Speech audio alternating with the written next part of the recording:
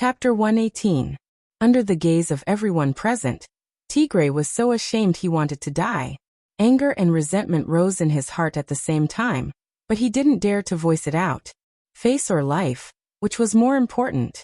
Perhaps to some people, face was far more important than life, but unfortunately, Tigray was definitely not one of them. If he lost his life, what was the point of saving face? Therefore, even though the gazes directed at him made him feel extremely embarrassed, he still did not dare to move an inch. He could feel the sharpness of the weapon against his neck. It was so sharp that he could feel the pain on his skin just by pressing it against his neck. He could feel the killing intent of this guy called Wu Yan standing in front of him.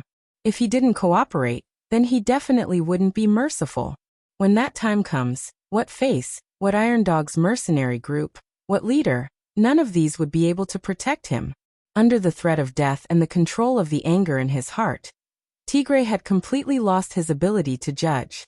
So much so that he couldn't see the meaning behind those gazes. What Tigray didn't know was that the gazes of everyone present didn't have any intention of mocking or ridiculing him. There was only shock and disbelief. Behurl, there were many big and small factions, but there were only two of the biggest, and that was the Medobia family and the Iron Dog's mercenary group. These two factions, in a region with hundreds of factions in Behurl, were still able to stand at the top. One could only imagine how strong they were. And among these two strongest factions in Behurl, the leader of the Medobia family, Gray, and the leader of the Iron Dog's mercenary group, Tigray, were undoubtedly the strongest existences in these two factions. In other words, Gray and Tigray were the two strongest people in Behurl. But today, the incomparably strong leader of the Iron Dog's mercenary group, Tigray, was taken down by a youth who looked to be in his 20s in a single exchange. Are our eyes playing tricks on us?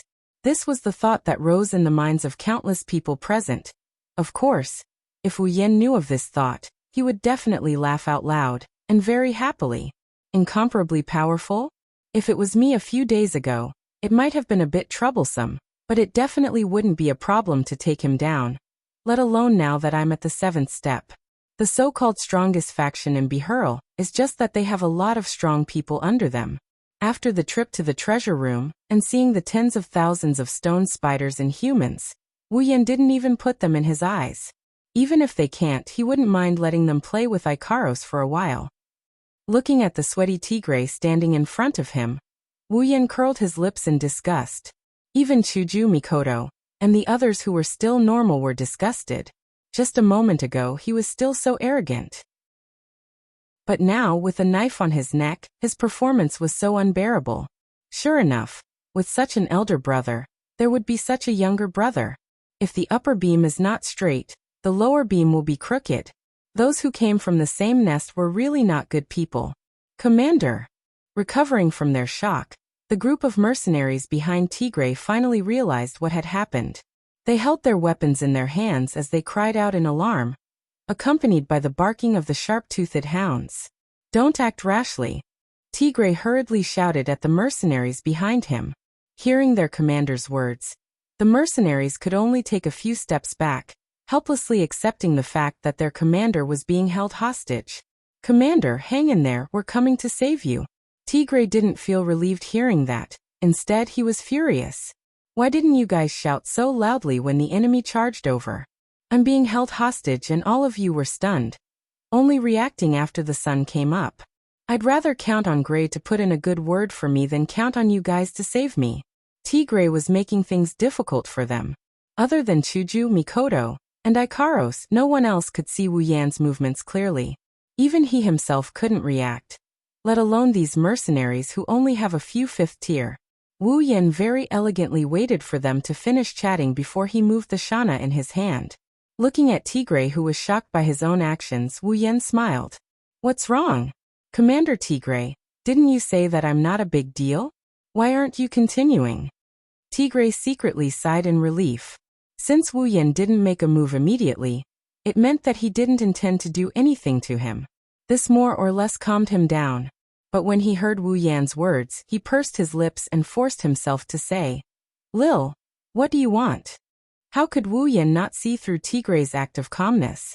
Disdainful and amused, he tilted his head and said, It's not what I want, it's what you want, isn't it? You were the one who said it yourself. So what if you threaten me? Tigray choked and glared at Wu Yan hatefully. The situation was beyond his control. He could only say, "It's my bad luck that I'm not as good as you." He was just threatening Wu Yan not to get involved in this mess. And now he's compromised under Wu Yan's threat. It's ironic, but it's only to the point where Tigray can only admit that he's unlucky.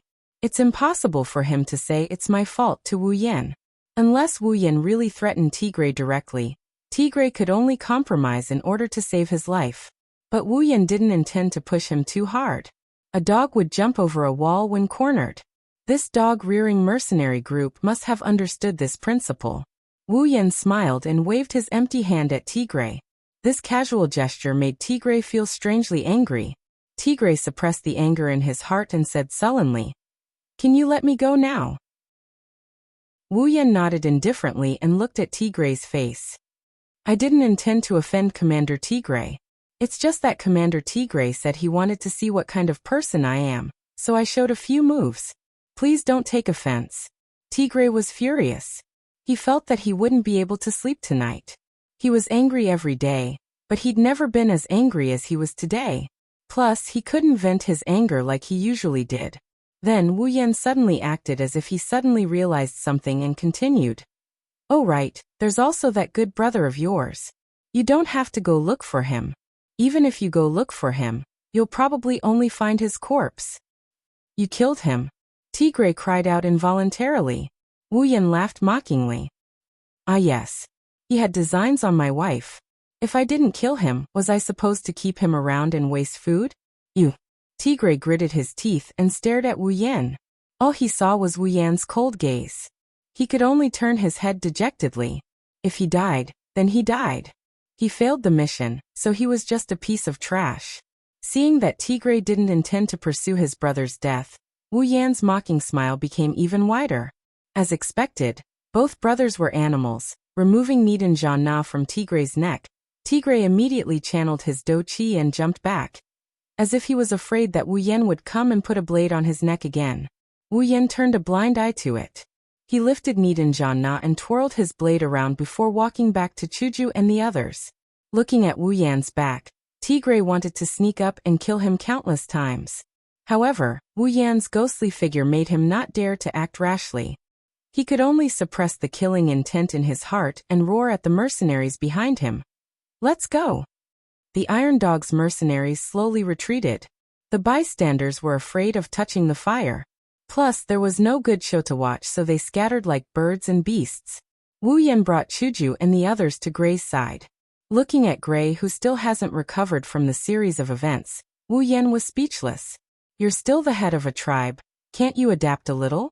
Of course, Wu Yan didn't know how it felt to have your lifelong enemy taken down by a 20-something-year-old youth in an instant. If it was someone else, perhaps they would be even worse than Gray. Chapter 119. Pung. Damn it. Damn it.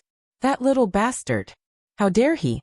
Damn it. Bitter curses resounded throughout the Iron Dog's mercenary group's office, followed by the sound of objects shattering and falling to the ground.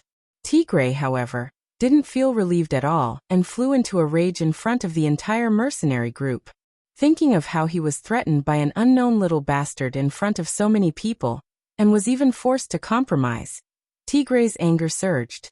Once he thought of this, his Do Chi flew into a frenzy, destroying everything in front of him. The group of Iron Dog's mercenary group's upper echelons looked at their leader's angry appearance and bowed down timidly, afraid that if they were the slightest bit careless, they would bump into their leader's fire. In the Iron Dog's mercenary group, regardless of whether it was the new or old members, they all knew that once their leader got angry, if they made a small mistake in front of him, they would be tortured to death. And now, they had never seen their leader's anger greater than this time. If they bumped into him at this time, they would only die a horrible death. Therefore, they could only fearfully lower their heads and hope that their leader wouldn't find trouble with them. Once again destroying a table into powder, Tigray's face was gloomy as he panted heavily. Once he saw the cowering appearance of the people below, his anger rose again. "You bunch of rice buckets. None of you are useful. I was held hostage by that little bastard. Did none of you think of a way to save me? Ah, what use do you have? As expected, they were scolded harshly. They could only obediently agree, but their hearts were filled with bitterness. Even the strongest sixth-step warrior in the mercenary group, Tigray, didn't have time to react and was threatened. What could these fifth and fourth-step warriors do? Of course, this could only be said in their hearts. No one dared to complain out loud.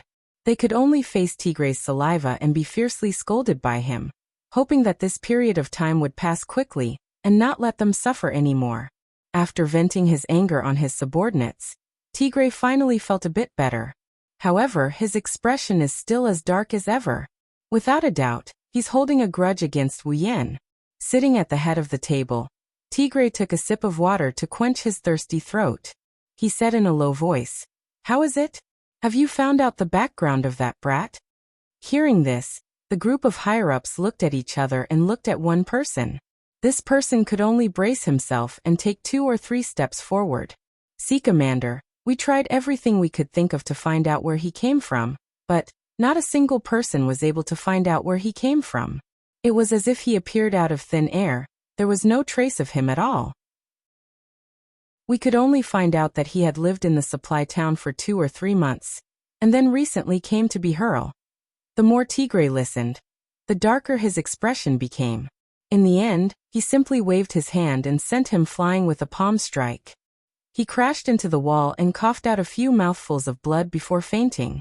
Tigray didn't even look at him as he coldly snorted, "Rice bucket." The higher-ups swallowed their saliva and laughed bitterly. They had already guessed this result when they received the investigation report from their subordinates. They could only rejoice that no one had died yet.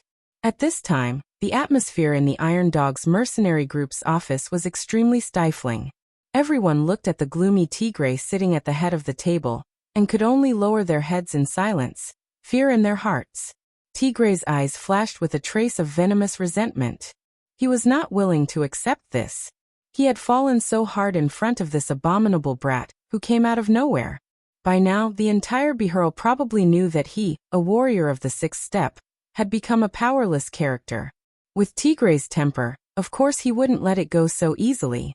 If he didn't vent this anger, he felt that he would never be able to eat or sleep well for the rest of his life. But what could he do?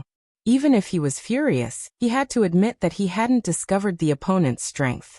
He had been taken down in the blink of an eye. From this, it could be seen that the opponent was definitely stronger than him. Tigray was confident that even if a peak 6th rank warrior was in front of him, he would still have the confidence to fight him. He himself was only a little bit away from the peak 6th rank. And since the opponent could take him down in an instant, even if he had been careless and the opponent's sneak attack, there was no doubt about the opponent's strength. Then, that brat was most likely a 7th rank warrior. Tigray's face turned extremely ugly at this thought. He didn't want to admit that a 20-something-year-old had actually reached the level he himself hadn't reached yet. But he had to admit that to be able to take him down in an instant, a 6th rank warrior was definitely impossible. It could only be a 7th rank. 7th rank. Why couldn't a 20-something-year-old 7th rank warrior's origin be investigated? To be able to reach the 7th rank at such a young age, it was impossible for him to be unknown in the Ailu Empire. Why? If he was a descendant of a big family, then it was impossible for him to not investigate his origin. How many of the children from the big families could reach the 7th order at such a young age? Now that there was such a genius in their family, they couldn't wait to push him out and fiercely promote him to strengthen their family's reputation, expand their influence, and expand their sphere of influence, developing and growing stronger. Therefore, Tigray concluded that the opponent was definitely not someone from a big family. Not someone from a big family? Then he must be a commoner. A commoner who reached the 7th rank in his 20s? Tigray felt that it was inconceivable. But other than this explanation, there was no other explanation. Tigray could only accept this fact. But even if he was a commoner, to have such talent, it was impossible for him to be unknown. He needed to gain experience, he needed to travel around. Those who came in contact with him, there was definitely someone who noticed his talent. Even if some big family saw him, they would definitely try to recruit him. But Wu Yan was just like that. No origin, no trace, only a report of him living in a supply town for 2 to 3 months. Could it be that he only came to this world 2 to 3 months ago? Tigray didn't know that the thought that flashed through his mind was the truth. The more Tigray thought about it, the more he couldn't understand and the more irritated he became. He angrily slammed the table, leaving a palm print on the hard surface. He roared. Could it be that I, Tigray, can only admit defeat and do nothing? Even though his Iron Dog's mercenary group has a lot of manpower and influence, and even if they were to face a 7th-rank warrior, he was confident that he would be able to overwhelm him. However, the problem was that the other party was so close to the little girl from the Madobia family. The Madobia family would definitely not let the other party be bullied by them. Moreover, even if this relationship wasn't taken into account, Gray wouldn't mind adding insult to injury when he was facing a 7th-step warrior. With the help of a 7th-step warrior, when the time comes, the Iron Dog's mercenary group's chances of surviving against them would be nil. It's because of this that Tigray couldn't decide whether to fight or not to fight. That's why he was so angry. When the higher-ups heard Tigray's words, they could only remain silent. Only one of the higher-ups' eyes suddenly lit up, smiling mischievously as he came to Tigray's side. Leader, actually, it's not like there's no way to deal with them. Oh. Tigray looked at him suspiciously. You? What method can you think of? That person respectfully said. Leader Tigray, according to the report from our subordinates, not long later, a disciple from a big family will pass by our Bihurl. At that time, he should be resting in Bihurl for 2 to 3 days. If we can get close to this big family, then they will definitely help us vent our anger. You're telling the truth? Tigray's eyes lit up. That big family, is it worth it for us to get close to them? Definitely. Leader, the opponent is our Ailu Empire's #1 family, the Lori family. Lori family? Tigray laughed excitedly. Ha ha ha ha, with the #1 family's help. What's a 7th rank? What's the Madobia family? Great, let's do it. Chapter 120. Just when the Iron Dog's mercenary group was happy that they found a way to deal with Wu Yan and the Madobia family, a sneaky silhouette appeared in the Madobia family. It was already night time. There were people patrolling everywhere in the Madobia family. However, this silhouette seemed to have entered a deserted area, dodging one patrol after another with extreme speed and hiding in the shadows. Very quickly, he arrived at a room not far from the Madobia family. Hearing the faint sound of breathing coming from the room, he smiled with satisfaction and walked out from the shadows. If the patrolling personnel saw this person at this time, they would definitely be surprised. Because this person was the young warrior that the patriarch of the family solemnly invited today to save the young miss of the family. That's right, this person is Wu Yan. Today, after being in the limelight and intimidating the feared leader of the Iron Dog's mercenary group, Wu Yan came to the Madobia family under the invitation of Gray, who was still in disbelief. After explaining why little Liren was with them, Gray was furious on the spot, and declared that he would not let the Iron Dog's mercenary group off so easily. Moreover, he was deeply grateful to Wu Yan's group. Especially after finding out that Wu Yan is a tier 7, Gray became even more happy. He's happy that his daughter is acquainted with such a strong and talented individual. He's also happy that his family is able to have a relationship with such a strong individual. Of course, Wu Yan is the only one who exposed his strength. Hinajuku, Mikoto, and Ikaros didn't, so they were treated like normal people. Otherwise, if Gray knew that there was a 7th stage and 2 8th-stage warriors on his side, he would definitely pinch his thigh until it turned blue. After that, Wu Yan, Chuju, Mikoto, and Ikaros stayed at the Madobia family's residence under Gray's persuasion and little Liren's tearful pleading. As for why Wu Yan would sneak out in the middle of the night, that would require a good explanation. This was because Wu Yan wasn't here to steal, nor was he here to steal information, nor was he here to assassinate someone. Since the Madobia clan didn't do anything to offend him, he naturally wouldn't do anything. The reason why he sneaked in was because he wasn't here to be a thief or an assassin. He would never harm the people in the room, because the room in front of him is Mikoto's room. Sneaking into Mikoto's room in the middle of the night, what he wants to do, that's Sima Zhao's intention, everyone knows. Other than being a rapist, what else could he be doing here? It was also hard on Wu Yan. After eating meat, he was restrained. He had just gotten rid of his virgin identity. No matter what, Wu Yan did not want to stay in a room alone. It's been 3 to 4 days, Kaisha-sama and Sis Cannon shouldn't be that angry anymore, right? Plus, this was someone else's house. They would definitely be restrained, afraid of waking up unrelated people. Wu Yan's chances of success were still very high. As for why he chose Sis Cannon and not Kaisha-sama? Simple, because Kaisha-sama and little Liren were the closest, so she was asked to sleep with her. Since Kaisha-sama went to sleep with little Liren, then Sis Cannon would naturally sleep with him. Holding the door handle with familiarity, he activated his power. The door opened at the same time as lightning flashed. Wu Yan sneakily looked around before entering the room like a rapist. "Ooh, who is it?" Just as Wu Yan entered the room, a delicate voice called out. However, the voice was soft and weak. Compared to the shouts of people who had discovered a rapist, it was filled with shyness. Wu Yan jumped in fright. He thought he made sure to minimize the sound of his footsteps. Even a Tier 8 Mikoto would have to wait for him to get close to her before noticing him. How did he get discovered as soon as he came in? And that soft voice, no matter how you listen to it, it sounds like she's shy. Did Sis Cannon know I would come? Of course, Wu Yan did not know. Because he had the same superpower as Mikoto. Even the electromagnetic waves he emitted were the same as Sis Cannon's. Thus, the moment she entered the room, Mikoto found another individual who has the same electromagnetic waves as her.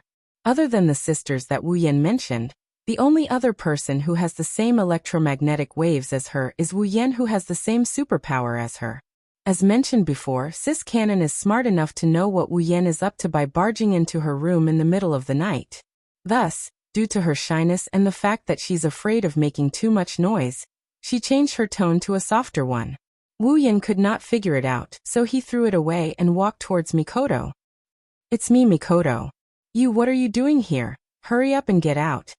She knew what he came here for, but it's precisely because she thought of it that Mikoto got so shy that her face turned red.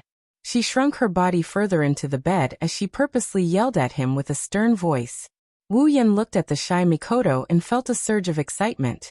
As expected, "I am a pervert," after lamenting in his heart. Wu Yan walked over with a grin and sat beside the bed, looking at the blushing Mikoto. "Mikoto, what do you think I'm here for? Is your head filled with that kind of stuff? This is someone else's house. She just lost her virginity 3 days ago, which means this is Mikoto's second time." Sundara Sis Cannon naturally couldn't get used to Wu Yan's teasing no matter what. Besides, this is someone else's house. How could she get used to it? However, Wu Yan had made up his mind to ignore Sis Cannon's words. Looking at Mikoto's bashful face, Wu Yan could no longer hold it in. Mikoto screamed in surprise as he flipped her over and pressed her under his body. Caught off guard by the sneak attack, Mikoto felt the weight on her body and her whole body soften. "Stop! Stop! Don't!" Wu Yan chuckled and ignored Sis Cannon's pleas, blocking all her words with one action. Ugh. Although it was not the first time she kissed Wu Yan, Mikoto still felt dizzy. She could feel her tongue being captured quickly. She could only make ugh sounds, forgetting all about her superpowers and subconsciously acknowledging Wu Yan's actions. Wu Yan did his best to carry out his task. Tears were streaming down his face. Finally, there is meat to eat. Very quickly, under Mikoto's feeble resistance, Wu Yan took off all of Sis Cannon's clothing and stripped her down like a little lamb. Then, under her feeble resistance, he caressed her soft breasts and started massaging them. Ugh, ugh. Mikoto couldn't help but moan when her private parts were being grasped. She was so embarrassed that she wanted to die. She could only raise her hands to cover her face, but her moans continued. Wu Yan practiced Tai Chi on Mikoto's body, while taking off his own clothes. He smiled and teased. "Mikoto, did you notice that this part of yours is a little bigger?" Really? Mikoto discreetly put down the hand that was covering her face. She blushed and asked in a small voice. Looks like Wu Yan's words gave her a pleasant surprise. Looks like all girls care about their size, especially flat-chested girls like Sis Cannon. Although no matter the size, Wu Yan likes them all the same. Of course, it's all thanks to me. Wu Yan tried his best to recommend himself. So we should do this more often, that way it can become bigger. Who wants that, to become bigger? Ugh. I don't want to. Ugh. Do it with you. Ugh. You're not being honest. Wu Yan reached a hand under Mikoto's body, and the sound of water could be heard. Your body is more honest than you, Mikoto. No. Mikoto pleaded weakly. Then she felt Wu Yan enter her body forcefully. She moaned softly and immersed herself in the pleasure that Wu Yan brought her. The night is still long. Chapter 121. On this day, there were quite a number of people standing at the entrance of the Midobia family. There were both men and women among these people, but the aura on their bodies was quite strong. It was obvious that without exception, all of them had unique skills, and were either warriors or mages who had achieved success in their cultivation. There are 4 people, 2 men and 2 women, standing in front of these people. One of the women has a beautiful head of long silver hair, wearing a short-sleeved shirt and shorts. Her voluptuous breasts hold up her clothes, as if they would burst out of her clothes at any time. Her figure is very tall and hot. Her delicate face is gentle and serious at the same time. She holds a long sword in her hand. With one look you can tell she is a female warrior. The other woman is not as mature as the former. Her pretty face has a hint of immaturity. She still looks very young. Her long black hair is like a waterfall that hangs behind her head. Although her voluptuous breasts are not as big as the former, they are still quite large. Although she is wearing a long robe, it can't cover it up. Both women are equally beautiful. As for the man, he is wearing a magician's robe, standing behind the 2 women. His handsome face also has a hint of immaturity. He also looks very young. However, his eyes are on the black-haired woman in front of him. There is a blurred look in his eyes, as if there is nothing in this world that can attract his attention more than this girl in front of him. As for the other man, it was obvious that he was the oldest of the 4. Compared to the 3 who were still in their youth, this man was a middle-aged man. His appearance was not considered ugly, but there was a trace of viciousness between his eyebrows, which greatly ruined his image. Moreover, he had a bald dog by his side, which made him the one with the worst image among the 4. And he is Tigray. If Wu Yan was here, then he would realize that among the 4 leaders, other than the pretty boy, he knows the other 3. The silver-haired beautiful woman with a long sword is Fei Fei. The young girl with long black hair dressed as a magician is Wu Yan's first friend in the Spalier world, Lulu. At this moment, under the protection of a large group of people behind her, Lulu pouted her lips and puffed up her cheeks. She muttered something unhappily and did not restrain her voice at all. What is this? So many people are blocking my door. It's as if they're here to bully me. It's really uncomfortable. Hearing this, Fei Fei, who was standing beside Lulu, could not help but frown. It seemed that she was also rather unhappy with such actions. I don't like this kind of thing either.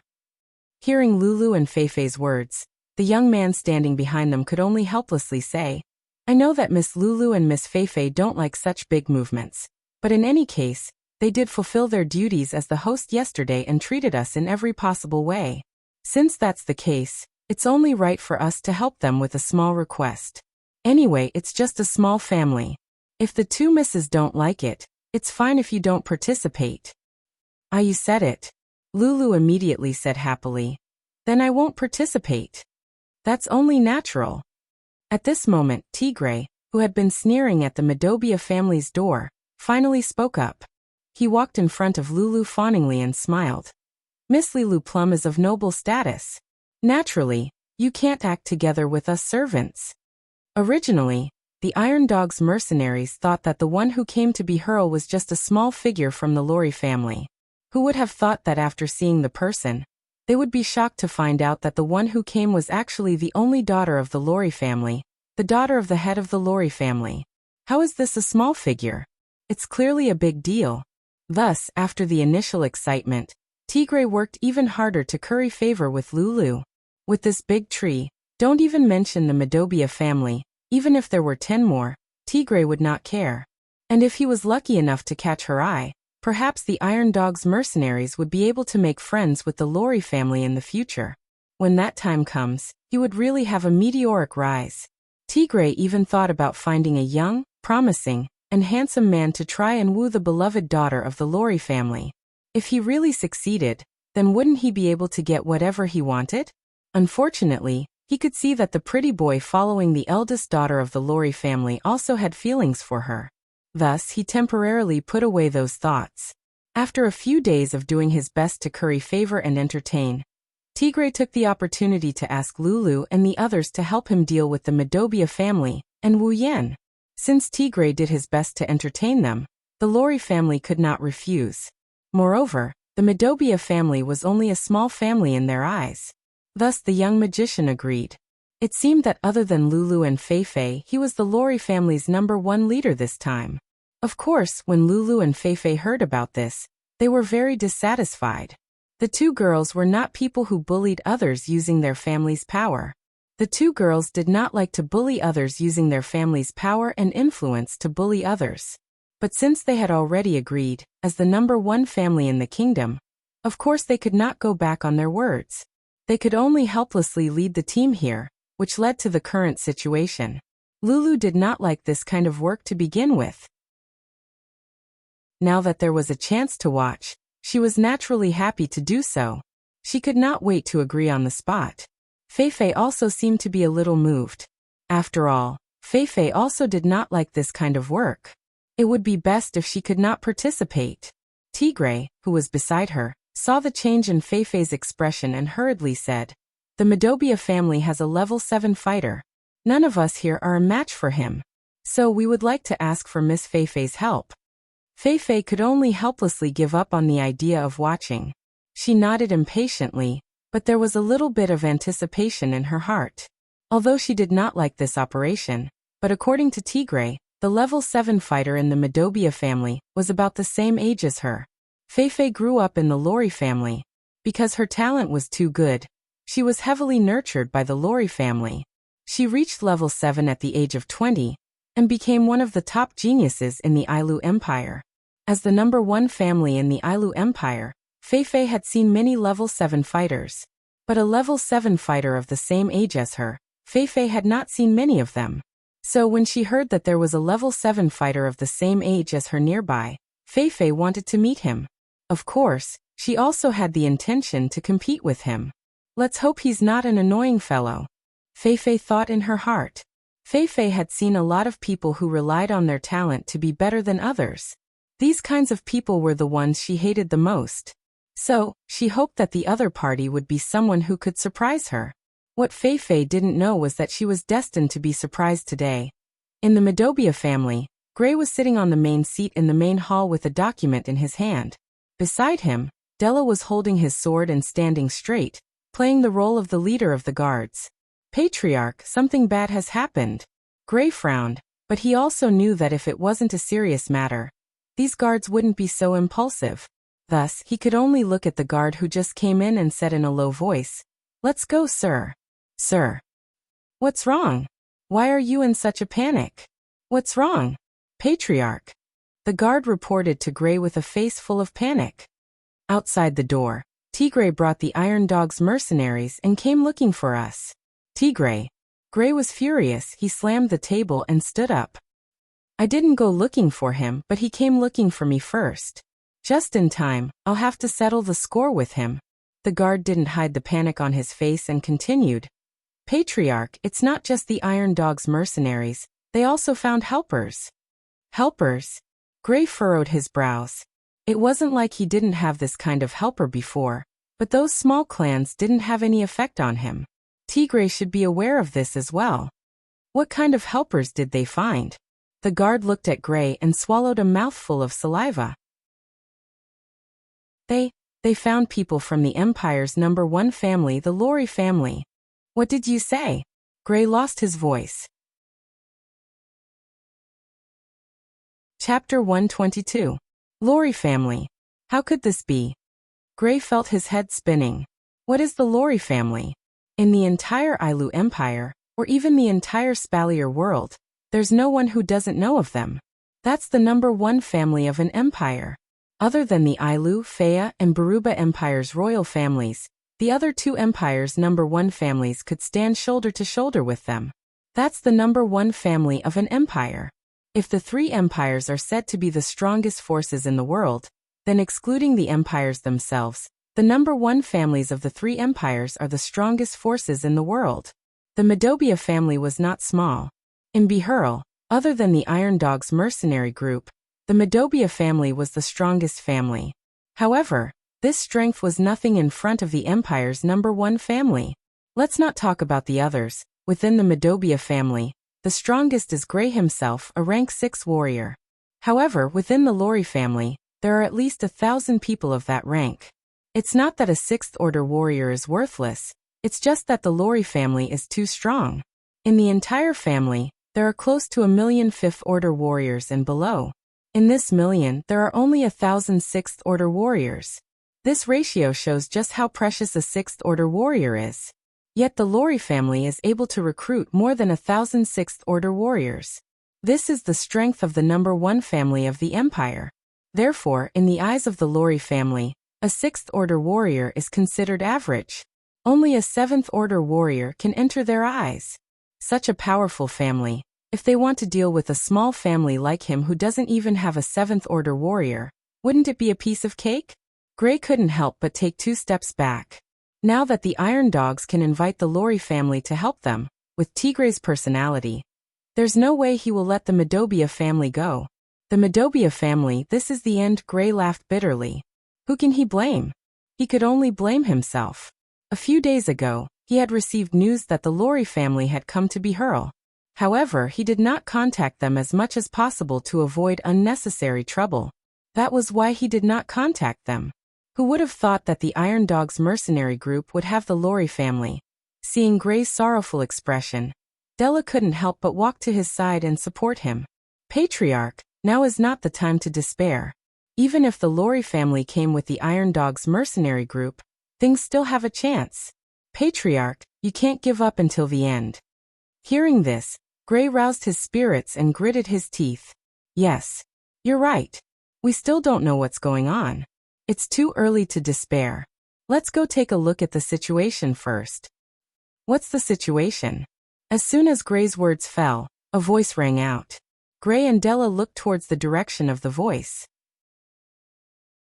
There, Wuyen walked out with Chuju, Mikoto, Ikaros and little Liren. Feeling that the atmosphere in the hall was not right, Wuyen curiously looked at Gray and asked, "What's wrong?" "Patriarch Gray, it seems like you're not in the right mood." Gray went silent and suddenly grabbed Wuyen's hands. "Little brother Wuyen, I, Gray, would like to ask you for a favor." The sudden action startled Wuyen. If it wasn't for Gray's serious expression, Wuyen would have sent him flying with a kick. Hearing the meaning behind Gray's words, Wuyen frowned. "Patriarch Gray, what's going on? What is it that made you beg me for help?" Gray bitterly smiled and shook his head. "My Medobia family might be facing a great calamity soon. So I want to ask you, little brother Wuyen." Gray hesitated for a moment, then looked firmly at Wuyen and said, "If something happens later, please take Liren and leave this place." Wuyen and the rest were shocked. Little Liren was even more shocked. She flew to Gray's side and clutched his clothes tightly. "Daddy, Liren won't go. Listen to me. Liren." Gray scolded. "Today you must listen to me."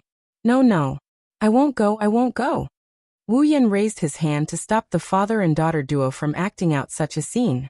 He looked straight at Gray. "Patriarch Gray, what's going on?" Gray sighed deeply. "The Iron Dog's mercenary group came to our door." Hearing this, Wuyen didn't move. He continued to look at Gray. He knew that just the Iron Dog's mercenary group wouldn't be able to make Gray act so unbearably. There must be more to it. They found help from the Ailu Empire's number one family, the Lori family. This time, they might really want to eradicate my Medobia family. Lori family. Wuyen frowned. This so-called Lori family, isn't it Lulu's family? That's right, Gray said to Wuyen. Although I don't know if the Lori family is here to help the Iron Dog's mercenary group, but just in case. That's why I want you to help me take care of my daughter. Please, little brother Wuyen. Gray wanted to bow to Wuyen, but Wuyen grabbed his shoulder and stopped him from bowing. He smiled and said, "Patriarch Gray, you said it yourself, they might not be here to help the Iron Dog's mercenary group. So let's not talk too early. How about this? I'll accompany you to take a look. What? No. Gray quickly objected. If you guys go out and something happens, what should we do? Don't worry, if something really happens, even if we can't win, we'll still be able to escape. Although Wu Yan didn't want to offend the Lori family, after all, it's Lulu's family. But this matter concerns little Liren and her family.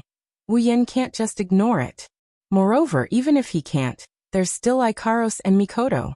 With these two tier 8, the Lori family won't be able to do anything to them, right?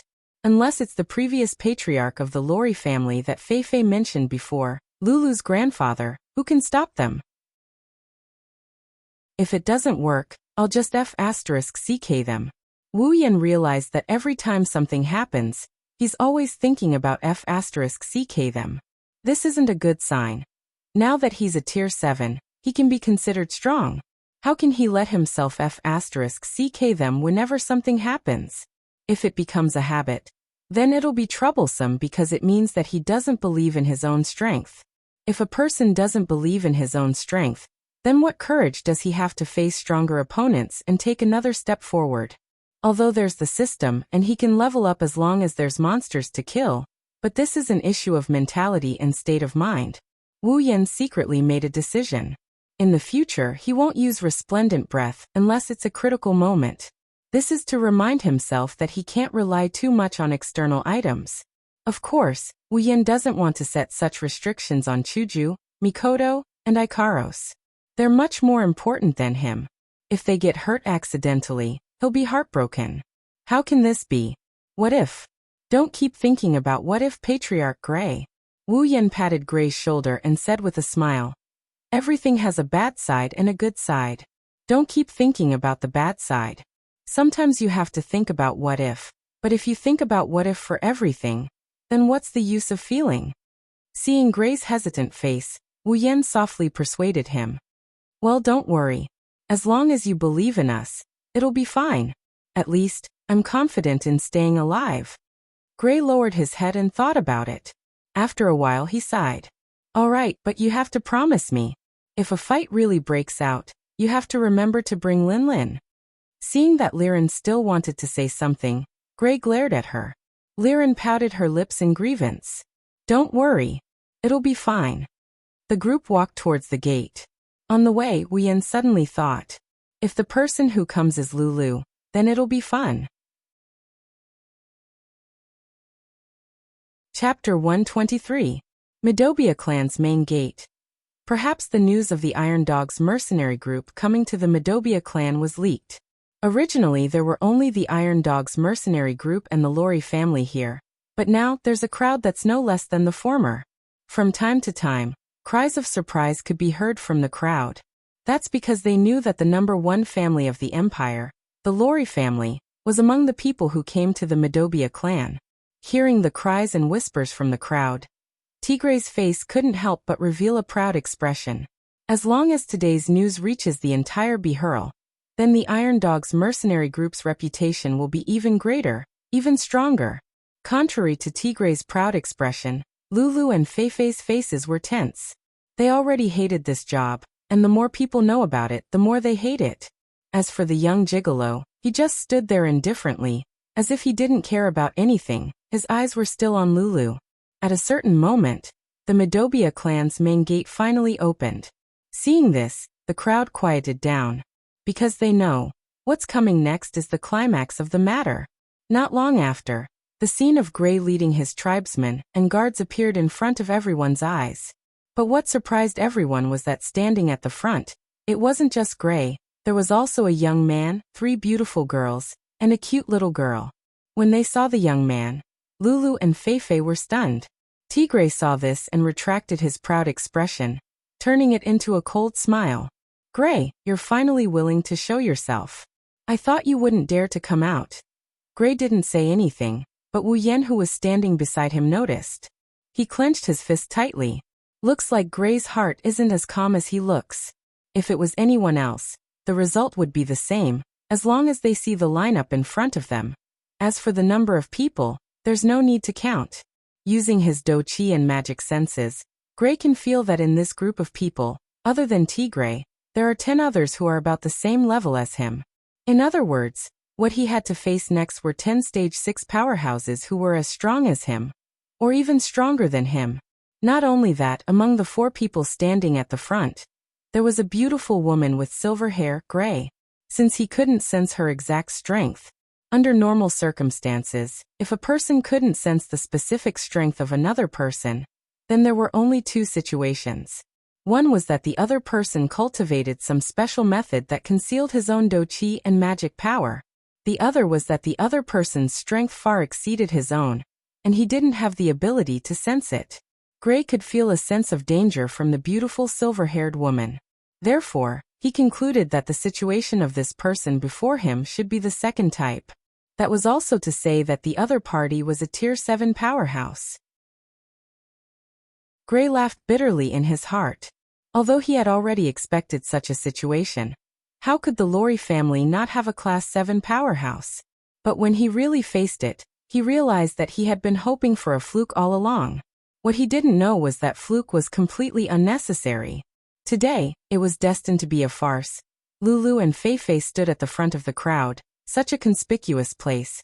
How could Wu Yan not see them? Looking at the 2 familiar figures, Wu Yan was stunned for a moment. Then he didn't know whether to laugh or cry. Before coming here, he was still thinking that if the people he met were Lulu and Fei-Fei, then it would be fun. He didn't think that he would actually meet them today. After regaining his senses, Wu Yan looked at the high-spirited Tigray, the corners of his mouth widening into a smile. His smile was filled with playfulness. If Tigray knew that he was acquainted with Lulu and Fei-Fei, what kind of expression would he have? Wu Yan was suddenly filled with anticipation.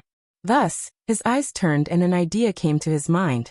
He quickly put on a serious expression and followed behind Gray, walking towards Tigray and the others. Looking at the 4 people in front of him, Gray directly ignored Tigray and asked the other 3. "You 3 are?" Gray's disregard angered Tigray.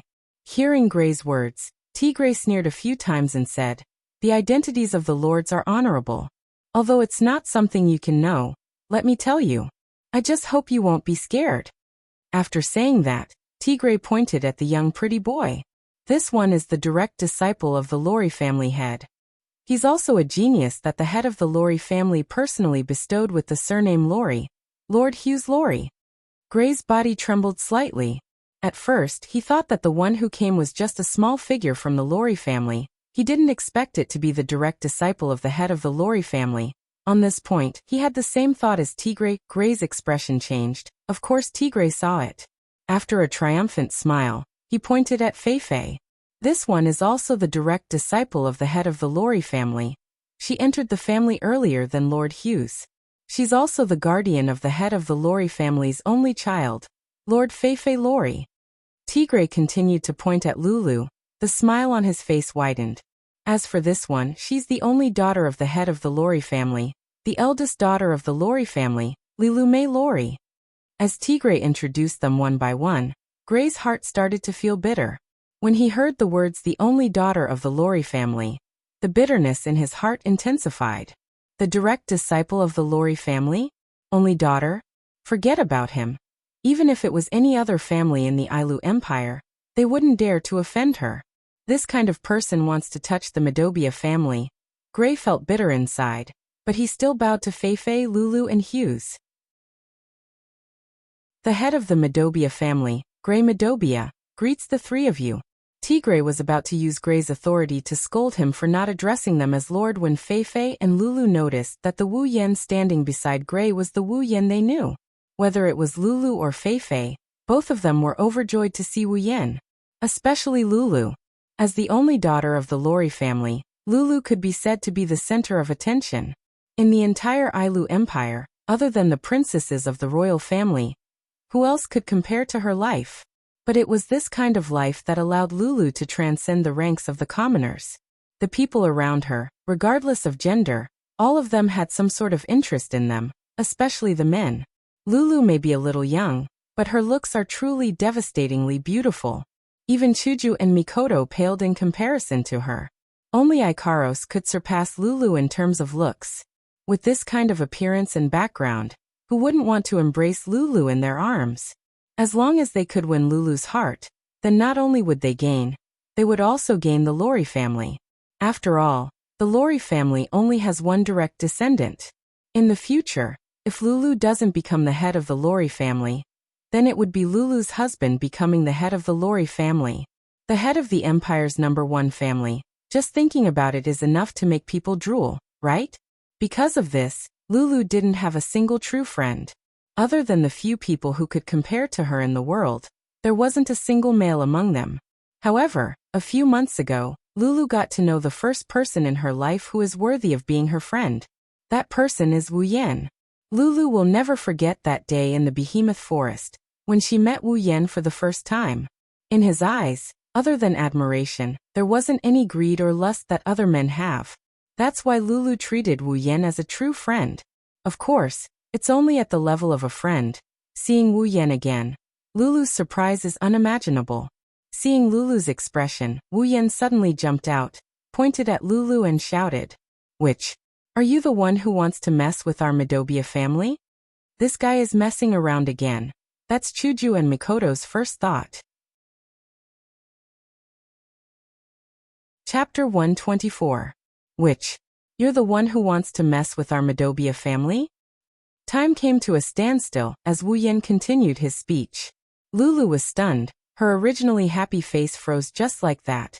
She didn't know what Wu Yan was trying to do. Feifei was stunned. She didn't know what was going on.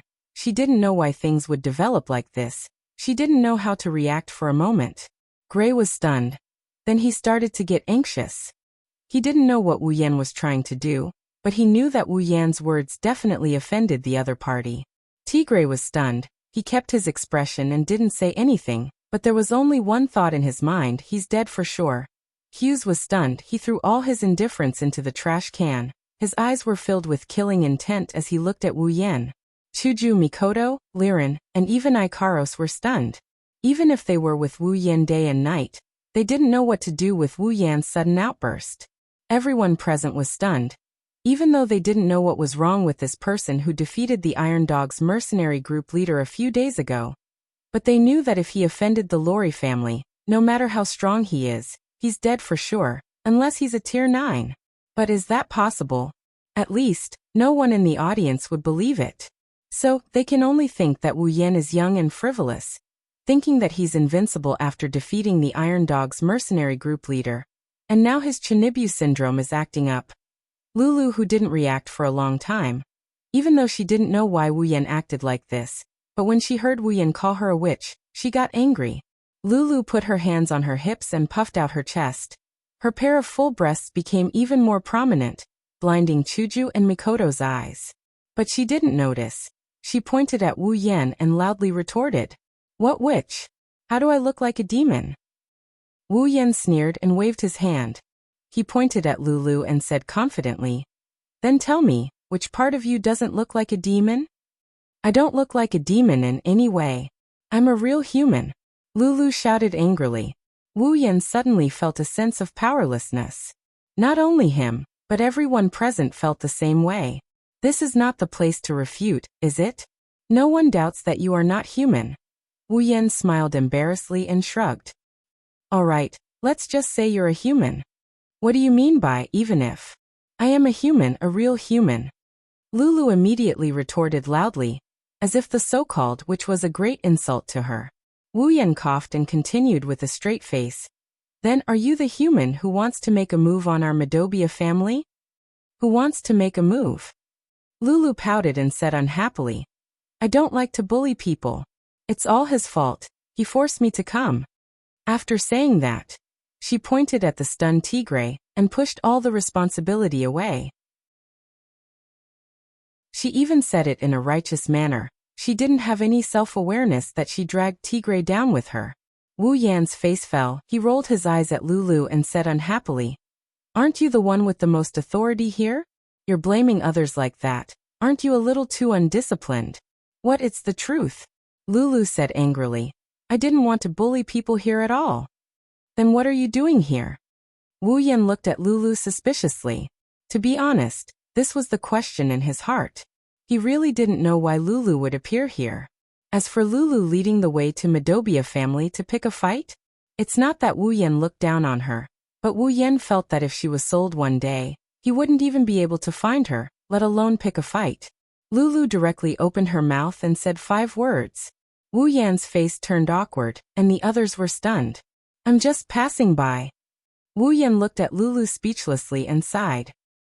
Alright then, young lady passing by. What are you doing here? Hearing Wu Yan's question, Lulu started explaining to Wu Yan. She talked about how she's trying to please him, how she's trying to be a good host, how she's too embarrassed to refuse.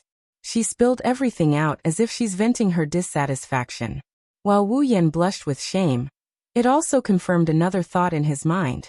Lulu was sold to help count the money, that's right. On the other hand, Tigre's face turned ugly. Let's not talk about the harmonious atmosphere between the young miss of the Lorry family and that little bastard. Just the fact that Lulu told them about how he fawned over them was enough to embarrass him. In Behurl, he was considered a person of status. Even though it wasn't something to be despised for currying favor with the Empire's #1 family, but in an instant, the fact that he tried to curry favor with them to get their hands on the Madobia family was completely exposed. At the same time, when he saw how Lulu and Wu Yan were conversing with each other, as if they knew each other, Tigre had a bad premonition. Hughes also had a bad premonition.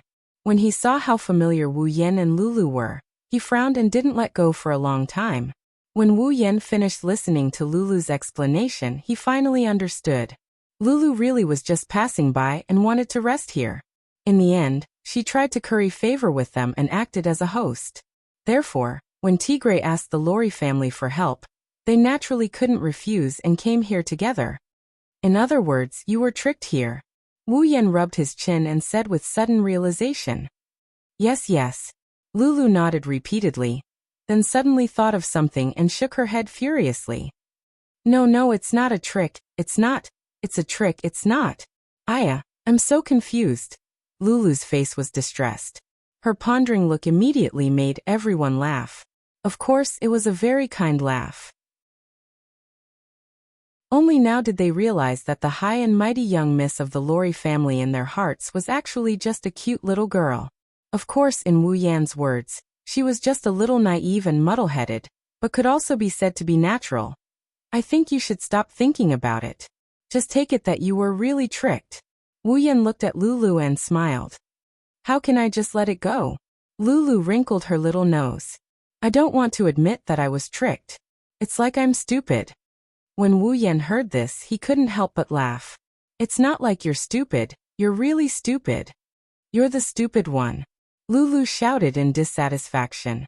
The two of them quarreled as if there was no one around, but no one jumped out to stop them. How should I put it?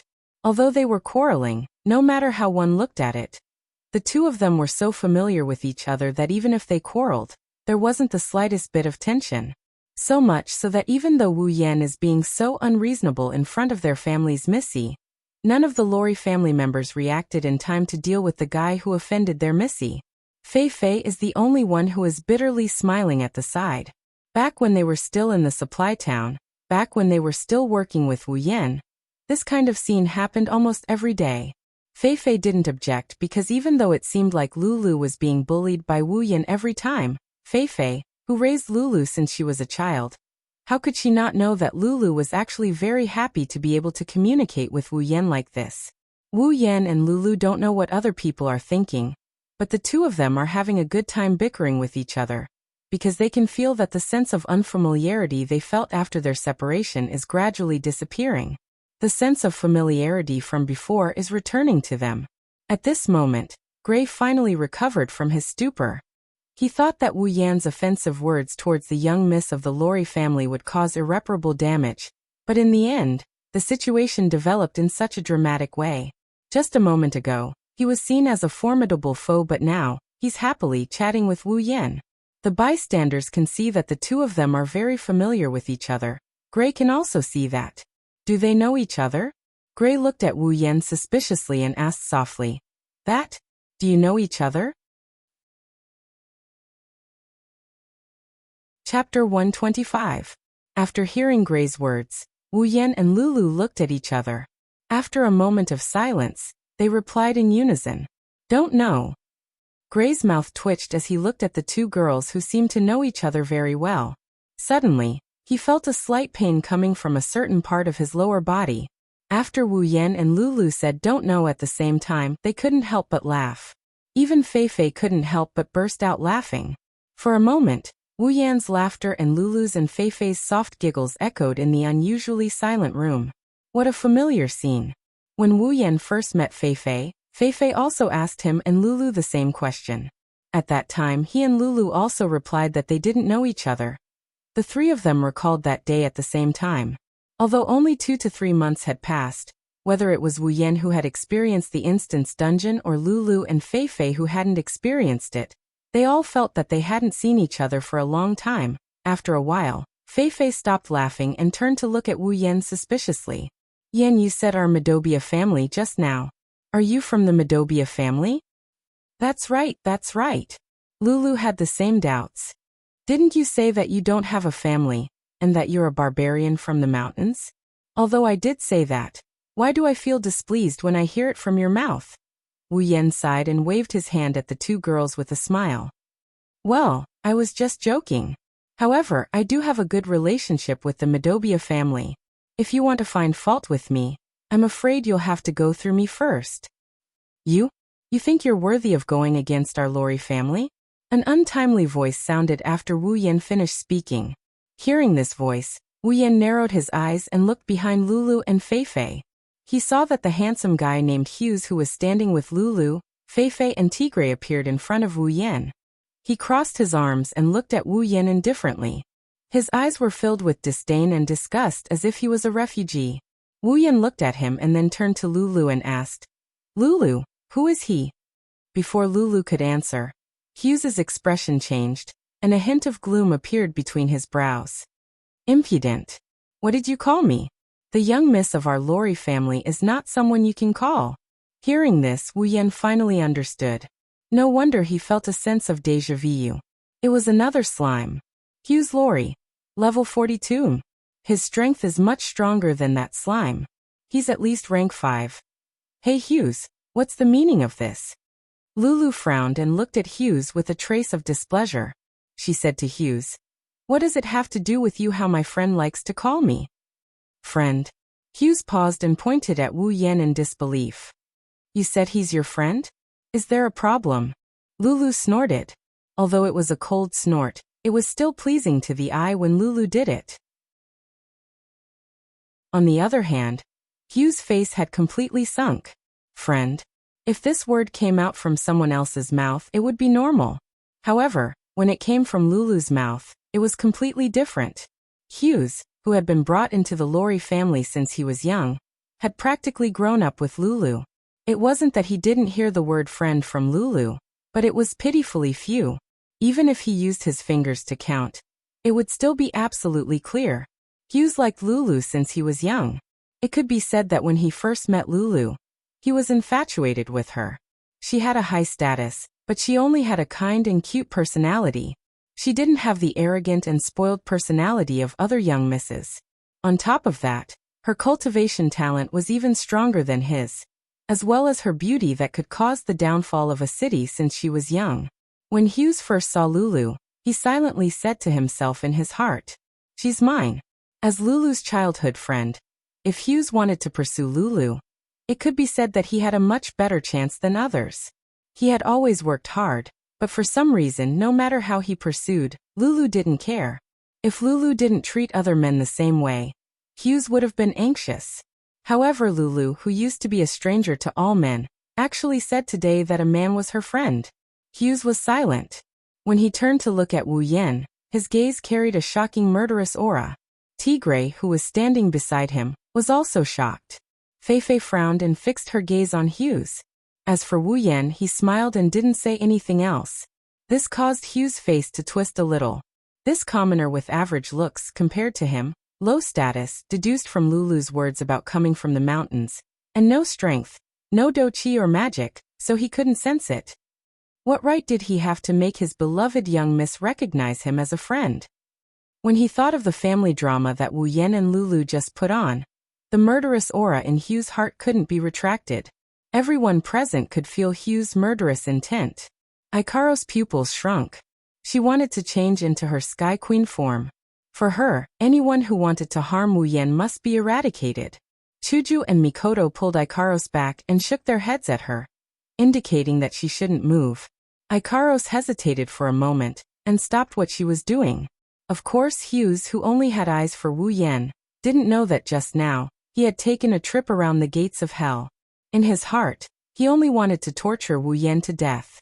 But when he saw Lulu standing beside him, Hughes suppressed the impulse in his heart.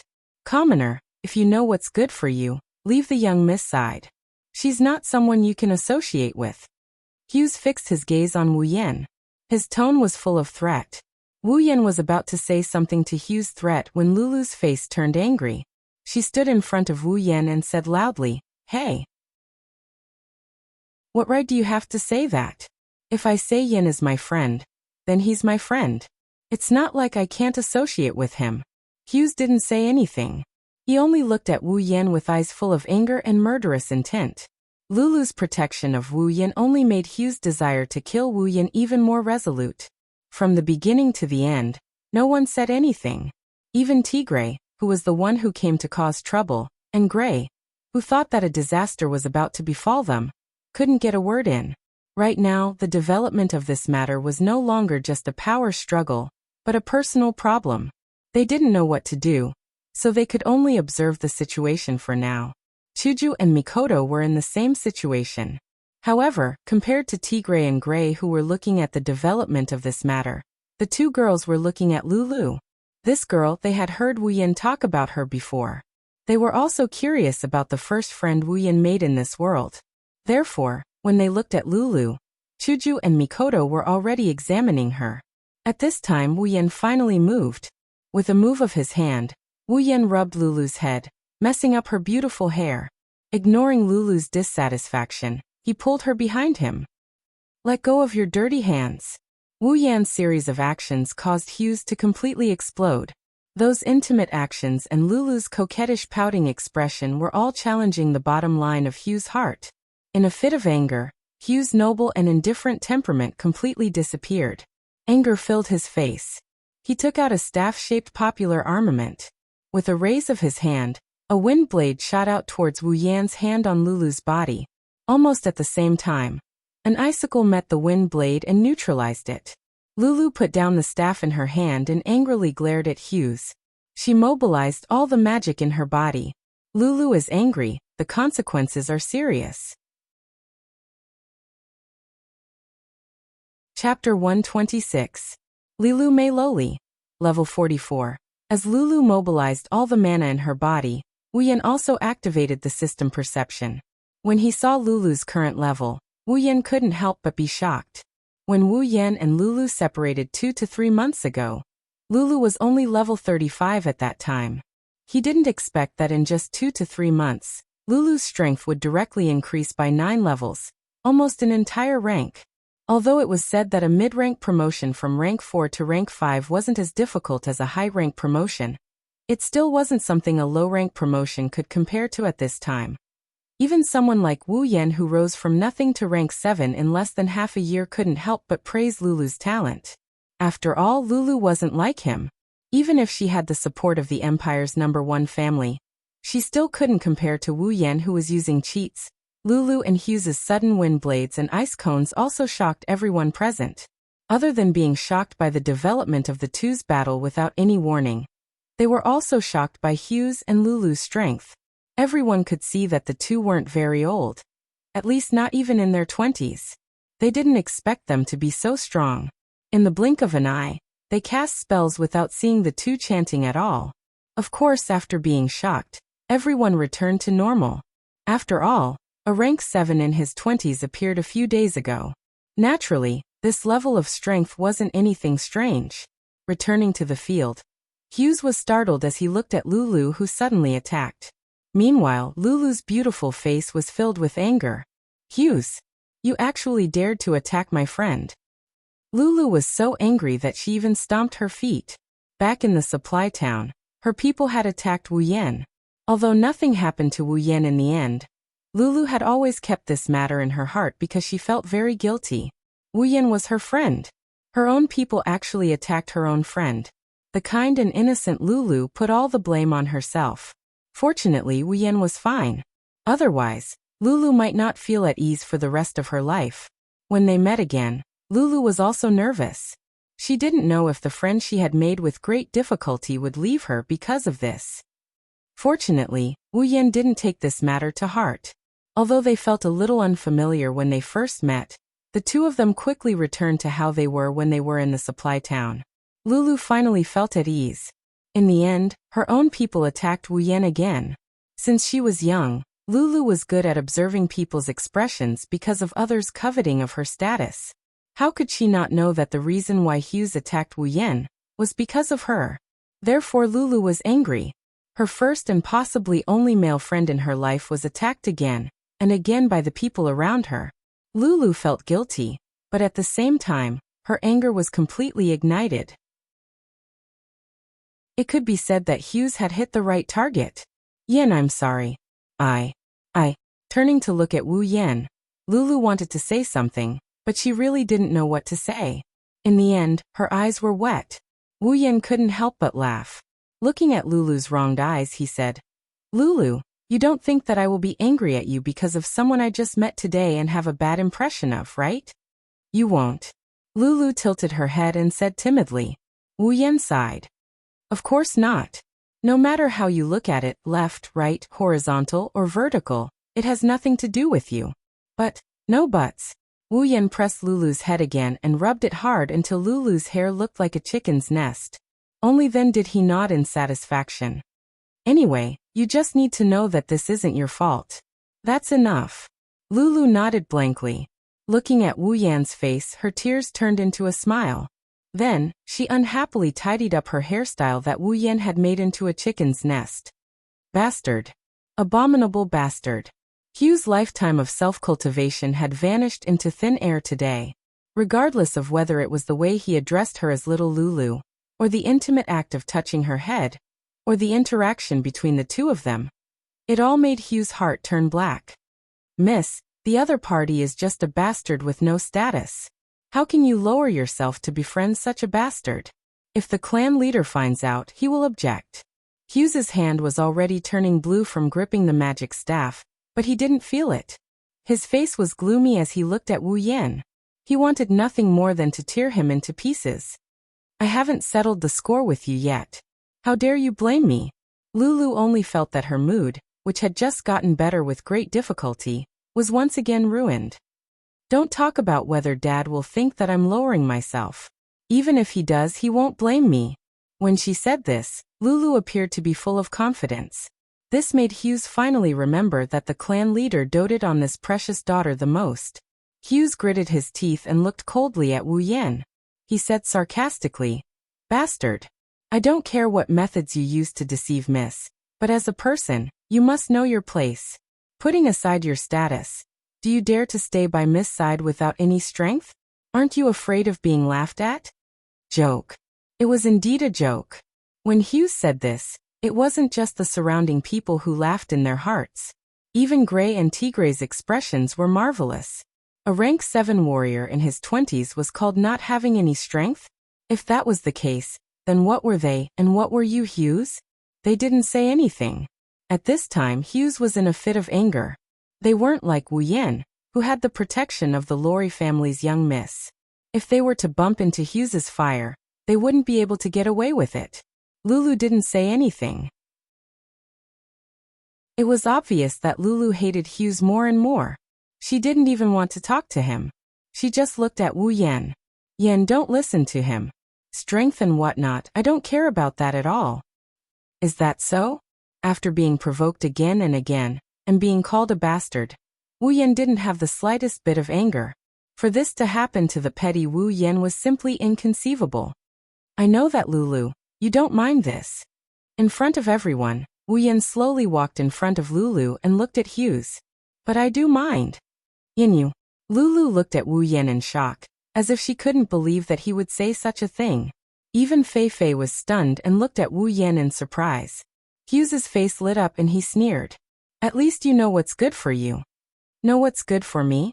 Wu Yan spread his hands helplessly and said with a smile, Sorry, people of my generation don't know what's good for them. You. Hey, gigolo. What did you call me? Hughes was so angry that he laughed. At this moment, he had already decided that no matter how the young miss treated him after this matter, this guy had to die. Whether it was because of her calling him a gigolo, or because of his threat to himself, Wu Yan closed his eyes. When he opened them again, his gaze had completely changed. There was no longer any banter, no longer his usual playfulness, but a serious look. Just like you said, staying by Lulu's side in terms of status and talent, if I don't have a bit of strength, then not only would I be laughed at, I'm afraid even I would feel pressured. Yen. Lulu was already anxious. Yin can't be planning to cut ties with me because of this, right? Looking around at the expressions on everyone's faces, Wu Yan smiled faintly and spoke softly. Although his voice was soft, it resounded through the entire scene, as if it came from the horizon, calm and clear. So in order to prevent any accidents from happening and to reassure Lulu, I'll let you all see if I, Wu Yan, have the qualifications to stand by Lulu's side. Ignoring the dumbfounded crowd, as well as Hinajiku and Mikoto behind him who are grinning, Wu Yan looked straight at Hughes and said with a smile, "Make your move. As long as I take a step back, my life is yours." Chapter 127. Silence. A deathly stillness.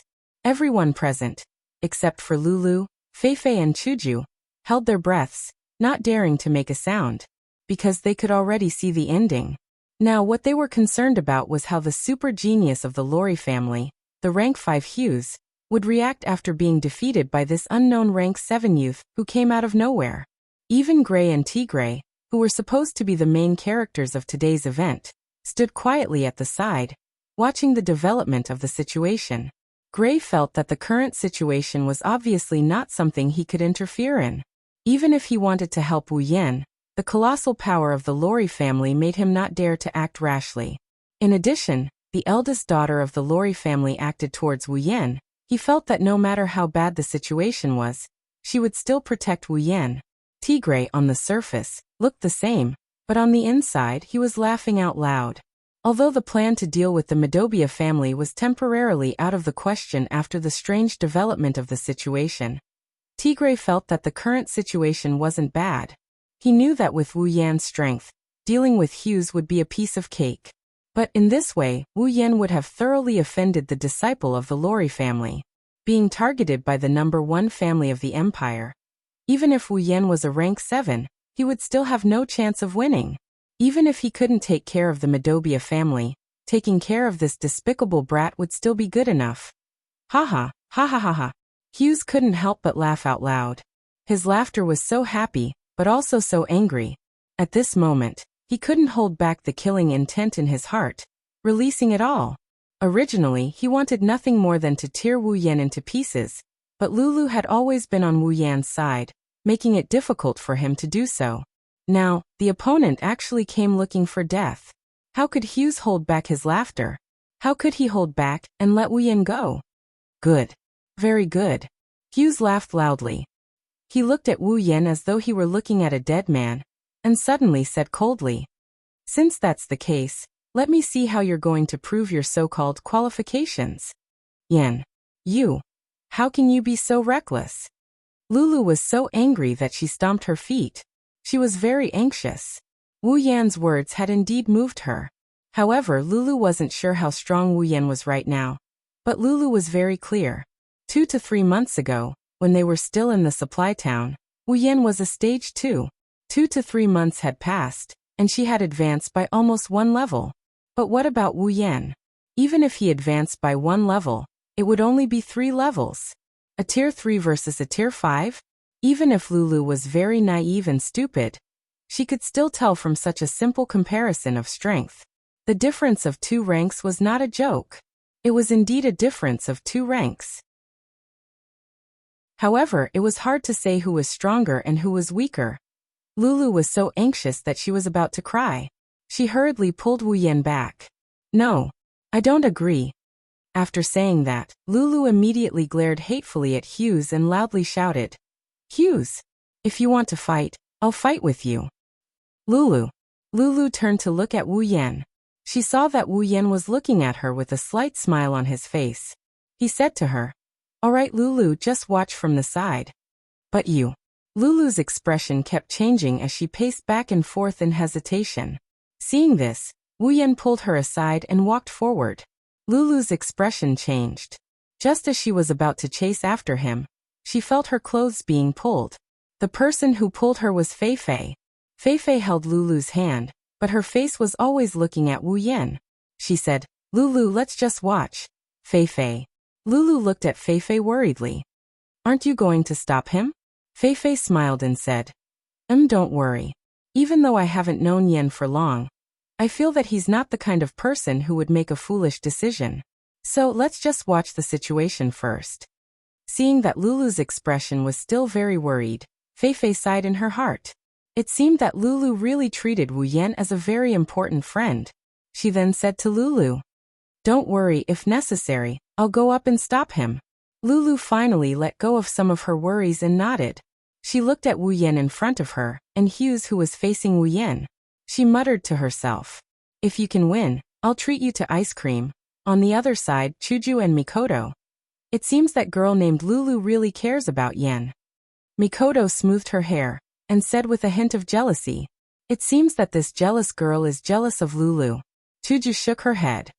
"That pretty girl really cares about Yan, but I don't think it's to the extent that she likes him." "How do you know?" Mikoto turned to Chuju and asked in confusion. Chuju smiled. "Because when she looks at Wu Yan, there's no love or affection in her eyes." "How can you tell?" Mikoto laughed dryly as if she was surprised by Chuju's opinion. Chuju suddenly blushed and rolled her eyes at Mikoto. She didn't say anything. Did she have to say that she looked at Wu Yan like that? If she did, she wouldn't be the Kaisha-sama. On the stage, Hughes had already swapped out the staff in his hand. Compared to the previous one, this one is much thinner and the craftsmanship is more refined. Other than that, there's nothing else that's different. However, Wu Yan knew that the difference between the two isn't something that can be compared to one another. The staff in front was a common armament, but the staff in Hughes' hand was a rare armament. A fifth-stage magician with the strength of an intermediate stage has a rare armament? Wu Yan couldn't help but sigh. As expected of the Lori family, as expected of the Empire's #1 family. So rich, Wu Yan was sigh at the other party's wealth, but he didn't know that what he should be sigh about wasn't that. At least, when the others saw the rare armament in Hughes' hand, their faces changed. Although the rare armament was only one grade lower than the common armament, the power of the rare armament was on a completely different level. If Hughes without the armament is 100%, then with the common armament, it's 120%. With the rare armament, it's 150%. It's almost a 50% increase in power. But Wu Yan really didn't put it in his eyes. Hughes sneered at Wu Yan and didn't say anything. He raised his staff and quickly chanted an incantation. Lulu's face changed again. Hughes wanted to kill Wu Yan. At this time, it was impossible to stop him. Although the incantation wasn't short, Hughes was obviously very familiar with it. He quickly finished chanting and a green magic array appeared in front of him. Then, a huge green lion appeared in front of everyone. A huge magic wave was emitted from the lion's body, allowing everyone to clearly feel its power. Hughes' eyes turned cold and he waved his staff. Fierce wind beast technique. In that instant, the lion roared soundlessly and brought a huge wave with it. With a kick of its 4 limbs, it charged towards Wu Yan with a terrifying momentum. "Be careful." Lulu couldn't help but cry out. Fei Fei had already raised the weapon in her hand. Wu Yan looked indifferently at the huge and seemingly powerful green lion. He didn't take out Shauna but instead stretched out a hand and a finger. Under everyone's gaze, a burst of electricity flashed from Wu Yan's body and made beep beep beep sounds. The electricity flowed towards Wu Yan's outstretched finger. Lightning Magus. Hughes cried out in surprise. Even Lulu was stunned. Before anyone could react, Wu Yan pointed at the charging lion's head. With the sound of electricity, the green lion suddenly exploded and disappeared into thin air. "That's impossible." Hughes was dumbfounded. Chapter 128. Impossible. Impossible. Impossible. Like a broken doll, Hughes had a blank look on his face as he kept repeating this sentence. This made the people around him feel pity for him.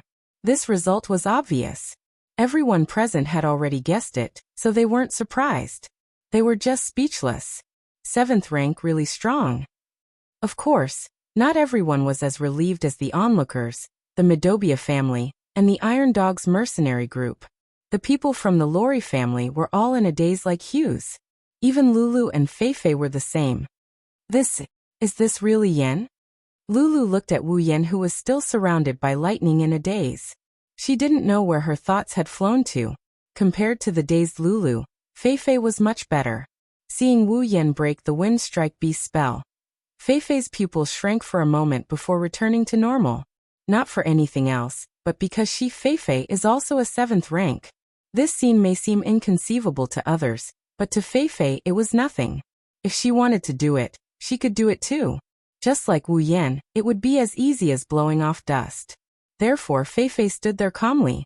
But from her trembling hands, it was obvious that her heart wasn't calm. She had too many questions in her heart. For example, 2 to 3 months ago, Wu Yen was only a 2nd rank. How did he become so strong after 2 to 3 months? Another example, as long as you're from the Spalier world, you know that magic and battle energy can't coexist. But Feifei still clearly remembered that Wu Yen was a warrior who used swords and sabers 2 to 3 months ago. But now Wu Yen is using lightning magic.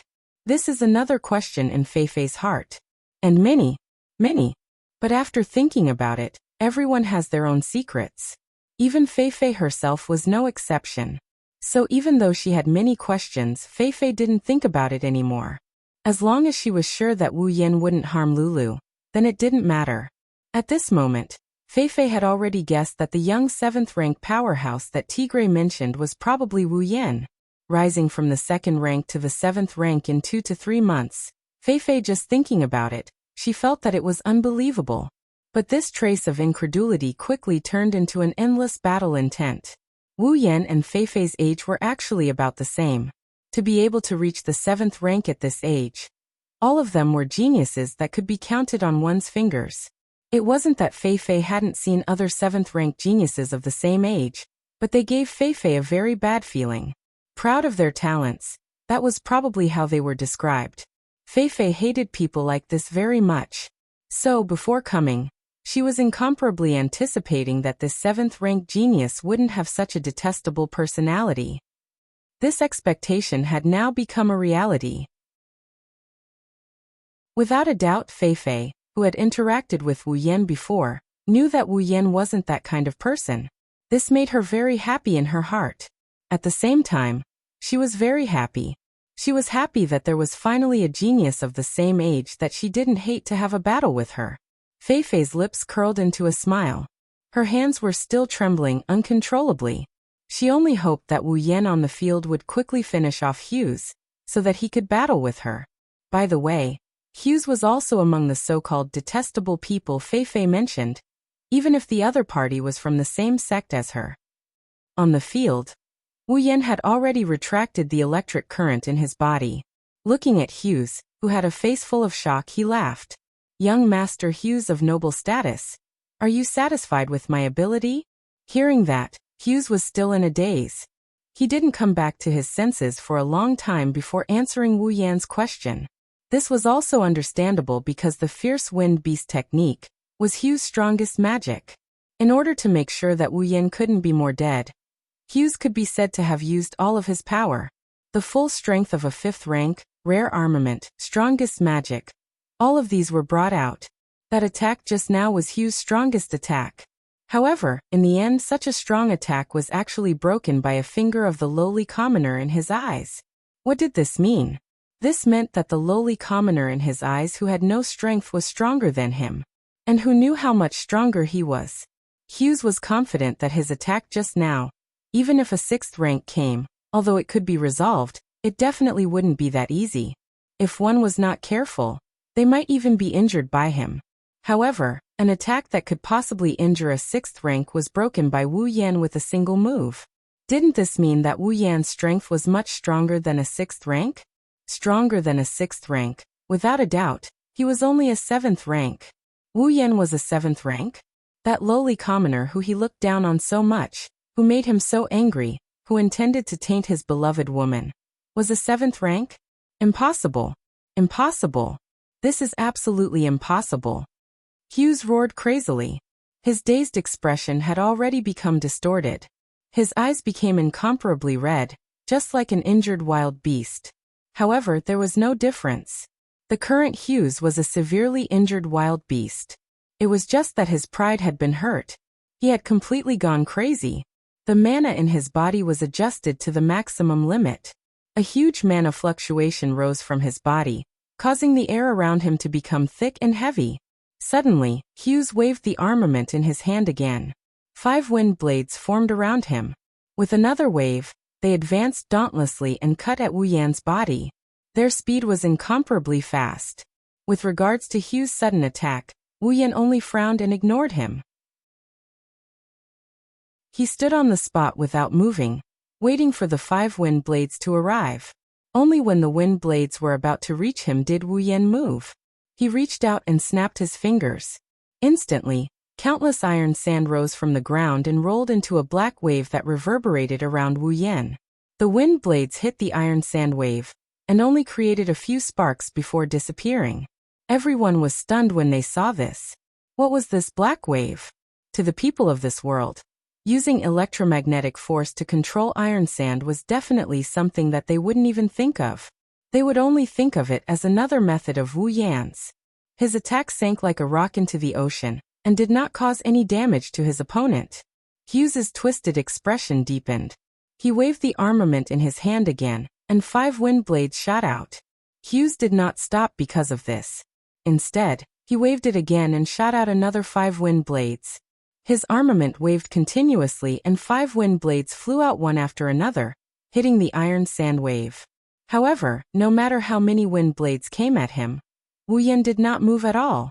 He only surrounded himself with the iron sand wave and blocked all the wind blades.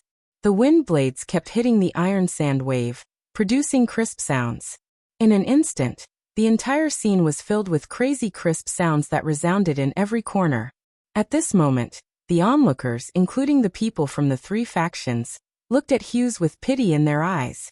Between Wu Yan and Hughes, one has a calm expression, blocking all of the other's attacks without even moving an inch. The other is in a frenzy, attacking nonstop but to no avail. As long as one isn't an idiot, one can see the final result. As time passed, the frequency at which Hughes waved his magic staff slowed down.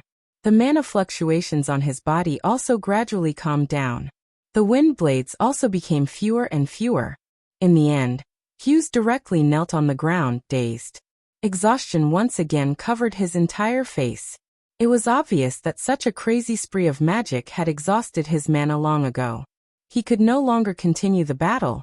From beginning to end, Wu Yan did not move at all apart from extending a finger, snapping a finger, and saying a sentence. It just so happened to confirm Wu Yan's words before the battle started. As long as you take a step back, I'll give you my life. In the end, of course, Wu Yan did not even move a single step. Wu Yan's overwhelming victory had ended this duel. The black wave had already calmed down. Wu Yan walked in front of the dazed Hughes and said in a loud voice, "I won. Young master of the Lori family, please remember to tell all those people with status, and power, that I, Wu Yan, am a friend of Plum Lilu Lori. Now is, and will be in the future." Chapter 129. Lulu stared blankly at Wu Yan. Her nose turned sour and tears almost flowed out. However, she quickly wiped her eyes and tried her best to hold back her tears. It wasn't that Lulu didn't have any friends. Although she only had a few, she still had them. However, there had never been a day when the simple word friend could move her to tears. As a descendant of a great clan, Lulu's life was both fortunate and unfortunate. She enjoyed all the extraordinary things, but all the ordinary things were far away from her. In the past, she had longed for a friend who could treat her seriously instead of her family. However, time and time again, she saw the word benefit in those people's eyes. Time and time again, she was disappointed.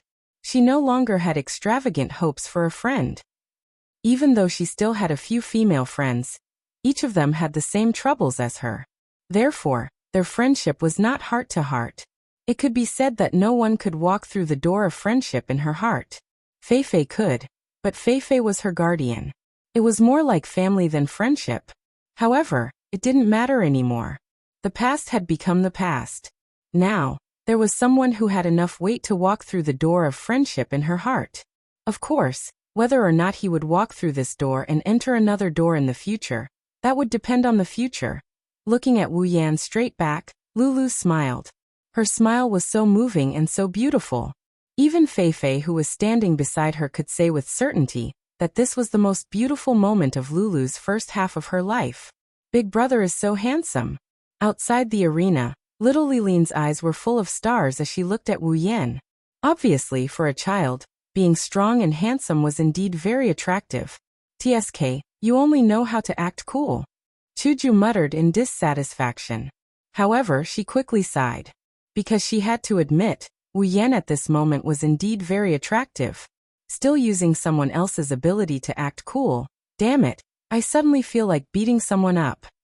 A bolt of electricity similar to the one on Wu Yan's body flashed through Mikoto's forehead, illuminating its owner's face that is tense due to her displeasure. "Master. This is Ikaros, who has no sense of presence." On the stage, Hughes glared at Wu Yan, who was standing in front of him with a venomous expression. Due to the depletion of his mana, he didn't have the strength to stand up anymore.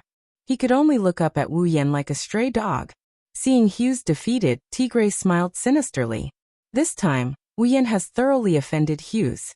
Based on the tolerance Hughes showed just now, Tigray is sure that he will madly retaliate against Wu Yan. Wu Yan smiled indifferently.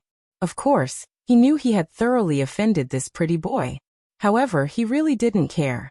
If Hughes wants revenge, Wu Yan is looking forward to it. If Hughes wants revenge, then he must borrow the power of his family. However, that so-called power, in Wu Yan's eyes, is nothing but experience delivered to his doorstep. As for scheming in this world, he has no relatives, no family, only himself. What's there to be afraid of? Even if he set his sights on Chuju, Mikoto, and Ikaros, it's useless. In the face of absolute power, scheming is the most useless method. Therefore, in Wu Yan's eyes, the colossal existence of the Lori family, other than the old patriarch of the 9th rank, there's nothing else to care about. And can Hughes ask the old patriarch to take action? Even if he can at that time, Wu Yan's side might already have a 9th rank powerhouse. Well, it's finally over. Let's all go home and find our mothers, Wu Yan said with a grin. Once the matter is over, the seriousness also disappeared. Wu Yan's face became frivolous again, making Chuju and Mikoto, who were not far away, feel helpless. The people around them also smiled kindly, and were about to disperse. However, one person's action made them stop in their tracks and surround them again. Looking at Feifei standing in front of him, Wu Yan didn't know whether to laugh or cry. "Feifei, what are you doing now?" Hearing this, Feifei raised the katana in her hand and said seriously, "Lori family. Feifei, Lori challenges you." "Challenge?" Wu Yan looked at Feifei in surprise and then frowned. Feifei's challenge at this time made him wonder if she wanted to avenge Hughes. Lulu also shouted in surprise. "Whoa, Feifei, what are you doing? Why did you suddenly challenge me?" Feifei didn't say anything. She just raised the katana and looked at Wu Yan with a serious and determined face. Lulu knew that Feifei wasn't joking. This made Lulu anxious. Her friend was fighting with her family. How could she not be anxious? Wu Yan originally thought that Feifei felt that he had tarnished her family's reputation, so she wanted to get back at him. But when he saw the intense fighting spirit in Feifei's eyes, he didn't think so anymore. The Feifei he knew wasn't that kind of person. Seeing the fighting spirit in her eyes, if Wu Yan still couldn't guess why, then all the hot-blooded anime he watched were wasted. Feifei is itching for a fight. Wu Yan shook his head with a smile. He didn't expect Feifei to have such a fighting spirit. But in the blink of an eye, he also became excited. Recently, if he wasn't being ganged up on, he met an opponent that he couldn't handle, or the opponent was too weak. Wu Yan also considered that it's been a long time since he had a good fight. Today Wu Yan is no longer a weak newbie, he is now rank 7. Fei Fei is level 68, and he is level 65. Although Fei Fei is 3 levels higher than him, the 3 levels aren't that big of a gap. Fei Fei is stronger than him, but not by much. If they fight, it's hard to say who will win and who will lose. Thinking of this, Wu Yan felt a fire burning in his heart. It made his blood boil and boil. So Wu Yan grinned. I accept. You. Lulu didn't know what to say. This sudden scene made her brain unable to wrap around it. She didn't know what to do. Wu Yan looked at Lulu, smiled and waved his hand. Don't worry, it'll be fine. Lulu couldn't help but be anxious. It's already a duel, and you say it'll be fine? No matter which one of you is in trouble, it's considered a problem to me. Fei Fei also gestured to Lulu, telling her not to worry. Lulu realized that the two won't change their minds. She shouted frantically. I don't care. Do whatever you want. With a cold snort, Lulu walked to the side without looking back. If she didn't stop and look at the center of the field, Fei Fei and Wu Yan would have thought that this half-natural girl would have run away in a fit of anger. Gray and Tigray were silent again. This is another matter that they can't interfere in. They should be the main characters today. One came looking for trouble, the other is being looked for trouble. Wu Yan walked in front of Fei Fei, looked directly at her face, and sighed. I didn't think that there would be a day where I would go against you, Fei Fei. Fei Fei blinked and smiled lightly. Yeah, I didn't think that the little guy who got lost in the behemoth forest would make me treat him seriously one day. Wu Yan suddenly felt awkward. He didn't mind Fei Fei calling him a little guy, because at that time, Wu Yan was indeed a little guy, not in terms of age but in terms of strength. Fei Fei, can you not talk about getting lost? Wu Yan scratched his head. Fei Fei smiled and raised the sword in her hand. As long as you can defeat me, I promise I'll forget everything. Is this a bet? You can say that. Then I accept. At this point, the two looked at each other and smiled. The atmosphere was so harmonious that it made the surrounding people stunned. Didn't they want to duel? Chapter 130. The distance between them wasn't too far, but it wasn't too long either. The two of them stared at each other, and didn't make any movements. However, anyone with a bit of strength could feel a surge of aura rising from the two of them, and attacking each other. A clash of auras. In a place where the crowd couldn't see or hear. The two of them had already begun their duel. Perhaps to the man and woman on the field. The duel had already begun. Fei Fei sized up Wu Yan for a while and said, What? Do you need me to let you go? Of course, Fei Fei didn't say this because she looked down on Wu Yan. Instead, she saw that Wu Yan didn't seem to be carrying any weapons, so she made a concession. After all, the long sword in Fei Fei's hand was a rare armament. Hearing this, Wu Yan knew what Fei Fei was talking about and smiled. No need. In the blink of an eye, a strange, light, and nimble sword appeared in Wu Yan's hand. Wu Yan let it twist around his wrist, and then grabbed it with a paw sound. Is this your weapon? Seeing the Nidianjana in Wu Yan's hand, Fei Fei's eyes lit up and she nodded in praise. Without a doubt, the Nidianjana's light and nimble design made Fei Fei quite fond of it. Wu Yan nodded and raised the Nidianjana.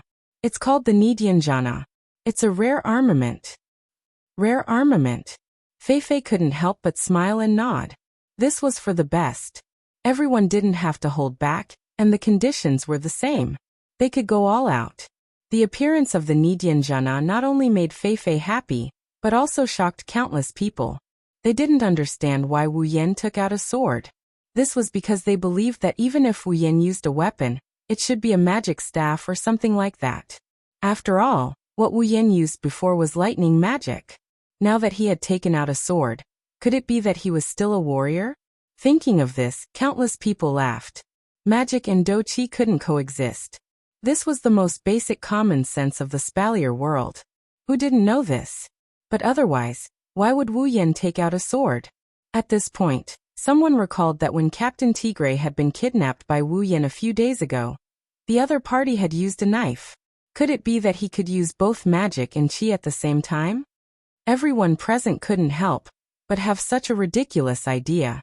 Of course, what they didn't know was that Wu Yan didn't know battle chi, Nor did he know magic. What used the blade was his physical strength, and what used the lightning was his computing power. Superpower. Hughes stood in front of Laurie's house and looked at Wu Yan in the arena. His vicious gaze shot at him as if he wanted to see two holes in his body. He didn't care whether magic and chi could coexist or not. He only knew that when he was dealing with him just now, not to mention an armament, he didn't even have a weapon. He didn't even use his full strength. He hated it. He hated that the one standing in the arena wasn't himself. One had to know that challenging a senior sister who was stronger than him, but only a few years older than him had always been his goal. So, there was one more reason for Wu Yan to be hated by Hughes. Let's begin. Fei Fei focused her gaze and slowly drew her long sword. It was a real long sword. The blade was about the same length as Fei Fei's body. It was bright silver and extremely slender. It wasn't much worse than Wu Yan's Niden Shana. The entire blade was connected to the hilt perfectly. There was no guard, and it looked similar to Wu Yan's Kusanagi no Tsurugi sword. It was just that the blade was longer and slightly curved. Fei Fei stroked the blade and looked at it as if she was looking at her family. It's called Night Elf. I personally designed it. I asked my teacher to find a tailor-made armament for me. It's also a rare armament. Wu Yan's mouth twitched and smiled. Now he understood why Fei Fei looked at Niden Shana with love. It turned out that the Night Elf design by Fei Fei wasn't much different from Niden Shana. They were both light and lightweight weapons. Wu Yan also quickly pulled out Niden Shana. This action made everyone present finally realize that Wu Yan really intended to use a sword to fight. Wasn't he a magician? Could he really coexist magic and chi? Wu Yan didn't know about other people's troubles. Because as the two of them brandished their weapons, the invisible auras clashed with each other. Their auras clashed with each other. The auras that soared into the sky suddenly collided without the slightest sound. There was clearly no sound, but everyone present felt as if their ears were ringing, exploding in their heads, making them feel uncomfortable. Other than Chuju Mikoto, Ikaros and little Liren who was being held by Chuju, Lulu was the only one who didn't feel anything. As for the reason, probably no one knows. The invisible collision made the hair of both of them flutter. It also made them realize how strong their opponent is. That's why Fei Fei and Wu Yan didn't feel anything out of the ordinary. Instead, they both laughed. At some point, Fei Fei finally made the first move. Night Elf swayed in her hand, turned around and pointed at Wu Yan. Then she sprinted. Her body turned into a straight line, leaving a long trail behind. Fei Fei charged at Wu Yan. The gleaming tip of her sword clearly lit up, making everyone feel a chill. However, when Fei Fei sprinted halfway, a figure appeared in front of her. A gleaming blade appeared in front of her, causing Fei Fei's pupils to shrink. That's Wu Yan's Niden Shana. Clang. Sword and sword collided. Shockwaves surged. Just like how Fei Fei didn't know how Wu Yan suddenly appeared in front of her, Wu Yan also didn't know how Fei Fei's Night Elf appeared in front of him. In the end, of course, the two armaments collided. The confrontation turned into a stalemate. The two blades were in a deadlock, constantly rubbing against each other.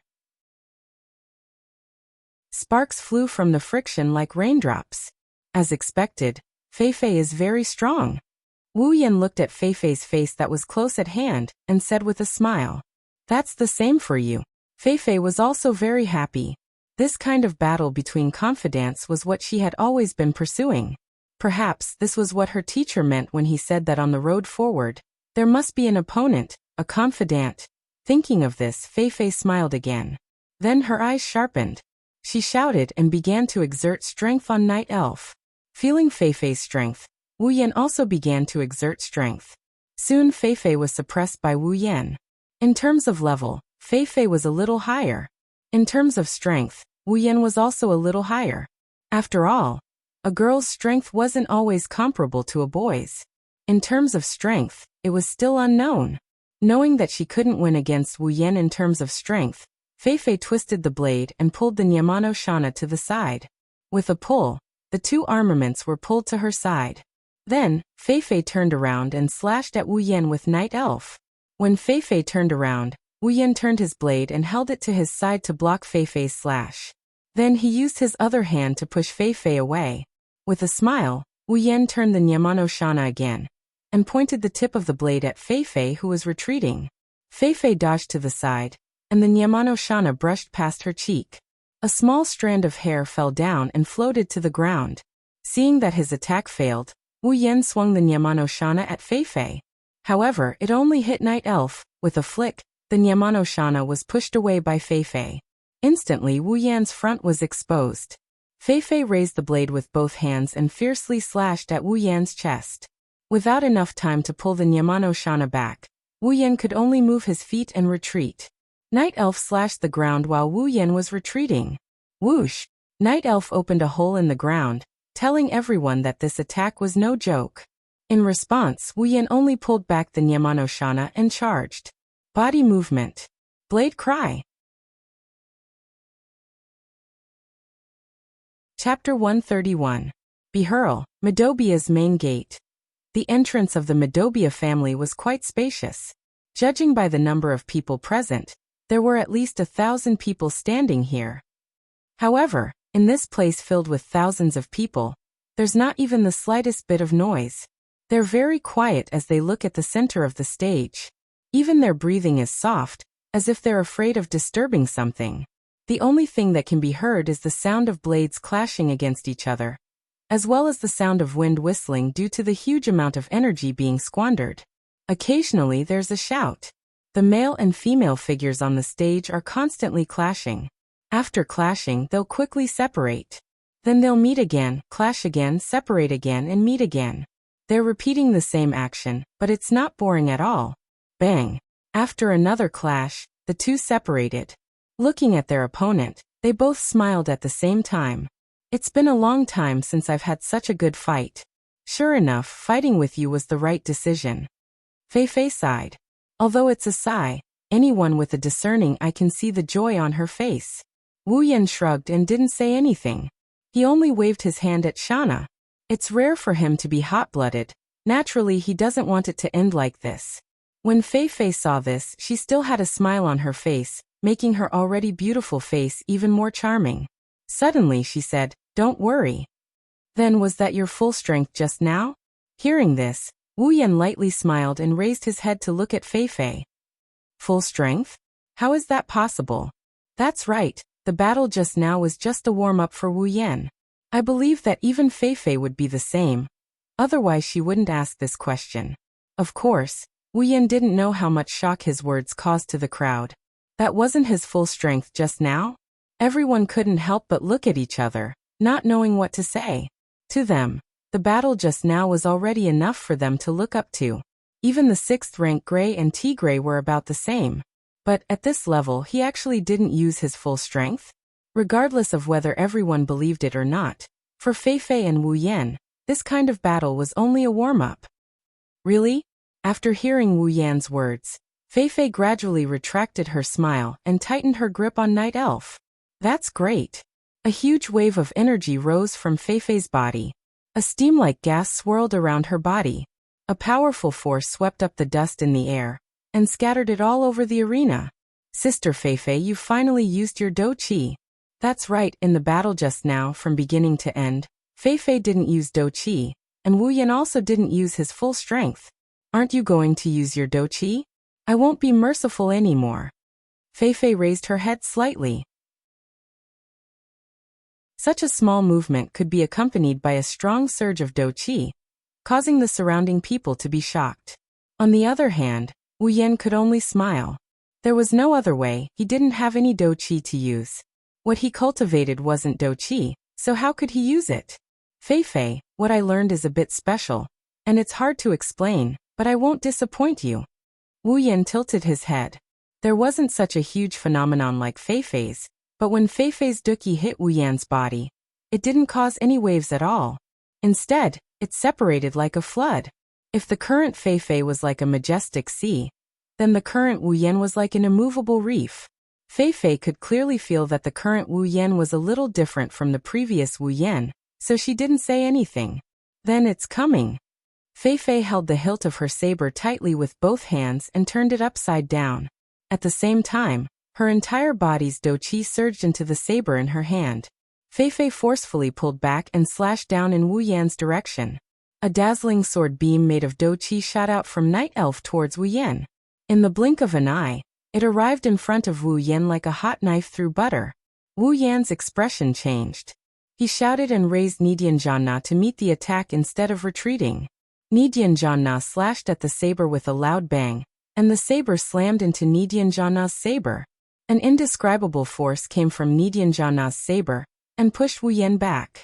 Instantly, Wu Yan could only be pushed back passively, his feet leaving 2 scratches on the ground. Wu Yan gripped the saber so hard that his veins were bulging. His eyes flashed fiercely as he shouted again and swung Nidian Janna fiercely. Under the guidance of Nidian Janna and Wu Yan's swing, the saber was sent flying into the sky by Wu Yan. It shot into the sky like a rocket and disappeared before everyone's eyes. The surrounding audience had already gradually opened their mouths, forming an O shape. Without a doubt, they were all frightened by the terrifying combat chi blade aura. Yan, what do you think of my move? Fei Fei slightly raised the corner of her mouth and revealed a smile. Wu Yan also let out a sigh of relief. He opened his hands that were holding the saber to release some of his strength and smiled slightly. Not bad, it's quite powerful. Oh. Then take another move from me. Dou qi once again surged towards Night Elf. A thin light appeared on Night Elf's body, illuminating Fei Fei's beautiful face. With a raise of her hand, a second saber beam shot towards Wu Yan. This time, Wu Yan didn't wait for the saber beam to get close to him. Instead, he directly stepped on the ground and leaped towards the saber beam. He raised Nidian Janna and stabbed towards the center of the saber beam. A burst of light came from the tip of Nidian Janna's saber when it came in contact with the saber beam. Following that, a muffled sound rang out. That was the sound of the saber beam being scattered. Beautiful. Even Fei Fei couldn't help but praise Wu Yan. She naturally knew the power of her dou qi saber beam. With Wu Yan's strength, although there was no doubt that he would be able to block it, it would be quite difficult for him to do so. However, she didn't expect Wu Yan to actually use a single point to break the surface, greatly increasing the power of his attack and neutralizing it. After breaking the saber beam, Wu Yan didn't retreat. Instead, he used the remaining force to continue rushing towards Fei Fei. After all, he wasn't someone who could only take a beating. Clang. Nidian Janna and Night Elf clashed once again. However, this time, Wu Yan had no way of suppressing Fei Fei. Fei Fei had the help of her dou qi and her strength had increased by a lot. Even if Wu Yan had also held back earlier, just relying on strength alone wouldn't allow him to gain the upper hand. Looking at Night Elf wrapped in dou qi, Wu Yan's expression turned solemn. However, he quickly relaxed. If Fei Fei continued to be suppressed by him, she wouldn't deserve to be level 68. However, now that he was close to her, then... Are you thinking that if I get close, I won't be able to use my dou qi saber beam? Fei Fei's voice rang in Wu Yan's ears, startling Wu Yan. He saw a mysterious smile on Fei Fei's face as she slowly said to him, "If that's what you're thinking, then you'll be surprised." As soon as she finished speaking, Night Elf and Fei Fei's hand lit up, causing Wu Yan's pupils to shrink. Fei Fei coldly shouted and Night Elf suddenly shone brightly. The familiar dou qi saber beam appeared on Night Elf and instantly exploded. Boom. Light flashed and dust rose. Following the explosion of the dou qi saber beam, Wu Yan and Fei Fei's figures were enveloped by the dust and completely disappeared. Fei Fei. Yan. Lulu anxiously shouted towards the center of the dust cloud, hoping that someone would answer her. She was most afraid that someone would get hurt. Unfortunately, no one answered her. This made Lulu even more anxious. However, soon, a slender figure flew out from the dust cloud, causing her to relax a little. Fei Fei forcefully stopped herself and stood on the ground. She raised her head and looked at the dust cloud with a stunned expression. A silver-white saber extended out from the dust cloud. With a wave of the saber, the dust cloud was dispersed, and Wu Yan was standing there unharmed. Seeing Fei Fei's stunned expression, Wu Yan smiled. "Fei Fei, what do you think of my move?" Fei Fei stood up, smiled and nodded seriously. "Not bad, it's quite powerful." Chapter 132. What the hell happened? That's the question that popped up in everyone's mind. Fei Fei clearly had the upper hand, so how did Fei Fei get sent flying? Why does it sound like Wu Yan is the one taking advantage of the situation? Right now, everyone's heart was itching to know what happened. Only Hinajiku, Mikoto, and Ikaros didn't seem to have any questions. Fei Fei's Dochi sword aura is really powerful, Wu Yan said with a sigh. This isn't fake. It's not like Wu Yan hasn't seen Dochi sword aura before. Back in the treasure trove, Wu Yan saw Kalus's blood soul slash.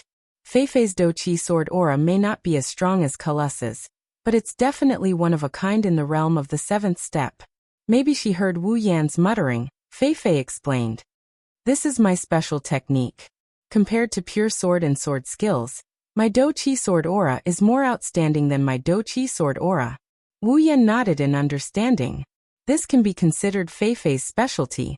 With her outstanding Dochi sword aura, Fei Fei can already stand firmly in the front row of the seventh step.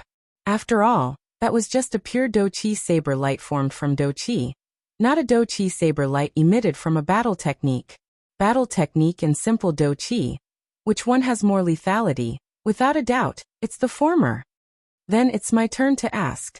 Fei Fei's beautiful eyes looked at Wu Yan and asked curiously, what method did you use to cancel out my Dochi sword aura and send me flying? That's right. When Fei Fei released her Dochi sword aura, Wu Yan used some unknown method to cancel out her Dochi sword aura and even sent her flying. Oh, Fei Fei, you didn't see it clearly? Wu Yan pretended to be surprised and then smiled wickedly. Then I'll use it one more time.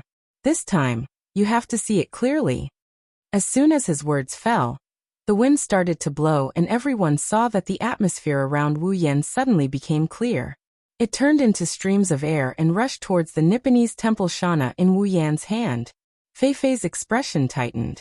She raised Night Elf and faced Wu Yan with a sense of urgency. She could feel that at this moment, the sword in Wu Yan's hand became a little dangerous. The streams of air flowed towards the blade, and then rolled onto the Nipponese temple Shana. As more and more streams of air rolled onto the blade, all of the air seemed to be absorbed into the Nipponese temple Shana. With a buzzing sound, the Nipponese temple Shana suddenly trembled and emitted a fiery red light. Little bits of sparks jumped out from the blade and merged into it. A red halo surrounded the blade and made it extremely dazzling. Dochi sword aura.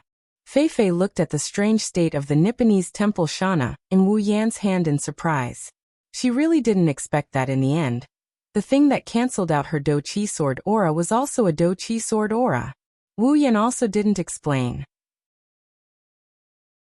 His chaotic return to Horizon Dance was indeed very similar to a Dochi sword aura. Speaking of which, the range of Dochi sword aura was very large.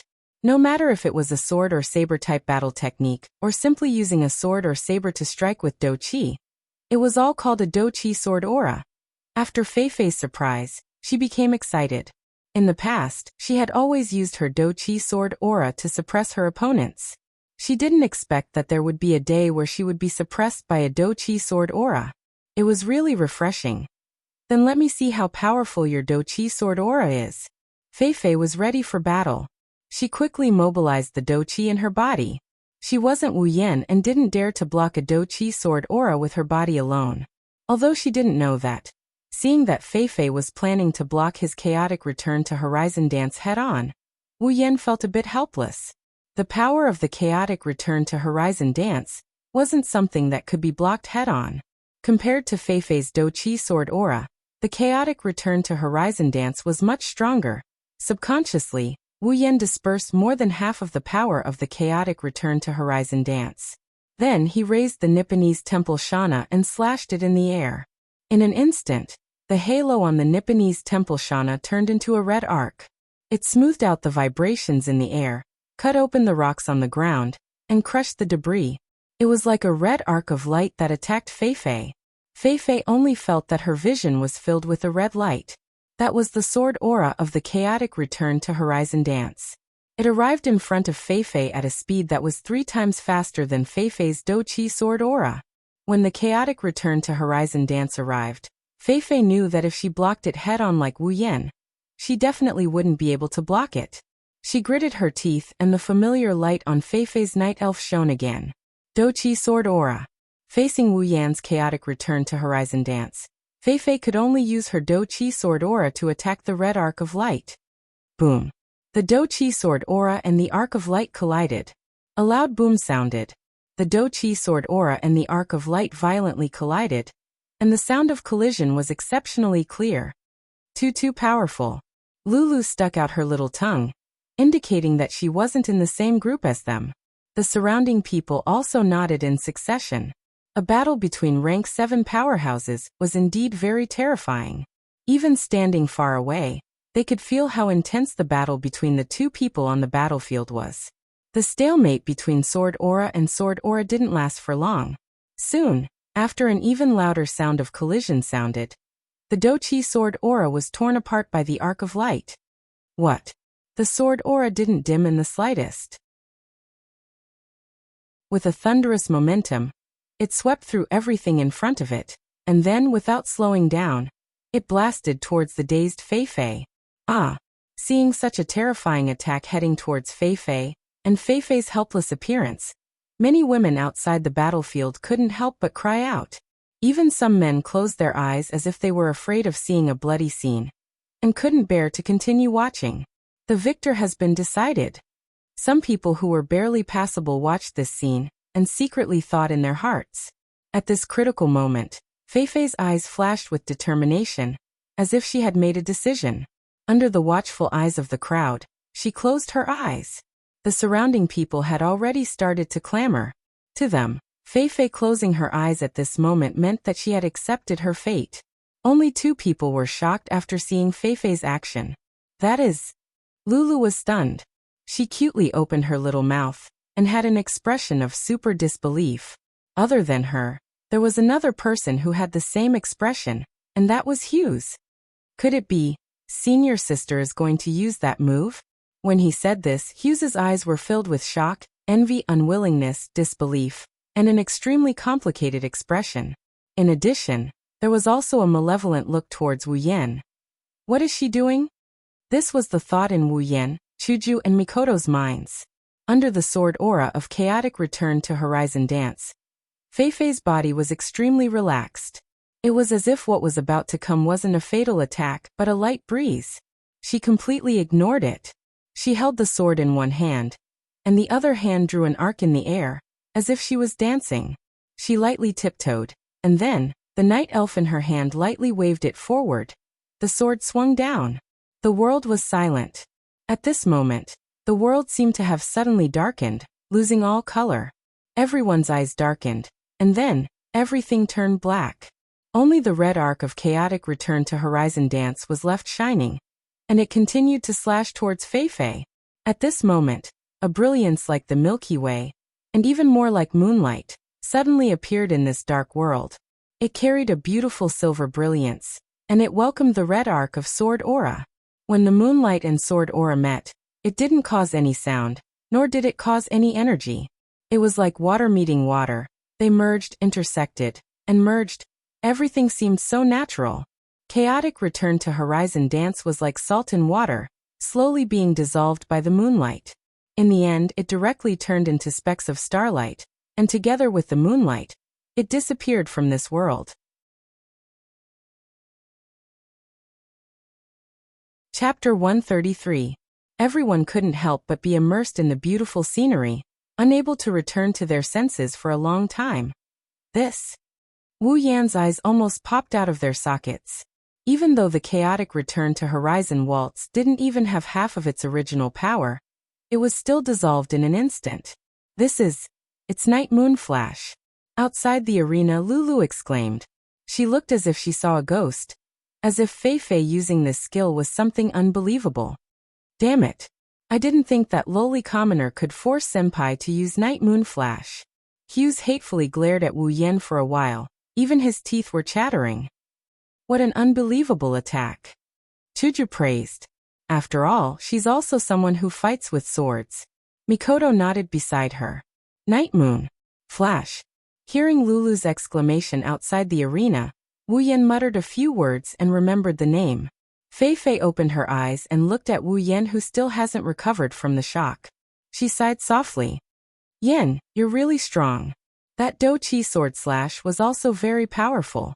If I hadn't used Night Moon Flash, I really wouldn't have been able to do anything other than admit defeat. Night Moon Flash, is that a battle skill?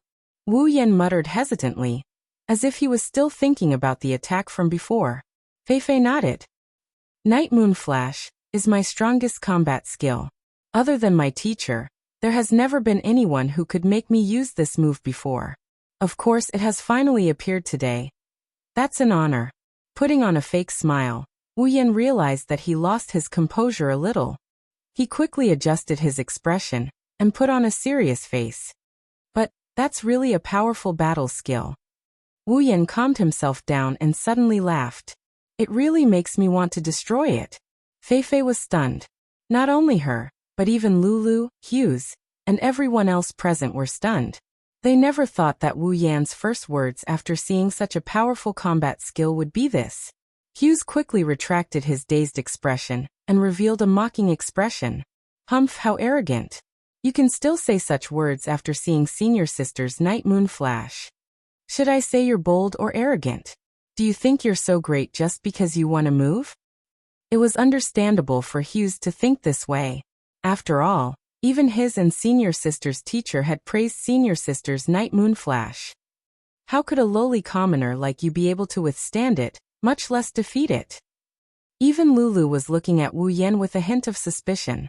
But she had to admit that after hearing Wu Yan's words, Lulu was also looking forward to it. Fei Fei looked at Wu Yan with a different expression. She seemed to be praising him, affirming him, and disbelieving at the same time. She parted her lips and she started speaking. Can you do it? Hearing this, Wu Yan smiled but didn't say anything. However, the air around him shook at this moment, as if it had shattered, turning into a frenzied flow of air. Wu Yan raised the sword Dianshana lightly. Instantly, the frenzied flow of air flowed towards the sword like bees that had seen honey. How would you know if you don't try? A violent aura emanated from the small blade. Fei Fei finally became serious. Obviously, from the phenomenon caused by Wu Yan's battle technique, Fei Fei was certain that Wu Yan wasn't joking. Everyone else also noticed this. Wu Yan did the same thing not too long ago. This means that Wu Yan is still using the same move as before. However, the same move brought about an even more intense phenomenon. They were shocked to find out that Wu Yan is using the same move as before. Wu Yan didn't use his full strength in the previous move. The Tier 6 experts who were closest in strength to Wu Yan and Fei Fei were already numb. It wasn't that they didn't know how big the gap was between them and a Tier 7 expert. However, the battle happening in front of them had already exceeded their scope of understanding. Of course. After all, the battle between Wu Yan and Fei Fei was considered a peak existence among Tier 7 experts.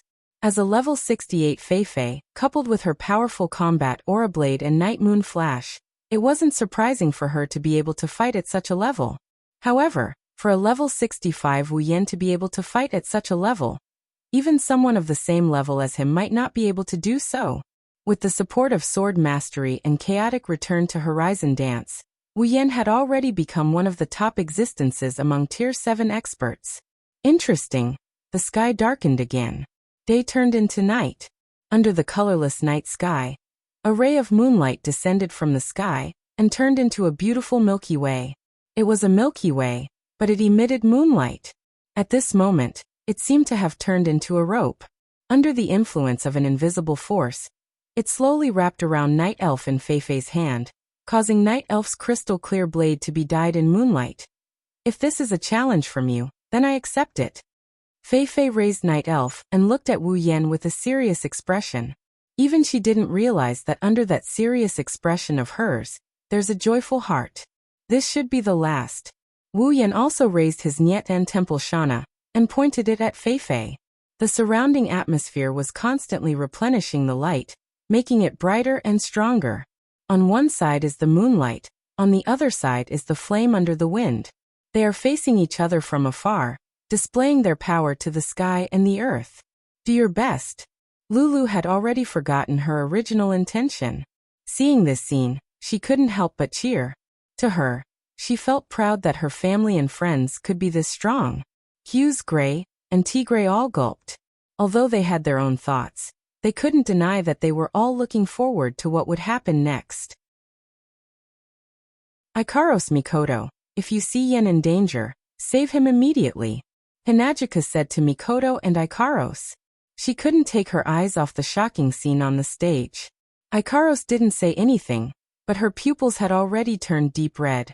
As soon as she sees Wu Yen in danger, she'll go up and stop him. Only she and Mikoto, who are both Tier 8, have the ability to stop a duel between two Tier 7. That bastard, he doesn't know how to restrain himself. Isn't he afraid of throwing his life away? Mikoto gritted her teeth, but her brown eyes were also staring at the stage. The two on the stage didn't have the spare energy to observe what was happening outside the stage. They had to admit, the more they fought, the more their blood boiled. Gradually, they had to use their full strength in this duel. If they couldn't fight to their heart's content, it'd be a pity for them and for others. Come, Yen. Fei shouted excitedly. Her fighting spirit shot through the clouds. As you wish. Wu Yen roared. He took a step forward and rushed towards Fei. Wherever he passed, the air trembled and dust was extinguished. The red glowing Inai Diansho cut through the wind and waves. Under Wu Yan's guidance, it was surging violently. Fei lowered her head and shouted. She also rushed towards Wu Yan. Like the queen of the night moved with her movements. Moonlight danced with her movements. The elves of the night chirped excitedly. In an instant, or maybe 10,000 years, the two met in the middle of the stage. Looking at each other's faces, they swung their swords in moonlight towards each other without mercy. Heaven and earth went silent, all sound disappeared, and then, boom, silver and red light filled everyone's eyes. Between heaven and earth, only these two colors were left. A deafening sound that was enough to shatter one's eardrums exploded under the silent sky. Ah! Countless people raised their hands in pain and covered their ears, trying to slow down the sound. But soon their hands weren't enough. A violent shockwave blew from the center of the stage, blowing up sand and dust towards the people around. They wanted to raise their hands to block it, but they were afraid of shattering their eardrums. For a moment, there was nothing they could do. How terrifying. Chapter 134. The sky was no longer blue, and the ground was no longer covered. At this moment, there were only red and silver lights shining between the heavens and the earth. The sandstorm blew on everyone's bodies, causing them to sway from side to side. When the sandstorm hit their bodies, they howled in pain. However, there was nothing they could do. They still had to cover their ears with their hands. The sound of the collision between the chaotic return to Horizon Dance and the night moon flash was simply too frightening.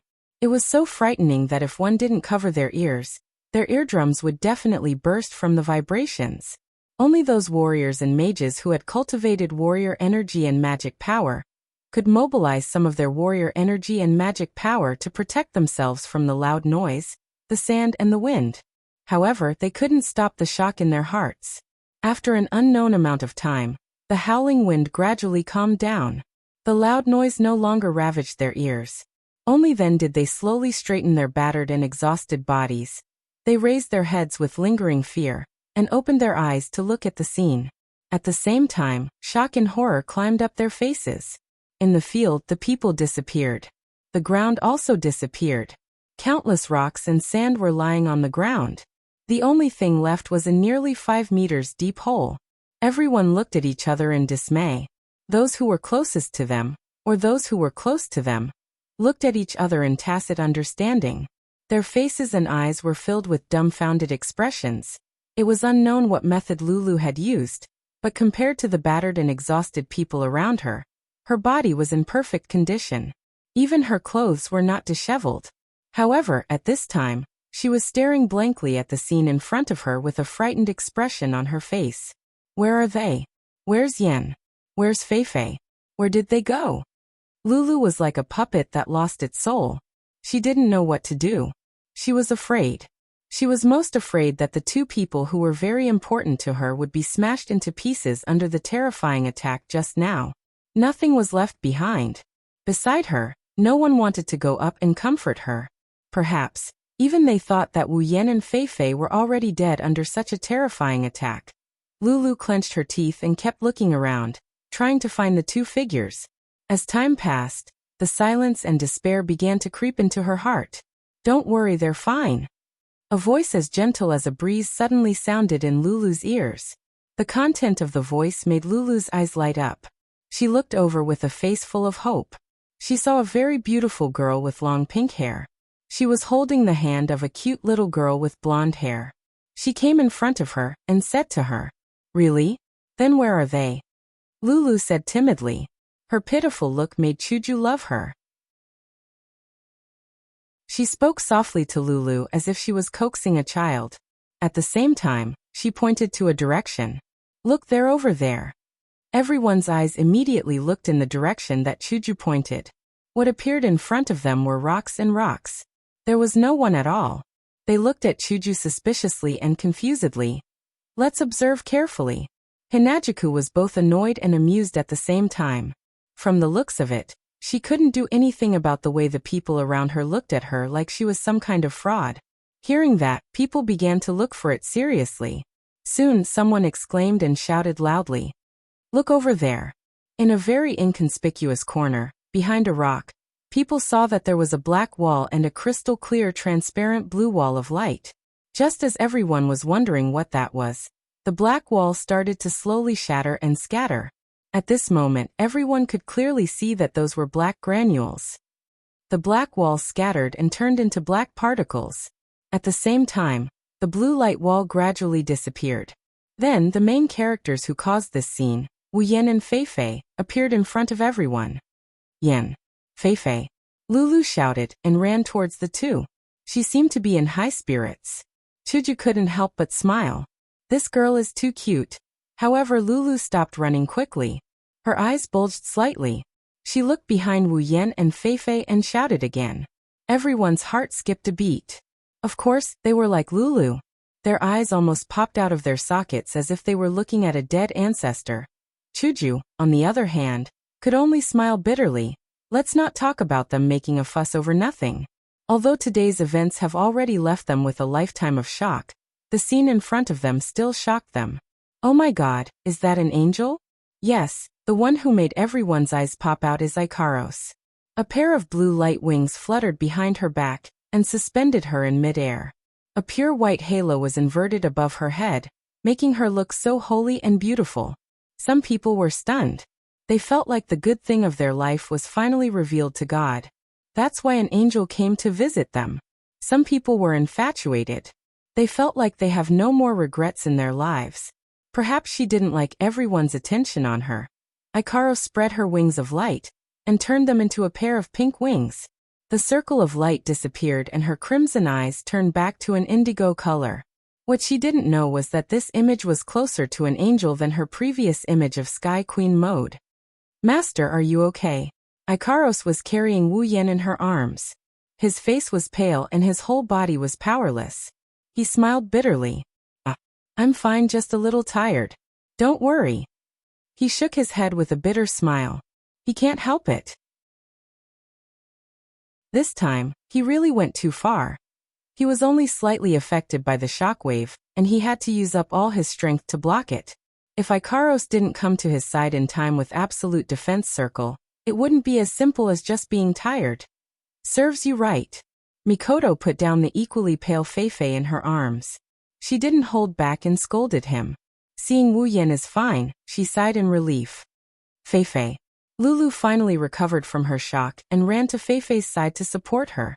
She looked at Fei Fei with tears in her eyes. It's like she's looking at a cockroach that survived a great battle. Fei Fei felt even more powerless. Shaking her head in exasperation, Fei Fei looked at Mikoto. "Thank you for saving me." No need to be so polite." Mikoto scratched her face in embarrassment and replied shyly. Her stuttering made Fei Fei smile involuntarily and feel closer to Mikoto. "Oh, did you have to risk your life like that?" Chuju walked in front of Wu Yan and said with dissatisfaction. That stern look made Wu Yan turn his head away awkwardly and laugh dryly. Lulu saw that Fei Fei is fine and returned to her cheerful self. She curiously looked at Ikaros and ran in front of her. Staring at her wings, she asked, "Hey, big sister, are those wings? Are you an angel?" Ikaros didn't know what to do with such a passionate attitude. She could only walk to Wu Yan's side in silence. Wu Yan could only laugh and interrupt. Looks like there's no winner in this duel. Yeah. Fei Fei was a little disappointed, but very satisfied. But Yan, you're really strong. Same here. Wu Yan could only reply with a smile. Fei Fei smiled and looked at Ikaros and Mikoto. Her eyes turned serious. I didn't expect the two ladies to be tier 8 fighters. I didn't see it before. One sentence, and it caused 1,000 ripples. They had originally thought that their hearts had become numb after this series of developments. But they were shocked once again. Looking at the beautiful and holy Ikaros and the heroic and domineering Mikoto. The crowd was confused. They're both tier 8 fighters. Chapter 135. There's no way they wouldn't be suspicious. One had to know that for Fei Fei to reach the 7th level at her age, she was already an amazing genius. Looking at the entire continent, there weren't many geniuses like her. In this tiny Behurl, it's already unbelievable that two geniuses reached tier 7 in their 20s. But she's saying these two super young girls are actually tier 8? How is that possible? Appeared in everyone's mind. Only Wu Yan and Chuju smiled bitterly. Fei Fei-sama, you're saying they're tier 8? Tigray had an ugly smile on his face as he walked up to ask with a trembling voice. Almost everyone at this moment magnified their ears, which had been tightly covered just a moment ago, several times over, fearing that they would mishear a word or two. Fei Fei looked at Ikaros and Mikoto with a small smile. To be able to save me and Yen so effortlessly when my night moon flash collided with a battle skill of the same level. Other than my teacher, I don't believe that there is anyone at the 7th tier who can do that. Fei Fei's meaning is clear. A tier 7 can't do it, but her sensei can. Everyone knows the head of the Lori family is a tier 8. In other words, Fei Fei is indirectly answering the question. These two girls are indeed tier 8. Everyone sucked in a breath of cold air. Looking at Ikaros, who's about the same age as Wu Yan and Fei Fei, and Mikoto, who's domineering and heroic but still a little childish, they felt like the world was surreal. A tier 8 isn't a cabbage. Just look at Lulu's father, Fei Fei's sensei, the head of the Lori family. A tier 8 is enough to become the head of the empire's #1 family. One can imagine how high a tier 8 is in people's hearts. Don't look at how Ikaros killed 3 tier 8 powerhouses in one go and think that tier 8 powerhouses are easy to reach. In fact, that's not the case. Out of the countless forces that went out to hunt for treasures, only 3 of them managed to reach tier 8. This just goes to show how powerful and precious a tier 8 powerhouse is. Because of this, everyone felt a bit unnatural. After all, such a character was right next to them. Especially Gray and Tigray, both of their hands were trembling. It was easy to see how unsettled they were. One of them felt like he was floating. 2 tier 8s stayed in his house for a few days, and they even have such a good relationship with his daughter. My Midobia family sure is strong. The other one felt fear in his heart. Before this, he had his eyes on them. Not only did he want to kill Wu Yan, he also wanted to take these 2 beautiful girls into his arms. But now the 2 girls he had his eyes on are actually tier 8? Thinking up to here, Tigray sweated profusely. He's not afraid of a single Wu Yan. Even if Wu Yan is a tier 7 with the power of the Lori family, Tigray would still dare to try. But if it's a tier 8, forget about him. Even if he did, the Lori family wouldn't agree to it.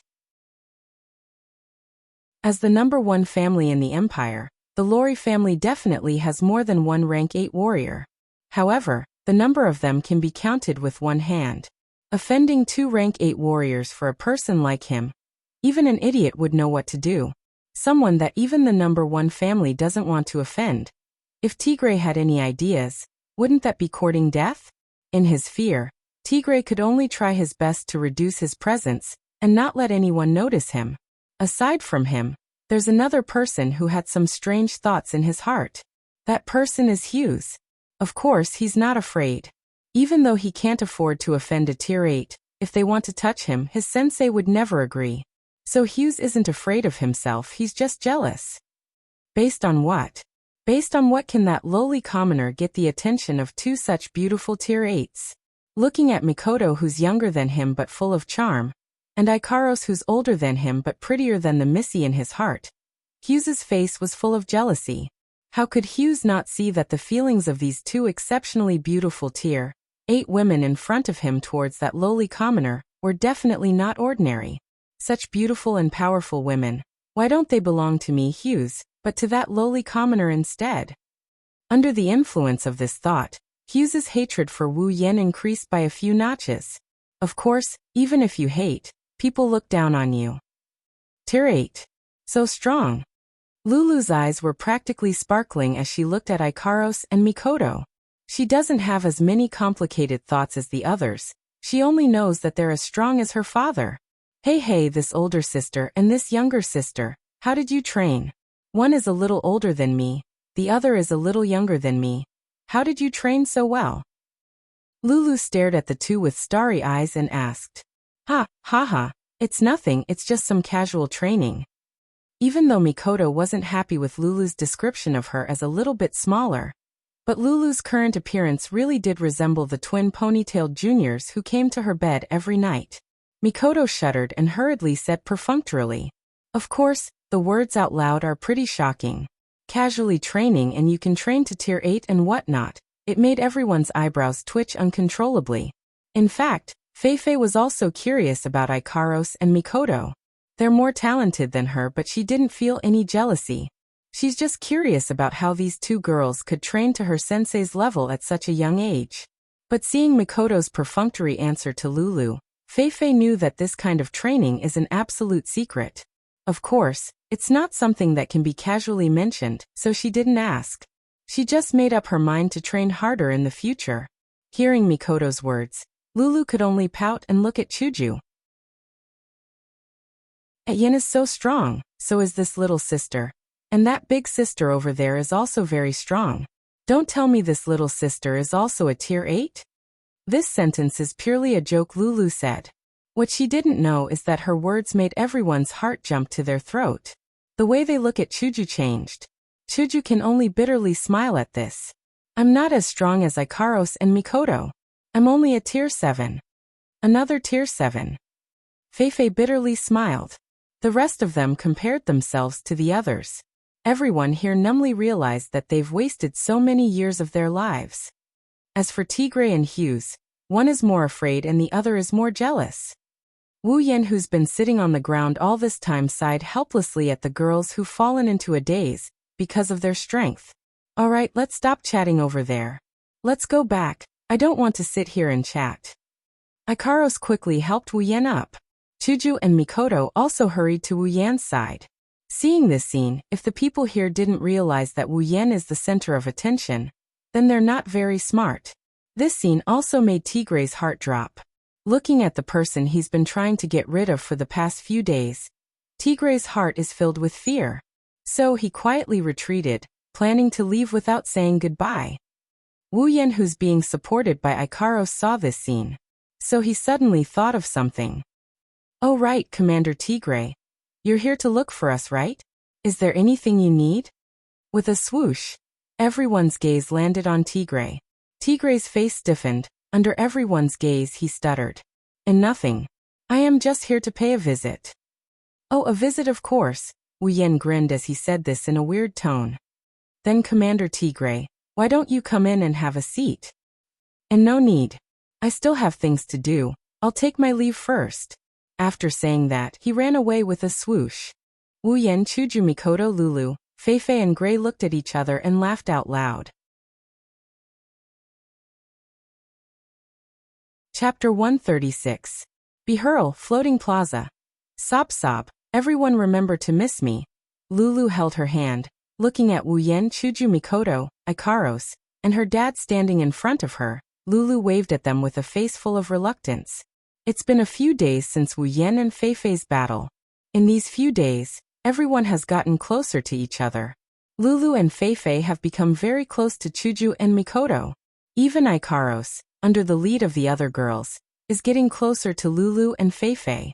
Speaking of which, Lulu and Feifei are very easy to get along with. If it wasn't for the fact that they're from a big family and have seen too many hypocrites, their social circle would have been pretty good. In these few days, The two girls also found out that Chuju, Mikoto, and Ikaros are very worthy of being friends. So in a short time, the girls became familiar with each other, and are just short of calling each other sister and sister. Now it's time for Lulu and Feifei to leave. After all, they're just passing by Bihurl. If it wasn't for the Iron Dog's mercenary group's hospitality, they would have left long ago and none of this would have happened. Under the two girls' explanation, Wu Yan and the rest found out that Lulu and Feifei were originally going to bring the rest of the Lori family back to the academy. Wu Yan's expression was weird when he heard this. It's hard for him to imagine that people like Lulu and Feifei still have to go to school. Only later did he find out that the so-called academy doesn't teach books, but dochi and magic. Of course, after hearing this, Wu Yan's expression became even weirder. He kept sighing. Sure enough, a different world can't be separated from a magic dochi academy. As for why Liren would follow Lulu and Feifei to the academy, it's actually Gray's decision. Something like cultivation, if it's too young, it's definitely harmful. Even though Liren is still young, it's time for her to cultivate. Education has to start from a young age. Cultivation is also the same. That's why Gray asked Lulu and Feifei to bring Liren to the academy. Lulu and Feifei also liked this cute little girl from the bottom of their hearts, so they agreed without hesitation. As for Lulu and Feifei, Gray and Liren trusted them quite a bit, so this matter was settled just like that. In fact, at the beginning, Lulu and Feifei also invited Wu Yan and the rest to go to the academy. Wu Yan was also quite interested in this world's academy, so he agreed. But for some reason, Mikoto hinted for him to stay first. This made Wu Yan confused, so he could only agree to go after a period of time. Liren, when you get to the academy, remember to listen to Miss Lulu and Miss Feifei, okay? Gray couldn't help but walk in front of Liren and give her a hug. I know, Dad. Liren rubbed against her dad's chest, then turned to look at Wu Yan and the rest. Big brother Chuju Jiejia Mikoto, Jiejia Ikaros, Jiejia. You must remember to come find me. Chuju ruffled Liren's hair and said with a smile. And we'll come find you soon. Little girl, I hope that by that time, you'll already be a great warrior or magician. Wu Yan glanced at Liren and said with a chuckle. Liren nodded vigorously, then ran to Feifei's side and grabbed her clothes. Lulu watched Liren run away, dissatisfied, then looked at Wu Yan. Hey, I'm also leaving. Why don't you talk to me about something else? Hearing this, Wu Yan immediately pulled out a friendly smile and said with concern to Lulu. Then Lulu, remember not to be sold by others again. You're the one who was sold. So annoying. Making a face at Wu Yan, Lulu angrily ran to Feifei's side, making Feifei feel helpless. Feifei looked at Wu Yan and said with a smile. Then we'll be leaving. When you guys get to the academy, we'll spar again. Well, spar is fine as long as you don't exhaust yourself. Wu Yan laughed dryly, making Feifei burst out laughing. Actually, both of them know that even though the battle a few days ago was really intense, but against someone they know, even if they use their full strength, they still have something to hide. Let's not talk about others, just take Wu Yan for example. Even though he used his full strength in that battle, it was only a part of it. Don't forget, he still has a LV4 ability that he hasn't used yet. As for Feifei, as the disciple of the Lori family head, she definitely has some trump cards in her hands, so it can be said that she's hiding her full strength. Then we'll be leaving. We look forward to your arrival. Feifei looked at Wu Yan, Chuju, Mikoto, and Ikaros, then pulled Liren and Lulu, bringing them along with the rest of the Lori family towards the airship. Yan and everyone, goodbye. Goodbye, big brother. Goodbye, big sisters. Goodbye, daddy. Goodbye. Everyone said their goodbyes to Lulu, Feifei, and Liren. Before leaving, Hughes gave Wu Yan a death glare before running onto the airship. Wu Yan rolled his eyes at that, but didn't say anything. And just like that, Lulu, Feifei, Liren, and the rest of the Lori family members boarded the plane, which is the airship. Under the watchful eyes of Wu Yan and the rest, they flew into the distance. So, what are we going to do next? Back at the Midobia house, in the room, Wu Yan, Mikoto, Chuju, and Ikaros sat down. Wu Yan said, but his eyes were on Mikoto, Chuju, and Ikaros did the same. After all, it was Mikoto who suggested to stay. Under everyone's gaze, Mikoto's eyes flickered. her face full of hesitation as if she didn't know what to say.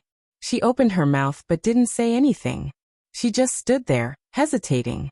Seeing how hesitant Sis Canon was, Wu Yan couldn't help but feel helpless. Mikoto, if there's something you want to say, just say it. Don't be shy, don't tell me. Wu Yan leaned his face forward, snickered a few times. You want to stay and do the H thing? Who wants to stay and do that kind of thing? Hearing Wu Yan's words, Mikoto jumped up like a cat whose tail was stepped on. She pointed at Wu Yan, her face red. Beside her, Chuju's face was also red. She glared at Wu Yan, scolding him for not being serious at a time like this. Then she turned to Mikoto. Mikoto, what's the matter? Mikoto snorted coldly at Wu Yan before sitting back down. She hesitated for a while before looking at Wu Yan. Yan, I'm already level 8 now. Shouldn't we go back to Academy City? Hearing this, Wu Yan and Chuju were stunned. Now they understood that Mikoto was thinking about her sisters. It's no wonder. Her sister's safety has always been on her mind. Under Wu Yan's persuasion, Mikoto understood that she still wasn't strong enough. She had no choice but to give up on the idea of going back and focus on increasing her own strength. Now Mikoto is level 8. Although she just reached level 8, she has the power to fight. She can't wait to go back to Academy City and save her sisters. Wu Yan frowned. Looking at Mikoto's worried face, he sighed.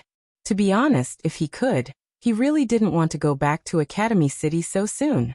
After all, there's not only Accelerator, there's also the Angel AI Was. Her strength is at least level 8. Not to mention, the enemy this time, other than these two bosses, there's also the final boss, Alistair. Alistair's strength is probably about the same as that angel. In terms of strength, Wu Yan isn't afraid. With Ikaros, as long as it's not level 9, it's fine. What Wu Yan is afraid of is his monstrous mind. But it's obvious from Mikoto's expression that Wu Yan knows that she can't sit still anymore. If they don't save her sisters, she won't be able to rest easy. Under Mikoto's surprised expression, Wu Yan finally nodded. All right. Let's go to Academy City. Chapter 137. Night, in a room in the Midobia residence. Wu Yan was sitting alone on his bed, his hand constantly gesturing something in the air. Only Chuju, Mikoto, and Ikaros knew that Wu Yan was looking through the system list. Too bad they weren't there. In this system list that only he and his summons could see, Wu Yan was constantly flipping through it. He flipped to the ability list, then to the item list, then to the equipment list, and sometimes to the summons list, looking for anything he could use. As long as he felt that it would be useful for his upcoming trip to Academy City, he would exchange it without hesitation. Of course, only items can be so open-minded. Like equipment and abilities, they don't have as many points as item points, so he can only choose carefully. Even though he's decided to bring Mikoto back to Academy City to save his sisters, it's not that easy to break into Academy City. If he isn't fully prepared, even if Wu Yan has the confidence to stay alive, Alistair still has the ability to toy with him to death. If possible, Wu Yan doesn't want to come into contact with that monster with an IQ that breaks through the sky. So without enough assurance, Wu Yan doesn't want to rush in like an idiot. Now he's looking through the system list to see if there's anything he can use. But very quickly he closed the equipment list and turned to study the ability list. After all, if it wasn't a B-grade gold armament, it wouldn't add much to his strength.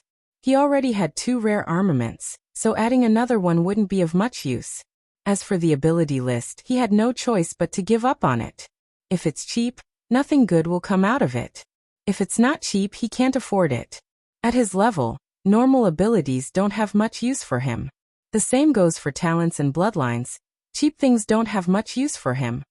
Looks like he'll have to wait a while before he can exchange abilities. Wu Yan sighed and closed the list of abilities. Instead of exchanging them for cheap and practical abilities, he would rather keep the points and exchange them for more powerful abilities in the future. Until now, Wu Yan hadn't exchanged for any innate ability or bloodline ability. His superpowers were obtained through trickery from Mikoto. Therefore, Wu Yan chose his first innate ability or bloodline very carefully. He didn't want to put them in a useless position in the end. Having given up on equipment and abilities, Wu Yan could only turn his attention to the item list. Speaking of which, item points were the points that he did not lack the least. It was all thanks to the monsters and magical beasts that contributed points. Needless to say, in the list of items, there were all kinds of magical things, which made Wu Yan's eyes light up. Biological storage device. A storage device that can store living beings. Living beings that enter it will fall into a deep sleep and become unable to move. Cost, 300,000 item points. Genetic life supplement. When used on genetic life forms, it can restore them to their original state of life. Note: unable to use on life forms above level 30. Cost: 1 million item points. Genetic life supplement. When used on genetic life forms, it can restore the defective parts of their life to a perfect state. Cost: 100,000 item points. Character placement card. A dungeon-specific item. When used before the user enters the dungeon, it can arrange a suitable identity for the user to be placed into the dungeon world. The place character is a character that doesn't exist in the dungeon world. Unable to be placed into a storyline character. Cost: 20,000 item points. Electromagnetic shield. An electronic item that can block the effects of all electronic machinery. Cost: 10,000 item points. Biodimensional device. Genetic life replenishment fluid. Gene perfect replenishment fluid. Character insertion card. And electromagnetic barrier. These 5 items could be said to be quite useful in this trip to Academy City. Previously, Wu Yan had been having a headache because he didn't know how to deal with his sisters. Even if he saved them, who could guarantee that they would be safe in the future? It must be known that in the original work, the existence of his sisters was something that everyone wanted to take a bite out of. The biological storage device solved this problem and could be used to settle his sisters. Although they would fall asleep after entering, compared to having to put out fires from time to time, Wu Yan would rather have them by his side.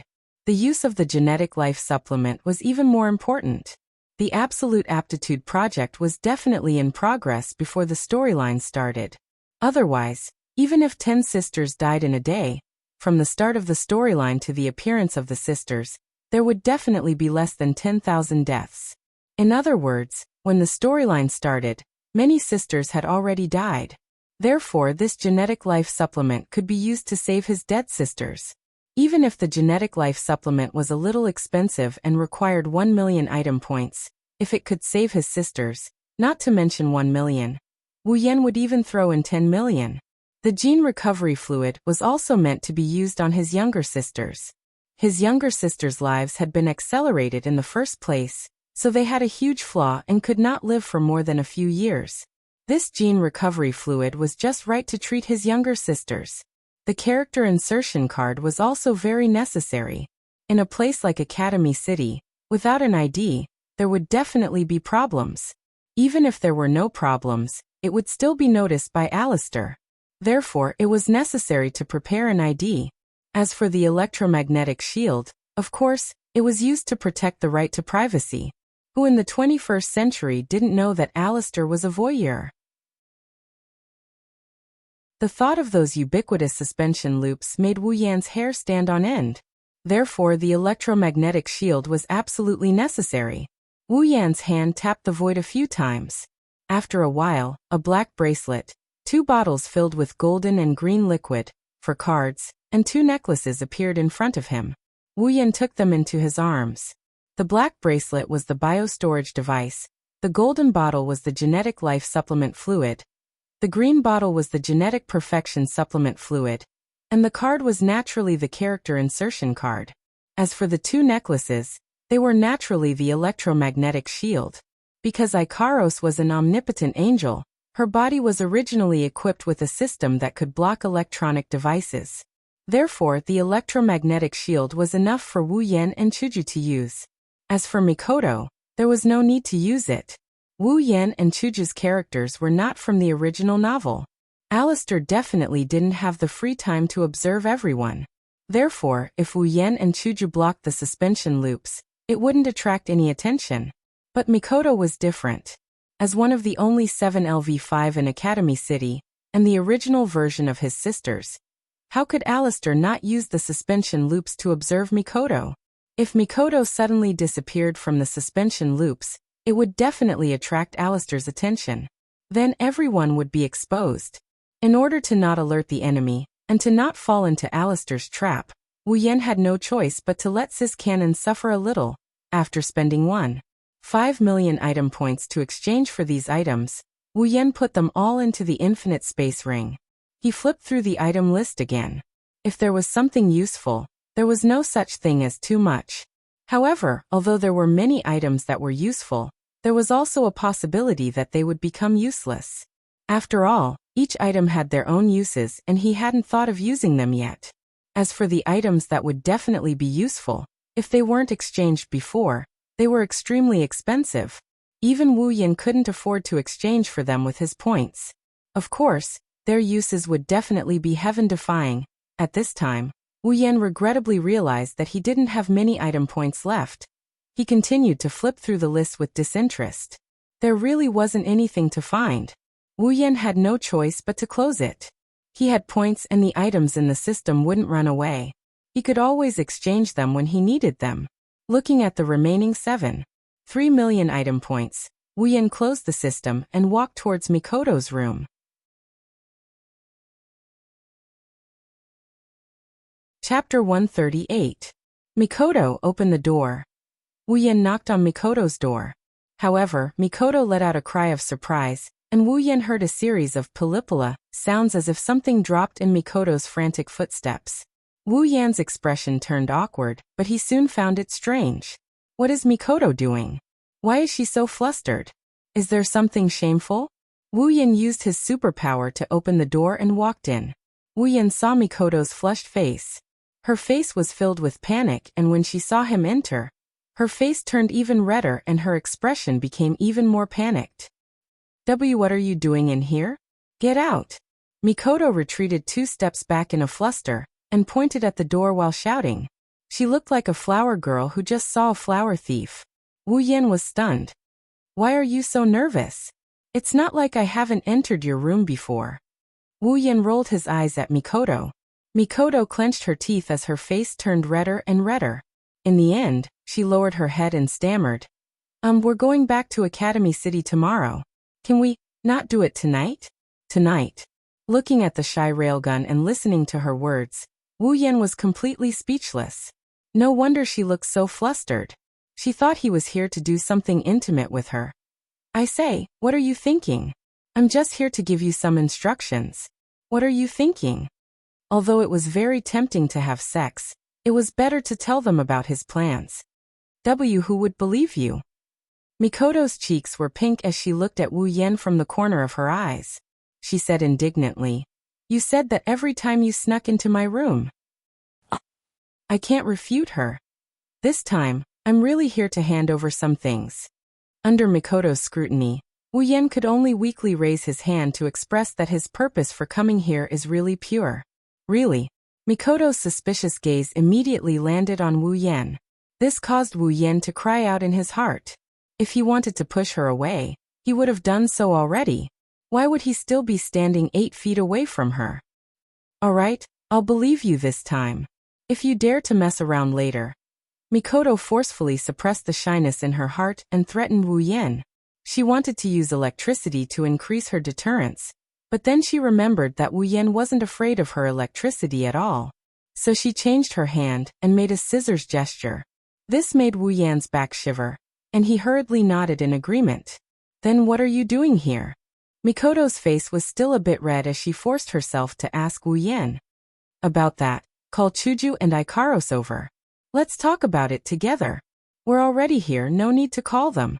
Just as Wu Yan finished speaking, a voice came from behind Wu Yan, startling Wu Yan. Chuju and Ikaros were standing at the door. When they saw him looking over, they walked in with Ikaros. Why are you guys here? Wu Yan asked suspiciously. Good thing he didn't come here to have sex with Sis Cannon, or else he would have been caught. When she heard Wu Yan's question, Chuju rolled her eyes at him. Mikoto's screams were so loud. Ikaros and I were in the room next door. How could we not hear it? So we came over to check on the situation. As soon as we arrived, we heard you say that. Not only did Wu Yan not feel relieved, he was sweating all over. If he could hear Mikoto's screams, then wouldn't he be able to hear Mikoto's moans at night? Good thing Kaisha-sama didn't show any signs of uneasiness, or else he'd be in trouble. Even though both girls have been pushed down by Wu Yan, because Kaishu-sama always sleeps with Liren, Wu Yan hasn't touched her a second time. On the contrary, in the past few days at Midobia's house, Sis Cannon would be pushed down by him n+1 times every night. If Kaisha-sama found out, Wu Yan wasn't sure if she'd get mad, even though the three of them already knew about each other's relationship. What are you spacing out for? Didn't you have something to say? And nothing. Laughing dryly with a guilty conscience, Wu Yan quickly took out all the items he just exchanged for, and placed them in front of everyone. He then explained to them with a serious face. After he finished, Chuju and Ikaros nodded. Mikoto was silent for a while before looking up at Wu Yan with gratitude and tenderness in her eyes. Thank you, Yan. From the items in front of her, Mikoto could see that Wu Yan was really thinking about saving her sisters. He really cared about her words. How could she not be touched? Wu Yan shook his head with a smile and stroked her bangs. The intimate action made her blush again. What are you thanking me for? Isn't helping you something I should do?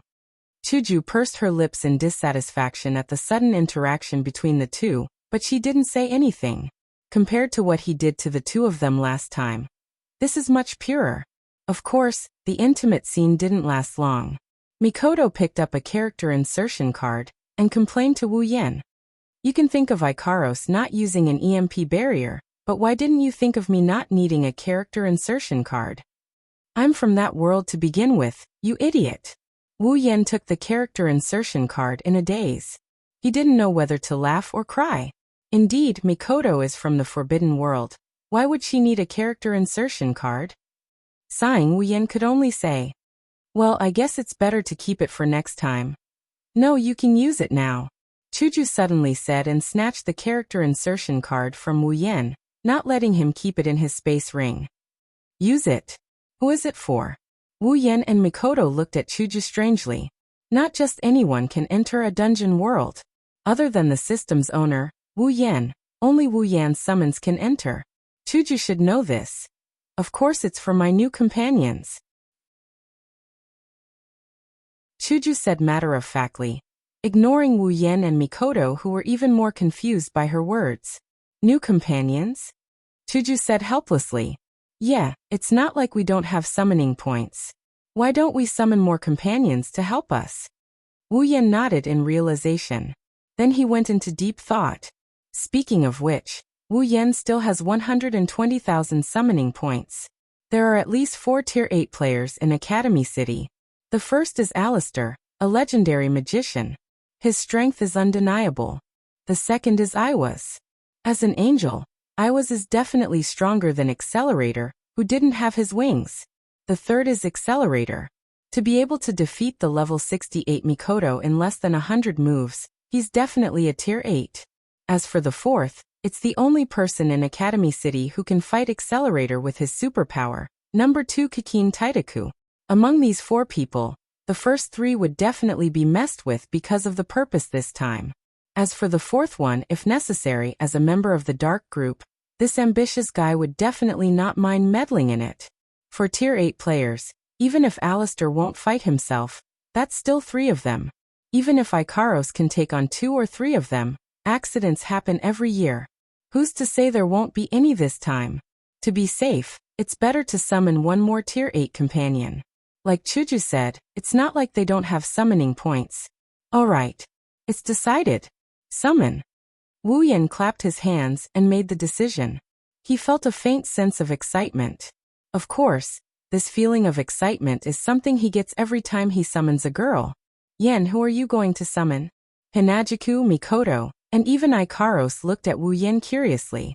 Wu Yan pondered for a bit before looking at Ikaros. Under Ikaros's slightly stunned gaze, he said, this time, I'll summon Ikaros' companion.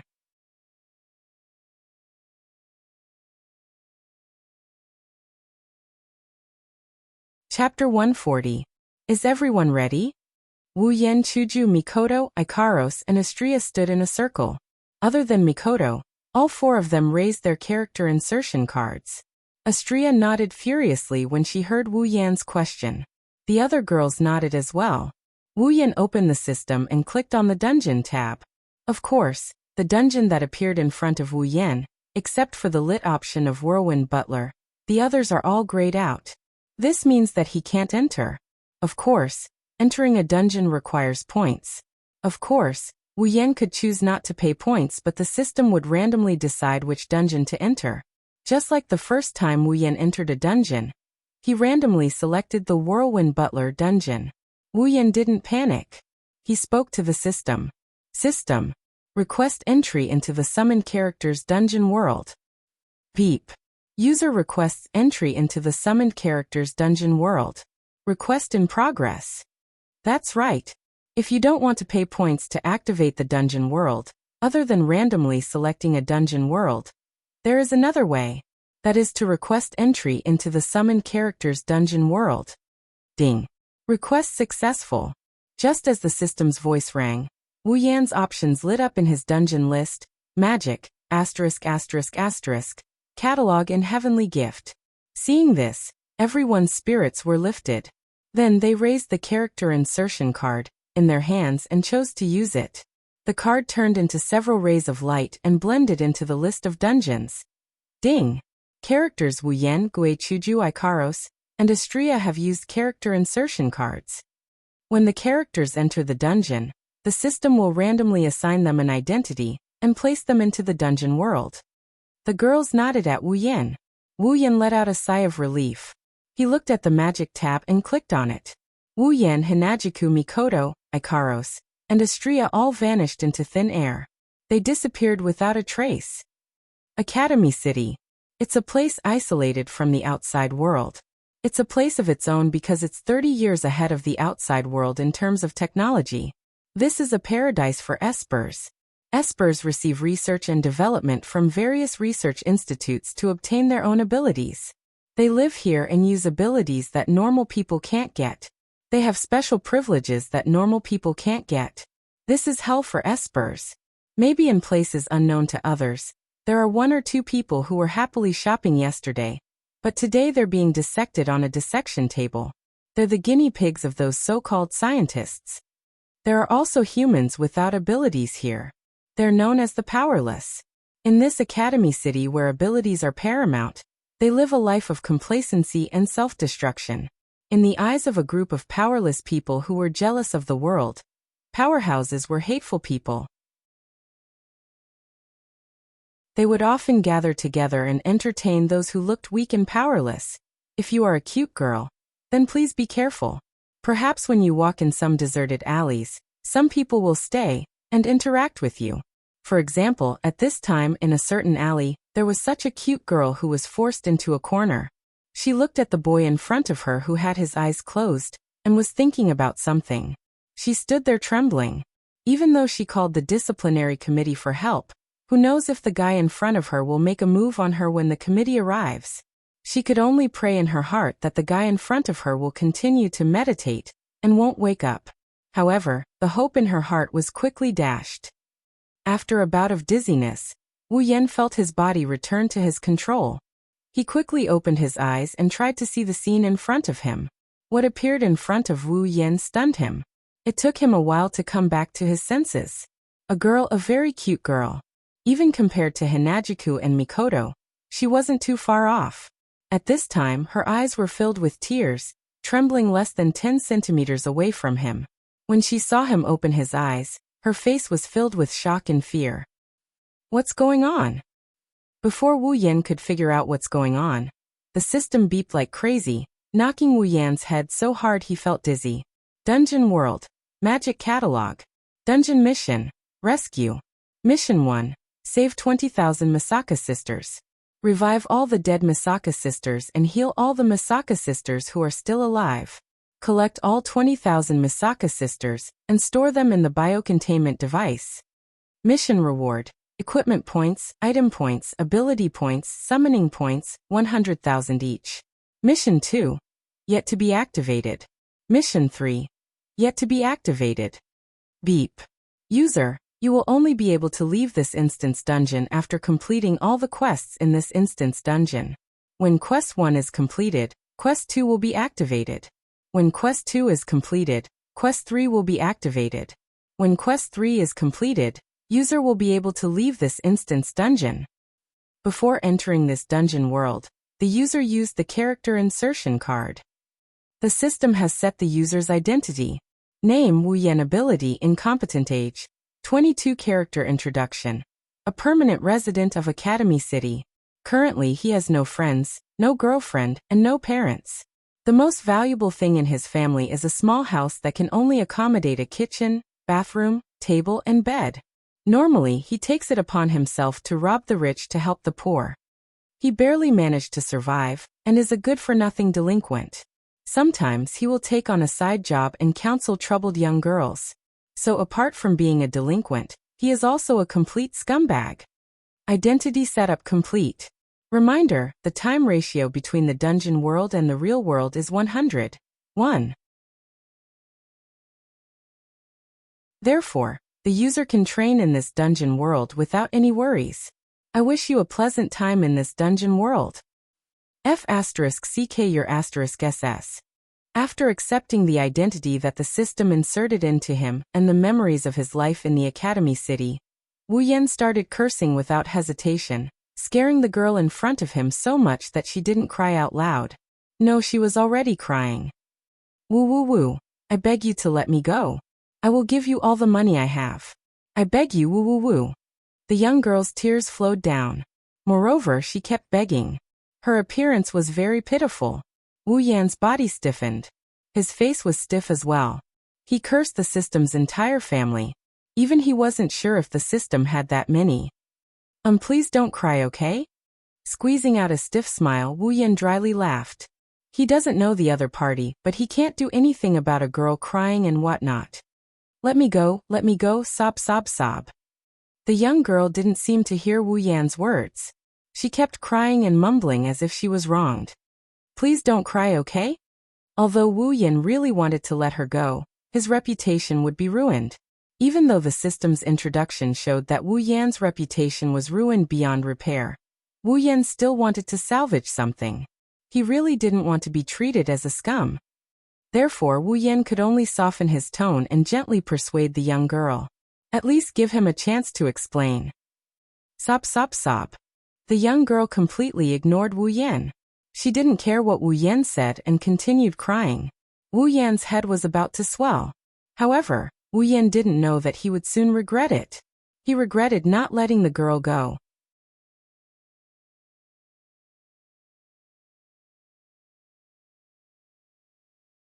Chapter 141. A young and powerful man and a delicate and cute girl were in an empty alley. Moreover, the delicate and cute girl was crying pitifully. Anyone who saw this scene would automatically imagine a scene of molesting an innocent woman. Needless to say, young Lady Justice of the Justice Organization who had just arrived and witnessed this scene, she would definitely think the same way. I'm a disciplinary committee member. I received a report and came here. Please don't make any unnecessary resistance. Hearing this delicate voice, Wu Yan and the girl's reactions were different. The girl raised her tear-stained face and looked at her in surprise. Wu Yan's face stiffened again. Please don't be her. Please don't be her. Please don't be her. Please don't be her. Please don't be her. In his heart, he prayed to all his ancestors from the ape age to his great-grandfather and great-grandmother. He only hoped that this voice that he heard in front of the screen 8,800 times was an illusion. Wu Yan slowly turned his head like a machine, his neck even made a kaka-kaka sound. But when he saw the owner of the voice, Wu Yan knew that his ancestors also wanted him to accompany them. A beautiful girl with a height of only 1.5 meters and pink ponytails appeared in front of him. She was wearing the Tokuwada uniform, and the discipline committee's armband was pinned on her hand.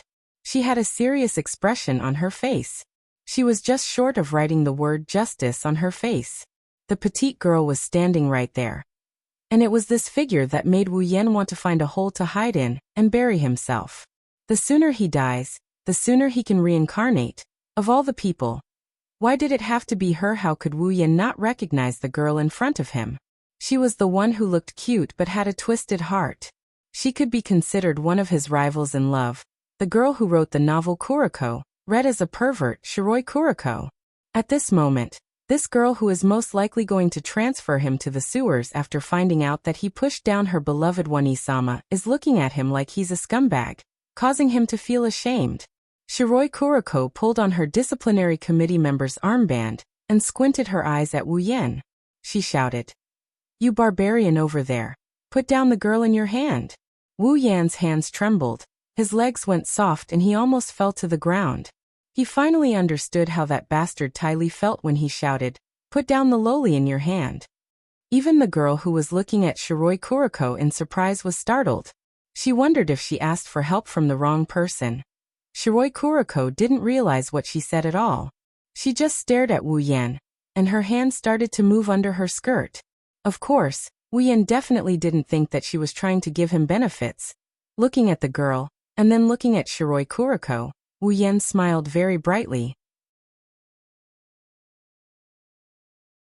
Wu Yan looked at Shiroi Kuroko and said softly, "If I said that it was all a misunderstanding, would you believe me?" As soon as he said that, Wu Yan saw that Shiroi Kuroko's expressionless face had a pair of eyes full of contempt. Her bright expression immediately turned into depression. This really is a misunderstanding. Wu Yan felt like he was about to cry. "If you want to appeal, please go to the disciplinary committee's branch office." Shiroi Kuroko took out a pair of handcuffs. Her eyes flashed with a dangerous light. It was obvious that she wanted to arrest Wu Yan first. Maybe it's because of Shiroi Kuroko's imposing manner. The girl timidly glanced at Wu Yan before running over to Shiroi Kuroko's side. She hid behind Shiroi Kuroko's back. Although Shiroi Kuroko's height is not enough to cover her. "Oh? You didn't stop the hostage from escaping." When the girl ran to her side, Shiroi Kuroko put down her other hand that was reaching for the steel nail, and looked at Wu Yan with some surprise. "I already told you, it's a misunderstanding." Wu Yan felt wronged. Who else can he blame? He could only blame the system. He couldn't report the system, so he could only swallow his anger. Hearing Wu Yan's words, Shiroi Kuroko's eyes still had obvious doubt. But perhaps because Wu Yan didn't stop the girl from escaping, she believed him a little. So she didn't say anything and directly walked in front of Wu Yan. "Then, please come with me to the disciplinary committee's branch office." "Must it be like this?" Wu Yan looked at Shiroi Kuroko with a pained expression. He really didn't think that after coming to Academy City, things would unfold like this. In fact, Wu Yan should be happy because the system didn't give him the identity of a murderer or arsonist. It's already good enough. If you really want to prove your innocence, you must go. Shiroi Kuroko's meaning was clear. If you don't go, it means you have a guilty conscience. Looking at Shiroi Kuroko, who was staring at him to prevent him from escaping, Wu Yan inexplicably had the urge to curse her mother. Okay. After saying that, Wu Yan felt all the strength in his body leaving him along with his voice. Shiroi Kuroko didn't relax her strict watch on Wu Yan because of this. She brought Wu Yan to the disciplinary committee's branch office, which is the legendary branch office 177. Looking at Shiroi Kuroko, who was walking with unusual elegance, Wu Yan silently complained in his heart. "You damn Yuri. Why are you pretending to be elegant? As long as you keep your saliva and go for Mikoto, that's enough." Disciplinary Committee's Activity Branch Office 177. Coming here, Wu Yan admitted his mistake. Although the process was a bit of a scam, being able to come to Supergun's daily activity base at least satisfied Wu Yan's curiosity. It's pretty much the same as what's on the screen. It's similar to a small company's office. Desks, documents, computers, it's a place with a bit of flavor. Here, Wu Yan saw two people. One of them is a tall and sexy woman with a pair of glasses on her face. Her breasts aren't as plump as Ikaros and Astria, but they're still much better than her peers.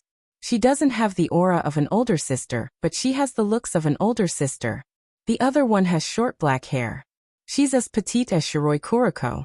She's wearing Sakugawa Middle School's uniform with a garland of flowers on her head.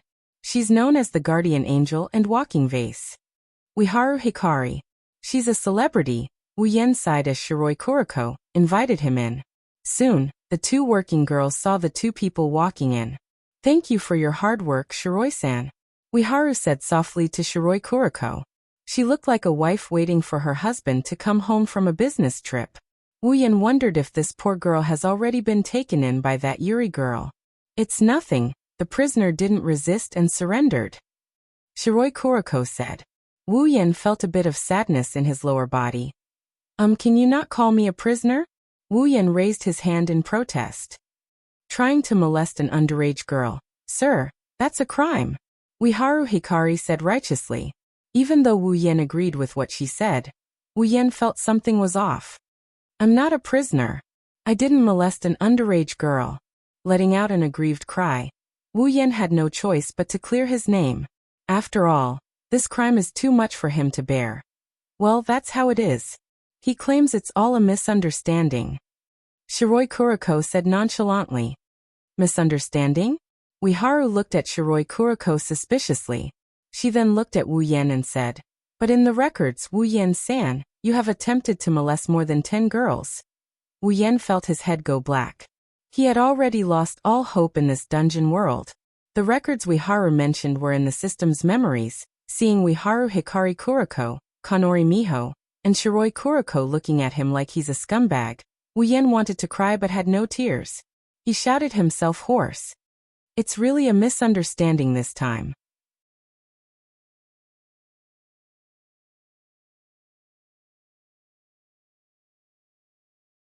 Chapter 142. No matter what Wu-yen said, the three girls were suspicious of him, making Wu-yen want to cry but no tears came out. Perhaps it's because of Wu-yen's frivolous personality. The three girls were a lot nicer to him. Of course, the nicer words coming out of that Yuri girl's mouth weren't so nice. In the end, under Wu-yen's efforts, they didn't add another record to his record. They only gave him a warning, especially Shiroi Kuriko. She said something like she won't let him go the next time she sees him. She's just like a bad girl. After writing a bad review warning on the file, Konami looked at Wu-yen and said, "Okay, let your friend vouch for you and you can go." Wu-yen flinched. "Let's not talk about the official's guarantee. Just finding a guarantor is a problem. Don't forget, the identity given by the system is that he has no friends, no parents, no girlfriend. Where is he going to find a guarantor?" Do I have to have someone vouch for me before I can go?" Wu-yen said with a hollow laugh. It's been an hour since he came to Academy City, and he felt his heart weaken a lot. "HM?" Konami frowned and stared at Wu-yen. She said seriously, "This is the rule. As a citizen of Academy City, you should know about it." Wu-yen rolled his eyes. To be honest, he really didn't know.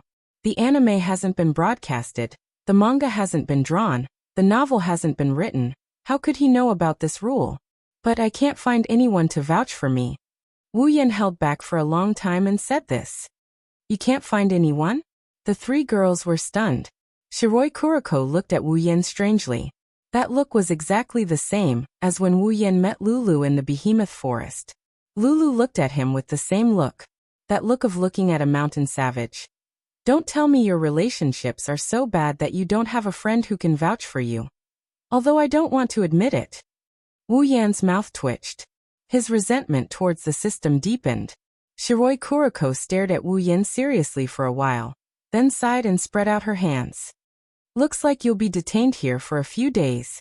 Must it be like this?" The three girls nodded in unison. Even Chu-chun was no exception. Wu-yen raised his head and looked at the ceiling. His face was filled with grief. He was speechless for a long time. In Academy City, it's not that Wu-yen doesn't know anyone. On the contrary, he knows a lot of people. He even knows that damn otaku Alistair. It's just that they don't know him. The only people who know him are the girls who came with Wu-yen. But who knows what identities they were given and where they are now? This time, Wu-yen's intestines are turning green from regret. He didn't expect them to be separated. He changed so many items. Why didn't he think of a different method of communication? Even though they can sense each other's presence due to the intertwining of life force, they didn't expect him to be arrested the moment he arrived. Without a way to contact them, by the time they come looking for him, he would have already been detained to the point where he can be released. Sigh. I wonder how they are doing. Wu Yan isn't worried about Chuju. She has strong self-discipline. Wu Yan is a bit worried about Ikaros. Ikaros isn't good at interacting with people. Wu Yan is worried about Astria. Who knows if that idiot can survive in this place?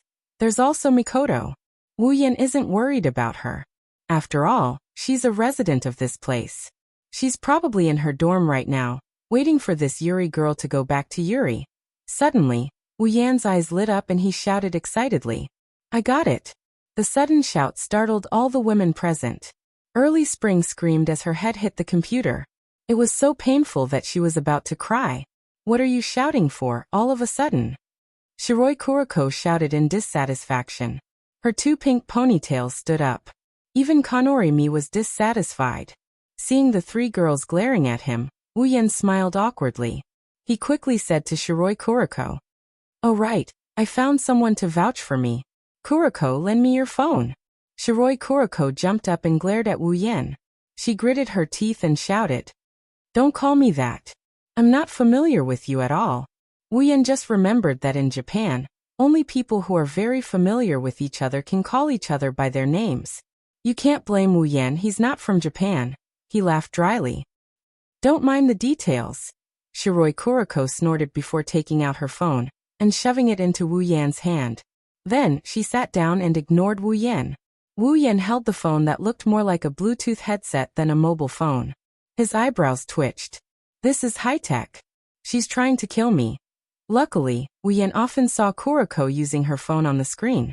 He clumsily used the phone to search for something. Soon, a name appeared on the screen. Wu Yan's face lit up. He quickly dialed the number back. Under the confused eyes of the three women, the call was finally picked up after a series of busy tones. An extremely familiar voice also sounded.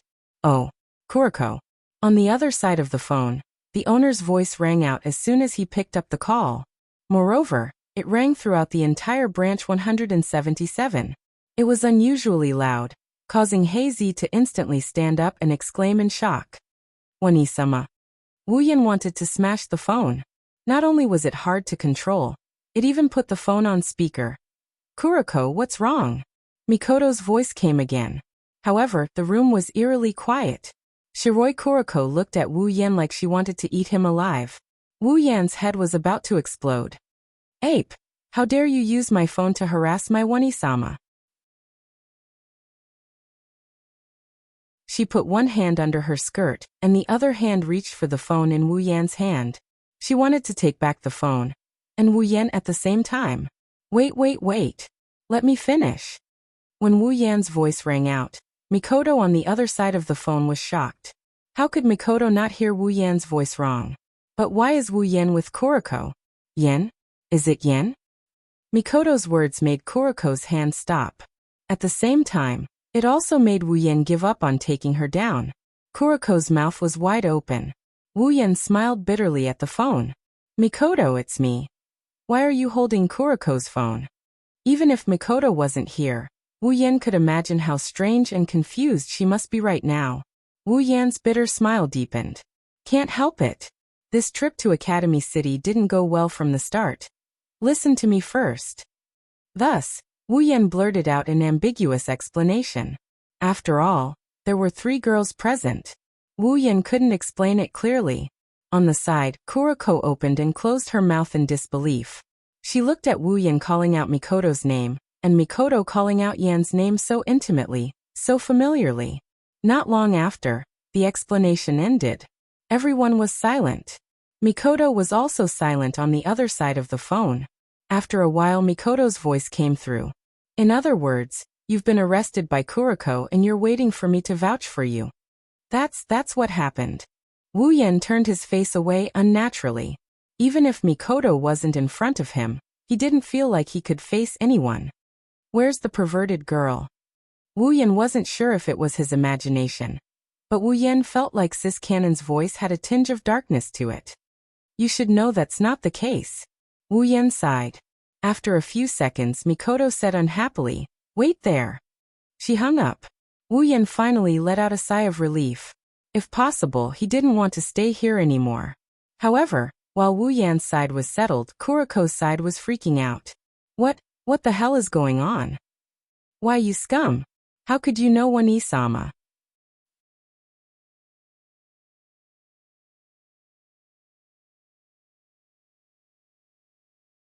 Chapter 143. Mikoto hurriedly ran to branch 177 and politely knocked on the door. After all, this is her first time here.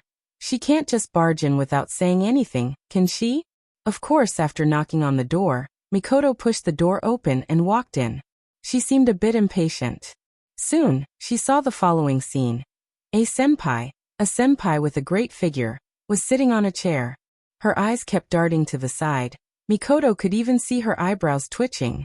A very petite and cute girl with a garland on her head was sitting in front of a computer. Her head was lowered, and the corners of her eyes were glistening with tears. It seemed that there was something unsightly that made her so afraid that she didn't even dare to look at it. It was a stark contrast to that senior. There was another person, a very, very familiar person. He was also sitting on a chair, looking out of the window. Occasionally, he would glance at a certain seat, and then continue to look out of the window in a lonely manner. He had a posture as lonely as snow. What's going on? Such a strange scene made Mikoto's body a bit stiff. She was slightly stunned and rubbed her eyes. In the end, it was still the same. Although it looked like a normal scene, for some reason, Mikoto felt that the atmosphere was very strange. She didn't know if Wu-yen just noticed or if he was pretending. Looking at Mikoto, Wu-yen smiled. Coming, Mikoto. Mikoto took 2 steps forward and came to Wu-yen's side. She frowned and asked, "What's going on? Weren't you in a hurry when we were on the phone?" "Ai." Wu-yen sighed and looked at Mikoto sympathetically. He put a hand on her shoulder and told her in a serious tone, "Mikoto, now I know just how painful your daily life really is." Huh? Mikoto was confused. On the other side, Konorimi and Wiharu Kaori also walked over. However, their expressions were different. One had curiosity, the other had stars in her eyes. They looked at Mikoto like a groupie. "You're Tokuwadai's trump card, that Misaka Mikoto?" Miwei looked at Mikoto from head to toe, as if trying to see if there was anything different about her. She smiled and said, Mikoto was very polite to strangers, not to mention this person was her senior. "Yes.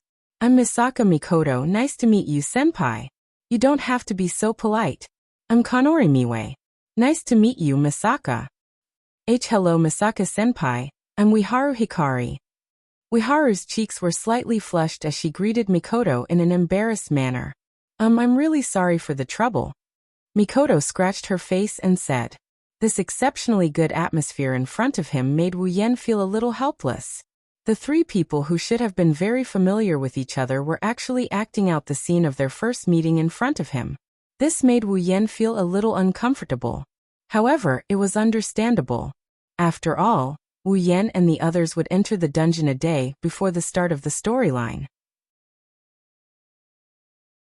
It was normal that Sis Canon did not know Wiharu Hikari and Kanori Miwei at this time. Seeing that they were regretting that they did not meet earlier, and wanted to have a good chat, Wu-yen quickly interrupted them. Miss, can I leave now?" Hearing this, the 3 of them stopped. Kanori adjusted her glasses and nodded. Since someone is here to vouch for you, we will naturally let you go." Miwei then turned to Mikoto and said, "Misaka-san, you have to help me keep an eye on your friend. Don't let him do anything that doesn't conform to the code of conduct. You should know that he has quite a few bad records." Wu-yen laughed dryly, not knowing what to say. Mikoto was the same. Of course, this was only because she knew about Wu-yen's situation. If Wu-yen really did something perverted, it would be strange if she did not seduce him. Mikoto glared at Wu-yen fiercely. In return, Wu-yen looked back at her innocently. Mikoto could not help but laugh. Suddenly, she seemed to have thought of something and looked around. "Oh right, where's Kuriko?" The scene suddenly quieted down. Mikoto looked at the silent Kanori and Wiharu Hikari curiously, then looked at the expressionless Wu-yen. "What's wrong? Did something happen to Kuriko?" "No. It's nothing."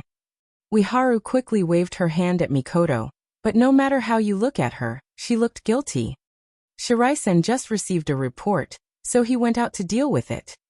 Kanori quickly pulled Ueharu away and smiled at Mikoto. Of course, if one looked closely, one could see the unnatural look in her eyes. Oh, is that so? All right, Mikoto, let's go. Wu-yen pulled Mikoto and walked out. Gura-senpai, Ueharu classmate, will be going first. Kanori and Ueharu quickly nodded. Compared to before, when they couldn't wait to chat with Mikoto until the sky turned dark, it was a completely different attitude. Mikoto tilted her head in confusion and quickly followed Wu-yen. After Wu-yen and Mikoto left, Kanori and Ueharu looked at each other and ran under a table to look inside. There, Shiroi Kuroko was tied up and thrown there like a bag. Her mouth kept making woo-woo-woo sounds. It was obvious that her mouth was sealed. The two girls bitterly smiled. They did not seem to be surprised. Instead, they quietly pulled Shiroi Kuroko out and untied her. That scum! How dare he treat me like this? I'm going to stuff him into the ground. Shiroi Kuroko didn't care about her body that was still tied up and screamed at the top of her lungs. Kanori and Ueharu couldn't help but cover their ears. Kanori bitterly smiled and put down her hands. She continued to untie Kuroko while saying, Shiroi, you can't blame him for this. You didn't listen to what he said and even wanted to move the phone into his body. But that scum, since he wants to touch Wani-sama, as Wani-sama's attendant, how can I let him continue to exist in this world? Shiroi Kuroko said as if it was a matter of fact. Then she suddenly remembered something and screamed. All right. Wani-sama left with that scum. That scum must be trying to take Wani-sama to a place where no one is around and do this and that to her. No. Wani-sama. Wani-sama. Wait for me. Kuroko is coming to save you. Her voice echoed throughout the entire discipline committee branch. Too bad your Wani-sama won't be able to hear it. Also, who knows how many times he's done this and that. On the other hand, Mikoto finally understood what happened after Wu-yen explained in a helpless voice. So that means you're now a delinquent. Mikoto looked at Wu-yen with a smile. Yeah, that's why don't you go out and flirt with delinquents for the time being. Wu-yen said in an annoyed tone. Mikoto couldn't help but laugh again. After laughing, Mikoto said worriedly, I wonder how Chuju, Ikaros, and Astria are doing? Well, they won't turn into delinquents too, right? Wu-yen was actually looking forward to seeing Kaisha-sama, Ikaros, and Astria turn into delinquents. Wu-yen smiled as he thought of something. Then he put on a serious face. Mikoto, you're more familiar with Academy City. Why don't you go look for Chuju and the others? What about you? Mikoto stopped and turned around to look at Wu-yen. It's like she's trying to see through Wu-yen's heart. Wu-yen smiled and ruffled Mikoto's hair. Of course I'll follow the plan. Mikoto wasn't embarrassed by Wu-yen's intimate action this time. She looked at Wu-yen seriously and said softly, Don't force yourself. Wu-yen nodded, but Mikoto was still worried. You can't do it alone. We agreed to do it together. Wu-yen nodded again and smiled.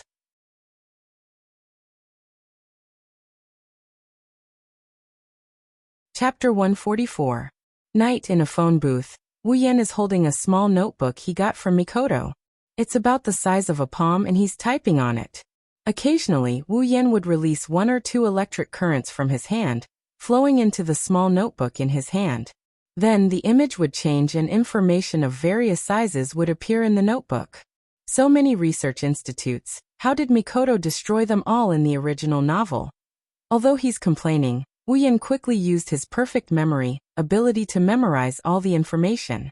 Then he carefully controlled the information and exited.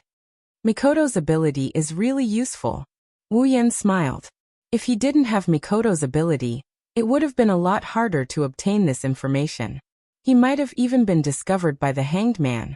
After that, Wu-yen recalled the information he memorized and walked towards one of the research institutes. There's something Wu-yen must obtain. In front of a large research institute, Wu-yen walked out from a corner.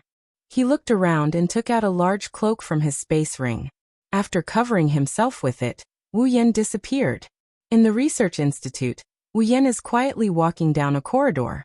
With an electromagnetic shield, he's not afraid of any electronic devices detecting him. As for being discovered, with the cloak, there's even less of a need to worry. The research institute is huge. Although it's huge, Wu Yan still walked in a certain direction. Wu Yan has already memorized the map and whatnot. At night, there aren't many people patrolling the research institute. Occasionally, you'll see one or two. At other times, there are more robots that look like trash cans. When he meets someone, Wu Yan will carefully stop. When they pass by, Wu Yan will move again. When he meets the robots, Wu Yan will ignore them and walk past them. Every time this happens, the robot's eyes will dim for a moment. When Wu Yan passes by, they'll return to normal and continue patrolling. Along the way, Wu Yan lost count of how many times he's encountered a door. Others might have had to spend a lot of effort to enter these doors, but Wu Yan only needs to swipe his card and the door will open. Mikoto's ability is really suitable for invading these places. Opening another door, Wu Yan walked in. Behind the door, it's no longer the usual steel corridor. Instead, it's a very large place. There are a few computers running around. Some information is neatly arranged on the bookshelves. On both sides of the room, there's a large culture tank that looks like a capsule. There's an unknown liquid inside that seems to have some function. At the front, in the most conspicuous place, there's a large computer with a screen that's comparable to a movie screen. When he saw it, Wu Yan ignored everything else and went straight for it. It's obvious that Wu Yan is looking for this computer. The computer screen is dark, but the buttons at the bottom are lit up. Wu Yan fumbled around for a bit before reaching the center of the computer. He looked at the buttons and pressed them down. After pressing a few buttons, Wu Yan stopped and stood there waiting. When a red light lit up, he pressed his hand on the keyboard and activated his ability. A few small electric currents flowed into the keyboard and made a beep beep beep sound. After the last electric current flowed in, the red light turned green. At the same time, a groove suddenly popped up on the keyboard in front of Wu Yan. In the groove, there's a small bottle. Inside the bottle, there's some red blood. Seeing this, Wu Yan smiled and picked up the bottle. After checking it out and confirming that there are no problems, Wu Yan let out a sigh of relief and stored it in his S.P. ring. The blood inside is none other than Mikoto's. This is Mikoto's DNA that was used to replicate the Misaka sisters. The sisters were born into this world because of this DNA. That's why the first thing Wu Yan wanted to get his hands on after coming here is this DNA. Since he's decided to save the sisters, Wu Yan must have thought about it carefully. He doesn't want to wait until after he saves the sisters and Alistair creates more sisters for his artificial heaven project. At that time it would be troublesome. He would have to come back and save her one more time. And that's already a light punishment. Although he didn't know if there's a foreign individual in Academy City who suffered that much, but he didn't want Mikoto's DNA to be used endlessly to increase her pitiful lifespan. Just in case, after storing Mikoto's DNA, Wu Yan walked towards another place, repeatedly dodging the patrolling guards, repeatedly opening the door, repeatedly walking through the monotonous and tasteless corridor. In another part of the research facility, Wu Yan finally saw the person he's looking for. Tokuwadai's school uniform, brown shoulder-length hair, a face that was exactly the same as Mikoto's, and a body that was exactly the same. The only difference was that she was wearing a pair of military goggles on her head. Her brown eyes were as calm as an ancient well, almost to the point of being dull. Mikoto's sister. Wu Yan's face lit up. Mikoto's sister is probably patrolling. She's walking back and forth in the corridor, oblivious to the fact that there's an extra person beside her. Wu Yan suppressed the joy on his face and looked around. After making sure there's no one else around, Wu Yan took off his cloak and walked in front of his sister. When a person suddenly appeared in front of them, as long as they were human, their first thought would be there's a ghost, and their second thought would be run. But in this Academy City, even the most inconceivable things could be explained by science, so while people might be surprised, they wouldn't think of running away. Mikoto's sister is the same. Of course, that's what she said. She looked at Wu Yan expressionlessly. She paused for a moment and said, "Who are you? Are you here to steal something from the research facility?" Misaka stared at the thief in front of her in shock, wondering if she should call for help. "From your expression, I don't see any surprise." Although he knew his sisters were like this, Wu Yan still felt his mouth twitching uncontrollably. There's nothing valuable in the research facility. Even if there is, it wouldn't be here. You can look elsewhere. Misaka, try to chat with the thief in front of you and find a chance to escape. Can you listen to me first? Don't run away in such a hurry? Wu Yan dryly laughed as he told himself not to ridicule her before telling her sister. Mr. Thief, do you have something to say to Misaka? Misaka stared at Mr. Thief and thought about what thieves usually say to others. Rubbing his forehead and patting his face, Wu Yan felt that if he didn't ask what he wanted to know, he might be killed by Misaka's sister. Wu Yan turned serious and looked at Misaka's sister.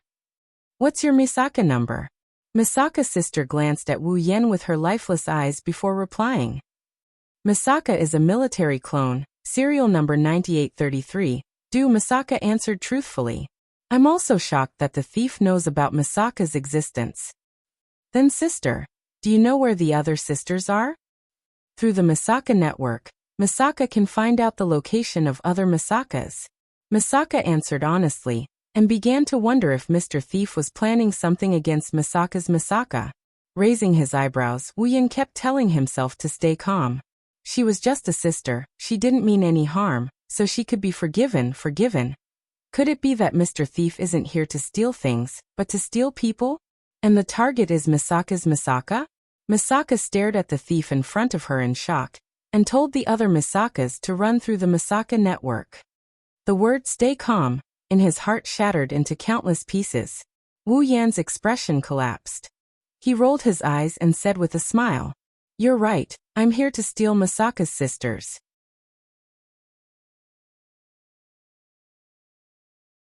Chapter 145. Academy City, in a research institute. Director. Something happened. An old man frowned when he heard the voice. He looked at the source of the voice and shouted, "What are you doing? Don't you know that I don't like to be disturbed?" The person who shouted "something happened" said anxiously, "But leader, something really happened." "What happened?" "The number 3 military clones in the research institute are all gone." "Oh." The old man was stunned. He waved his hand casually. "If they're gone, then so be it. Just ask the people below to make a few more." But director, the number 3 DNA sample is gone too." "What did you say?" The old man was shocked. At the same time, in Academy City, there were no less than 5 research institutes with the same name. The same conversation was happening one after another. The sisters living under their names had all disappeared. Moreover, the original DNA samples that had been preserved in batches had also disappeared. When the people in charge of these research institutes realized that something was wrong, they immediately used all kinds of methods to investigate. In the end, whether it was surveillance cameras or other detection devices, none of them could find out what happened. After that, some other researchers who were involved in the same research found out about what happened to the sisters from their colleagues. They all counted the sisters under their names, and were relieved when they found nothing wrong. Soon after, countless researchers started investigating the matter from the sisters. The sisters had access to the Misaka network. If they wanted to know the whereabouts of the other sisters, asking the sisters was undoubtedly the most effective method. However, what shocked them the most was that all the sisters said that the missing sisters had been stolen by a strange thief. The relevant personnel were all furious on the spot. For a scientist, there was nothing more infuriating than stealing their research material. Some of the researchers' eyes even turned red. However, when they asked the sisters what the thief looked like, none of them could answer. The reason was simple. They only knew how to use words like strange person and thief to describe the culprit. They didn't know how to describe the culprit. When they asked about the whereabouts of the missing sisters, they said that the sisters' connection to the Misaka network was cut off. However, one thing is for sure, there's a plan going on to target the sisters. Academy City, School District 7. There's a tall building with no doors or windows. It's located right in the middle of School District 7, but there's not a single person within 10 meters of it. Inside the building, in a sci-fi room, there was a huge test tube that connected the ground floor to the top floor. The tube was filled with an unknown yellow liquid. A man with long white hair, wearing a green surgical gown, was floating in the liquid. He was hanging upside down. This man is the director of Academy City, the source of all this, Alistair. In front of him, there were some images that were being replayed over and over again. However, he wasn't sure if it was because the owner wasn't satisfied with it, but the replays were still going on. These images were of the research institute that was in a mess because of the missing sisters and the original DNA sample. After an unknown amount of time, the scene finally stopped replaying and disappeared. Alistair closed his eyes, and as he did so, the place fell into a long period of silence. Only a murmur that no one could hear clearly echoed in this space for a few seconds. Thief, ha! While the entire upper class of Academy City was in chaos, the person who caused all of this was leisurely walking down a street, observing everything around him with great interest, as if he was a country bumpkin, strolling around leisurely. For those who live in Academy City, of course, they wouldn't be able to understand Wu Yan's feelings. When he first came to Academy City, he got caught up in the drama of molesting girls and became a pervert. After a few twists and turns, he was released and immediately became a thief. He didn't even have the time to properly observe Academy City. He had to admit that Academy City had its own unique attraction. As a high-tech city, of course, technology could be seen everywhere. However, there were also some places that were retro. It formed a nice scenery that made Wu Yan's eyes light up. After a sleepless night, Wu Yan didn't feel tired. As a veteran otaku, staying up late was a common occurrence. Staying up all night was nothing to him. After a phone call with Mikoto in the morning and reassuring her, Wu Yan walked around. Of course, in Sis Cannon's words, you have to let her know if you're dead or alive. As he walked down the street, the students who passed by made Wu Yan sigh. He couldn't help but lament that he was old, and that he was no longer in the same world as the students. He didn't realize that the two girls he had pushed down were also students. Sometimes, he could hear some gossip from these people.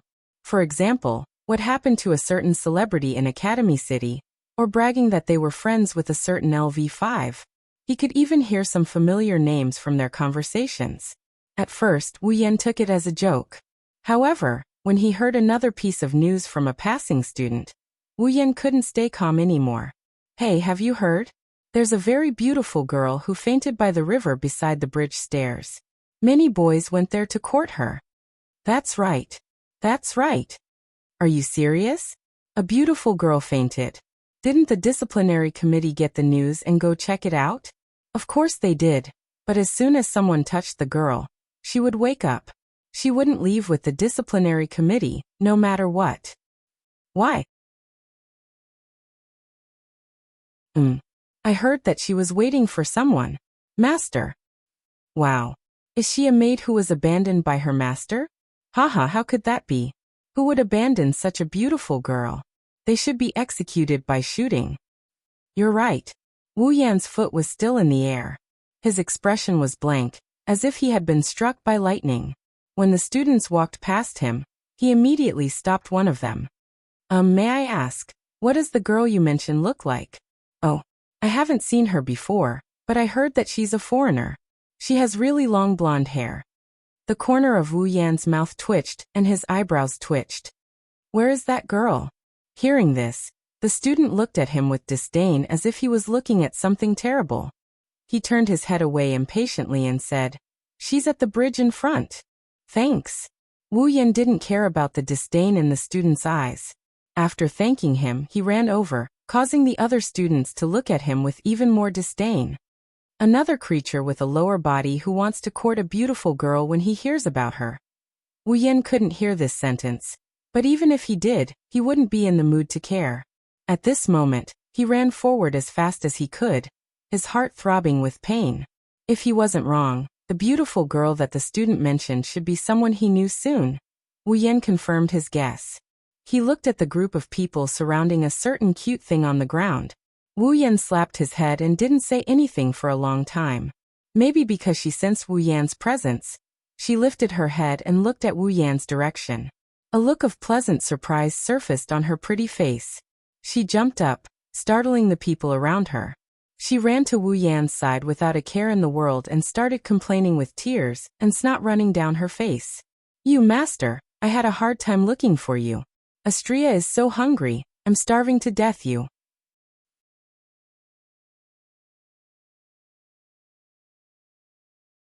Chapter 146. Looking at the crying Astrea, he didn't know whether to laugh or cry as he listened to her talk about the starvation theory. Sweating profusely, he felt the strange gazes coming from the crowd, and he almost fell to his knees. What the hell is going on? Wu Yan felt like he should be the one crying. Unfortunately, Astrea doesn't seem like she has any intention of answering him. She wiped her tears and shook her head while mumbling something under her breath. I'm so hungry. Twitching his mouth, Wu Yan couldn't hold back his tears as he watched Astrea's series of cute actions. He thought she looked cute on the screen, but why does it feel like he's powerless when he's experiencing it for himself? Tell me first, why did you fall over there? Wu Yan pointed at the spot where Astrea fell. Astrea whimpered and replied, I was too hungry so I just collapsed there. Wu Yan felt a slight pain coming from his lower body. He almost fainted along with her. How should I put this reason? It's not even a good enough reason. Wu Yan sighed helplessly when he saw Astrea shaking her head weakly. Anyway, let's get you something to eat first. Hearing that, Astrea regained her senses and straightened her body. Her little head nodded furiously and her cheeks blushed. The feeling of being on the brink of death was completely gone. Wu Yan felt a stomachache. So it's you scumbag. Wu Yan pulled Astrea's hand and ran outside. When Wu Yan turned around, a pink figure appeared in front of him. She glared at Wu Yan as if she wanted to eat him alive. It's Shiroi Kuriko. His body stiffened and he forced himself to raise one hand while laughing dryly. Yo, hello Kuriko. At the same time he cursed himself in his mind. Why did I show up in such a big way? I heard a disciplinary committee member was coming and 177th branch is in charge of this area. The probability of encountering this Yuri girl is over 90%. Why was I so stupid? I really didn't want to run into her. Don't call me that. Kuriko ground her teeth. Her eyes were filled with hatred. How dare you treat me like that yesterday? You even took Oniai-sama away. You came at the right time. Let me move you into the ground, you scumbag. With that, he disappeared with a leap. Wu Yan's expression changed as he dodged to the side. A slender little hand touched the spot where Wu Yan was just a moment ago. Kuriko appeared there.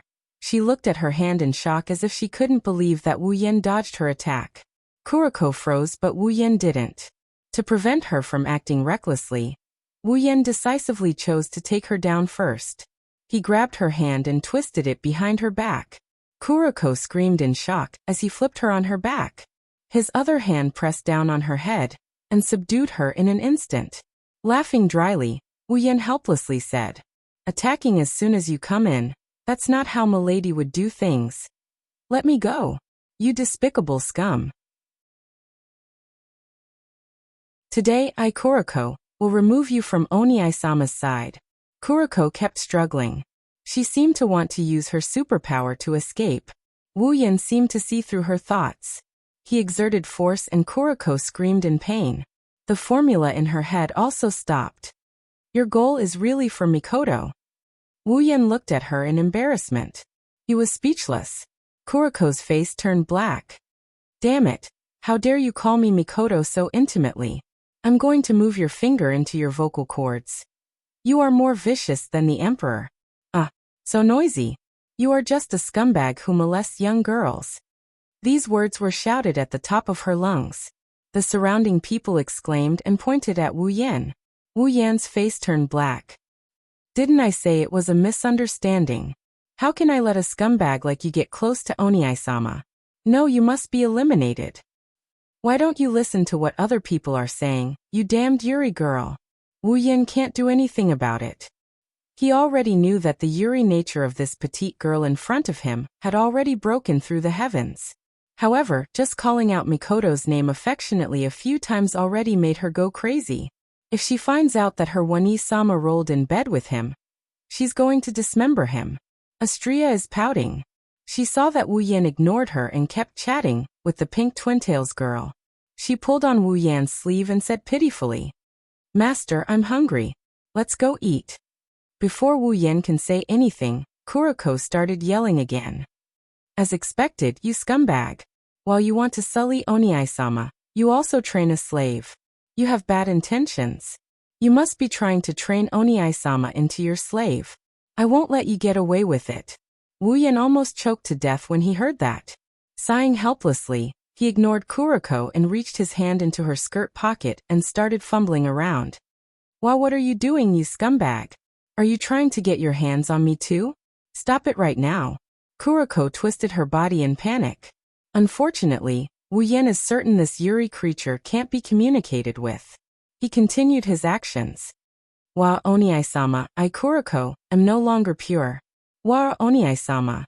Kuriko gave up on her futile struggle and cried out her crimes. Wu Yan rolled his eyes. Isn't it just searching her pocket? Is it necessary? Wu Yan took Kuriko's phone out of her pocket. With his previous experience, he quickly found Mikoto's number and dialed it. Hey Mikoto, where are you right now? Wu Yan asked when the call connected. Yan? Why are you using Kuriko's phone again? On the other side of the phone, Mikoto is a bit surprised that Wu Yan is using Kuriko's phone to call her again. Don't tell me you got caught again? Wu Yan felt awkward. How is that possible? Kuriko craned her neck and shouted. Oni! Help! That scumbag wants to give me hazy. Oh. Wu Yan covered Kuriko's mouth and glared at her. Mikoto, did you find Chuju and the others? Not yet. Mikoto said regretfully. I see. Wu Yan felt a bit regretful. He turned to Astria, who had tears in her eyes, and he helplessly continued. But I found Astria instead. Did you find Astria? Mikoto exclaimed in surprise. Looks like she cares about this clumsy Astria too. Yeah, you can come out now. I'll bring Astria to the restaurant to wait for you. Kuriko started struggling with all her might. She kept making noises like she was trying to stop something. Okay, I'll be right there. After hanging up, Wu Yan stuffed the phone back into Kuriko's pocket and let go of her mouth. Of course, Wu Yan regretted it the moment he let go. Scumbag! How dare you ask Oni-sama out? I won't let you get away with it. Kuriko yelled loudly, and once again attracted a lot of onlookers. Looking at the eyes of the crowd that are looking at him like he's a scumbag, he sighed towards the sky. He really wanted to push this Yuri girl down. Thinking about this, Wu Yan's eyes lit up, and he grinned at Shiroi Kuriko, who is struggling in his arms. Kuriko felt a chill down her spine, and a sense of danger rose from the bottom of her heart. She didn't know where this sense of danger came from, but she subconsciously shut her mouth. Wu Yan patted Kuriko's head and let go of her. Kuriko immediately jumped up and put some distance between them. She looked at Wu Yan cautiously and pursed her lips. He turned to Astria and held her hand without saying a word. Let's go to the restaurant. Yay! Astria cheered.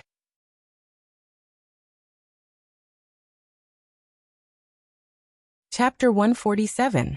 Wu Yan, Astria, and Kuriko are sitting in a corner of a cafeteria in Academy City's School District 7. It's an inconspicuous spot, but everyone in the cafeteria is looking at them with awe and amazement. There was a waiter who kept bringing up dishes with a weird expression on his face. After he put down the plate, he was stunned and even forgot to leave. Kuriko, who was supposed to be at odds with Wu Yan, is now sitting together with Wu Yan. Moreover, they both have the same expression. Her eyes are wide open and her mouth has turned into an inverted triangle shape. What an awkward situation. The dining room was quiet, and only the sound of someone eating could be heard. The plates on the table were piled high, but it was still growing at a speed visible to the naked eye. It looked like it was about to soar into the sky. Maybe it was because it was rare to see such a big eater. The people around them started taking pictures with their phones. Wu Yan and Blackie quickly lowered their heads. If they were photographed, they would be too embarrassed to face anyone. Wu Yan glanced at Astria, who is eating happily. He felt like if he didn't get enough gold from Silveria, he would have ended up in the same predicament as that guy who tried to get his hands on a girl. Of course, she's much more unfortunate than him. She doesn't have as many gold coins as Wu Yan, and she still has to feed a nun who's as much of a glutton as Astria. Wu Yan, who used to be very envious of his ability to pick up girls, now he's feeling a bit lucky. Astria should be able to become good friends with Indicia. Wu Yan thought to himself. If it weren't for the fact that he's good at picking up girls, he would have tried sending Astria to his place for a while. He's guaranteed that he'll make her hover between life and death. Blackie finally got used to Astria's ferocity. She raised her head, and the first thing she did was to use her despise skill on Wu Yan. You really are a scumbag. Not only did you train a slave, you even starved her to this extent. You really should be dissected. Wu Yan's mouth twitched. He couldn't stay calm anymore. Let's not talk about how you trained a slave, and how you wrongly accused people. Can you stop calling me a scumbag? I have a name, Wu Yan. Blackie glanced at Wu Yan with disdain.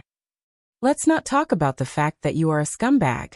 I don't think a humanoid ape needs something as luxurious as a name. Haha. Wu Yan laughed dryly. He knew it was useless to try to negotiate with Blackie. Mikoto is a Yuri girl. She won't look at you in the eye. However, Wu Yan couldn't help but clench his fists. I really want to beat someone up.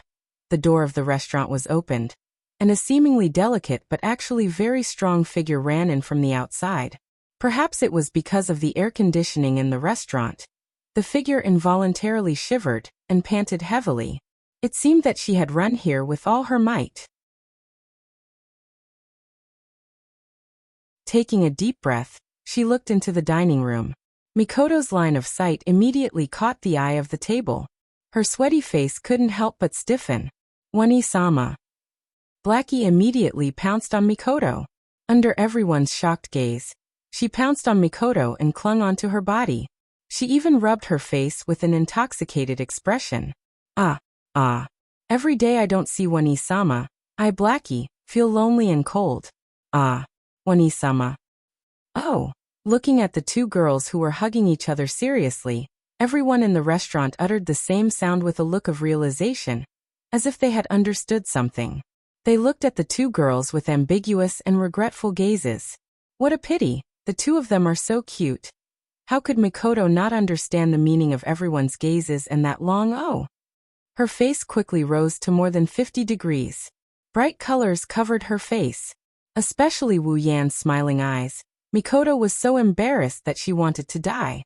Blackie, what are you doing? Get down. She grabbed Blackie's collar and pulled with all her might. Her strength was enough to shatter a boxing machine, but she didn't pull Blackie down. Instead, she got closer and closer. Wani-sama's smell. Wani-sama's body. How could Blackie let go of Mikoto? First of all, she didn't care about other people's gazes. Right now, with that scum here, it's a good time to show off their love and let him know that Wani-sama is already taken. Blackie, let go. Under everyone's teasing gazes, Mikoto's face got redder and redder. Wani-sama, you don't have to be shy. Kuriko knows that Wani-sama actually loves Kuriko. Kuriko's eyes glowed like a wolf's as she spoke. That's right, it's a wolf's gaze. Her hand has already reached Mikoto's chest, just a centimeter away. Mikoto is so scared her soul almost flew out of her body. It's not like she hasn't experienced this before, but this time is different. Wu Yan isn't too far away, and even if she never verbally acknowledged their relationship, in her heart, she already acknowledged their relationship. If she let him think that she has some weird fetish, how am I supposed to continue living? Little did she know that Wu Yan already knew about Blackie's existence. He's already seen this scene countless times on the screen, so he didn't say anything. Instead, he just watched with a smile, almost clapping his hands. After all, Blackie, Yuri and Mikoto's resistance is a great sight in Academy City. In order to show that she has a normal sexual orientation, when Blackie's hand was about to touch her, Mikoto instantly exploded. Blackie, beep beep beep. In a split second, a blue light expanded and a blue and white current flowed on the surface of Mikoto's body. Blackie, who was hanging on her body, was charred on the outside and tender on the inside. She fell to the ground with black smoke coming out of her mouth. Oh, Wani-sama's love whip. Lying on the ground, Blackie turned into a real Blackie. She was so happy that she was even drooling.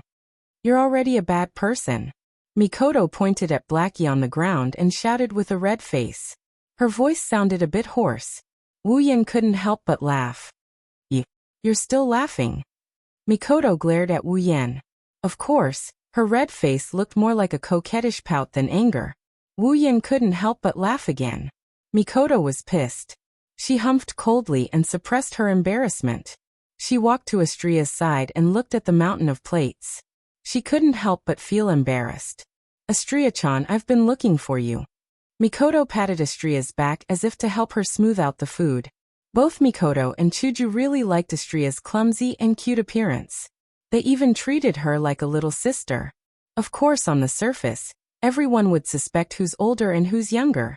You. Astria was so happy that she wanted to say something when she saw Mikoto. But her mouth was stuffed full of food and she couldn't do anything. She could only whimper. It was indescribably cute. Let's talk after you're full. Mikoto shook her head helplessly. I think it's going to be hard to wait until she's full. Wu Yan scratched his face. He didn't understand why every 2D world was filled with gluttons. Astria from Heaven, Yuyuko from Fantasyland, Saber from Fate, and Indicia from Magic Seal. Hey, Astria. Do you know where Ikaros and Chuju are? Mikoto thought for a while, and felt it was a good time to ask. Astria stopped what she was doing and shook her head. Then she continued eating. Wu Yan and Mikoto were speechless. Looks like it's going to take a while to find them. Wu Yan sighed after thinking for a while. Seeing Mikoto nod, Wu Yan pondered for a bit before looking at Mikoto, and suddenly said, Mikoto, do you want to go on a date?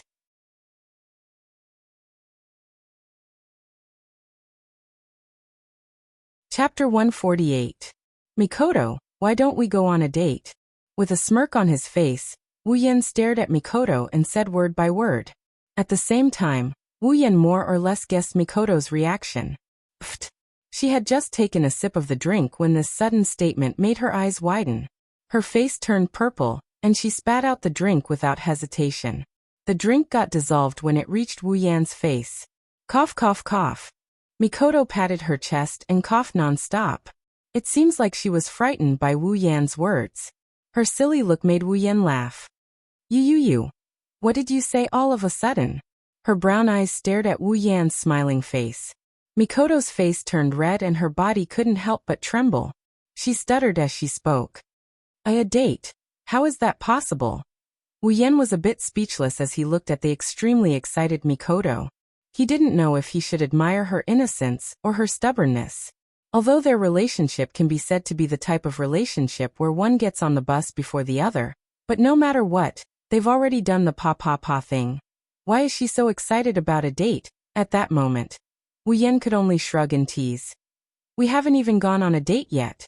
It feels weird if we don't go on a date. Come on, let's go on a date. Mikoto's face turned red.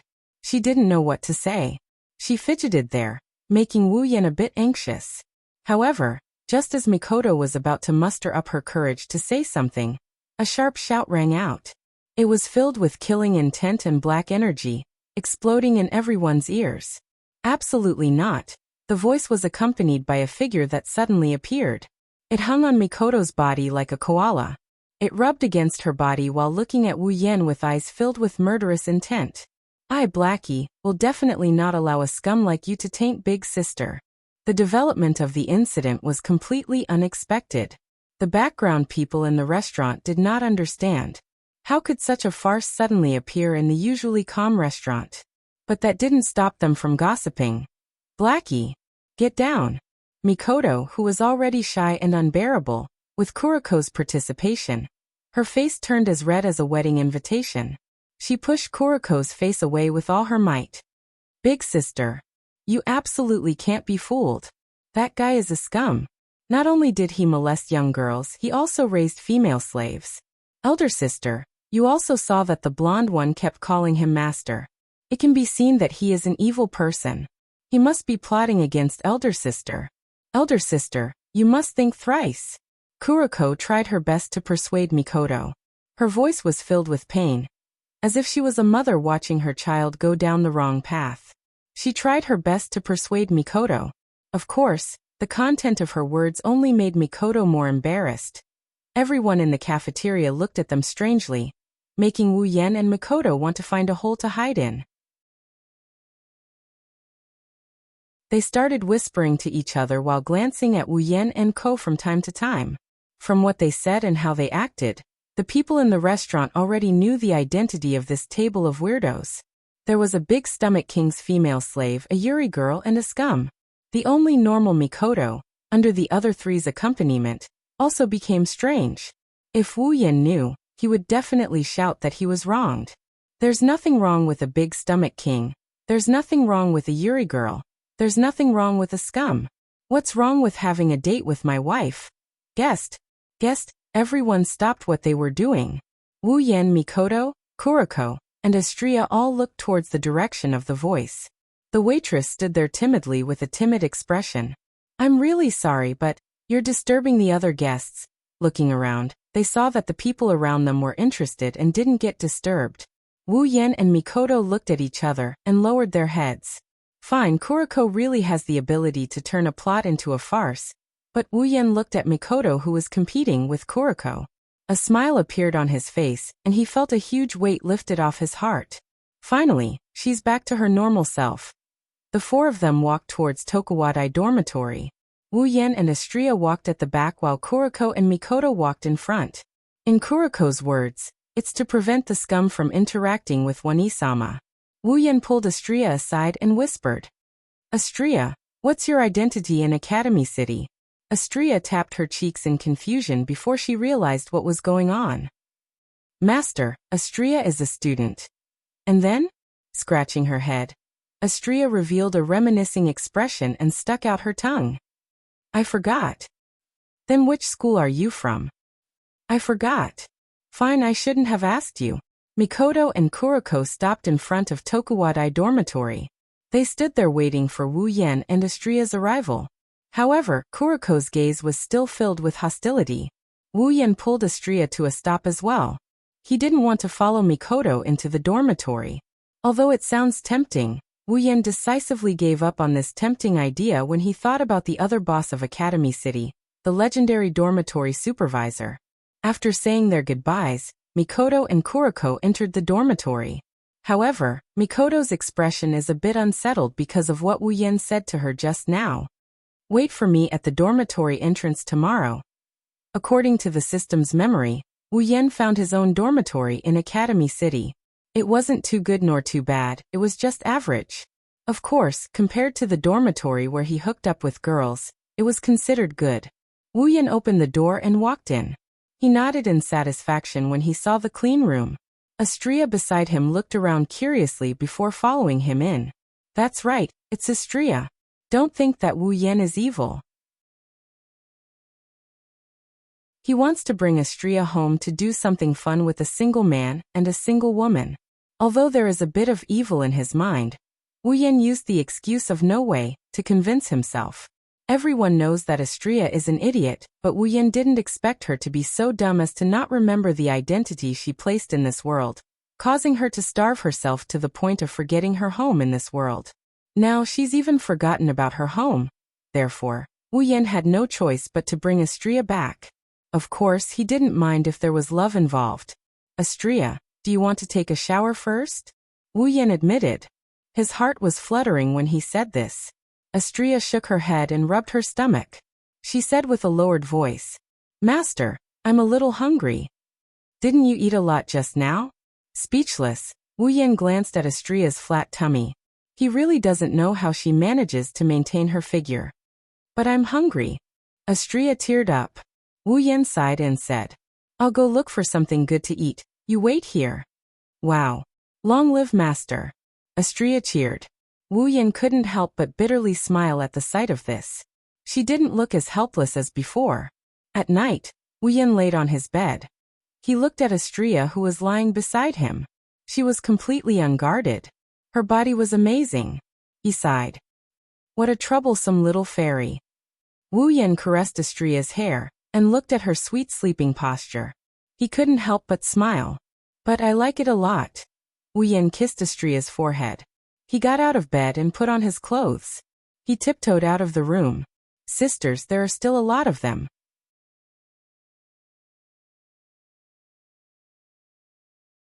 Chapter 149. Black shirt, black casual pants, and a black hooded jacket. Wu Yan looked at himself in the mirror and casually splashed some water on the side of his shirt. He nodded with a smile. With Wu Yan's looks, of course, he can't be that handsome, but at least he has the looks and won't embarrass himself. Going on a date with Sis Cannon in Academy City was his dream back when he was an otaku. Master. Astria sat in front of the table with all kinds of food in front of her. Astria didn't even look at it. Her deep red eyes were looking at Wu Yan with teary eyes. Wu Yan smiled and patted her head. Astria's teary eyes immediately turned into a comfortable expression. She rubbed her head against Wu Yan's hand. If she wore cat ears and a cat tail, she would look like an adorable kitten. Stay at home and don't go anywhere. This food is enough for you to eat for a whole day. I'll be back soon, got it? Wu Yan told Astria in a serious tone. To be honest, he's afraid that Astria would run away. With her personality, it's easy for her to get into trouble. Astria returned to her pitiful expression, but she knew Wu Yan had something important. To do so, she nodded. Astria got it. Wu Yan helplessly patted Astria's head when he saw her pitiful expression of no one wants her. Be a good girl and I'll bring you a gift when I come back. Astria smiled and looked at Wu Yan happily. She nodded her head repeatedly. Wu Yan couldn't help but laugh. Tokuwadai dormitory. After making sure that a certain black and white creature had left, Mikoto let out a sigh of relief. She knows Kuriko's personality better than anyone else. If Kuriko knew that she was going out with Wu Yan today, she wouldn't have a good ending. Have to say, compared to Mikoto, Wu Yan is much more fortunate. Both of them have someone they need to deal with by their side. Wu Yan only needs to coax them a bit and he'll be done with it.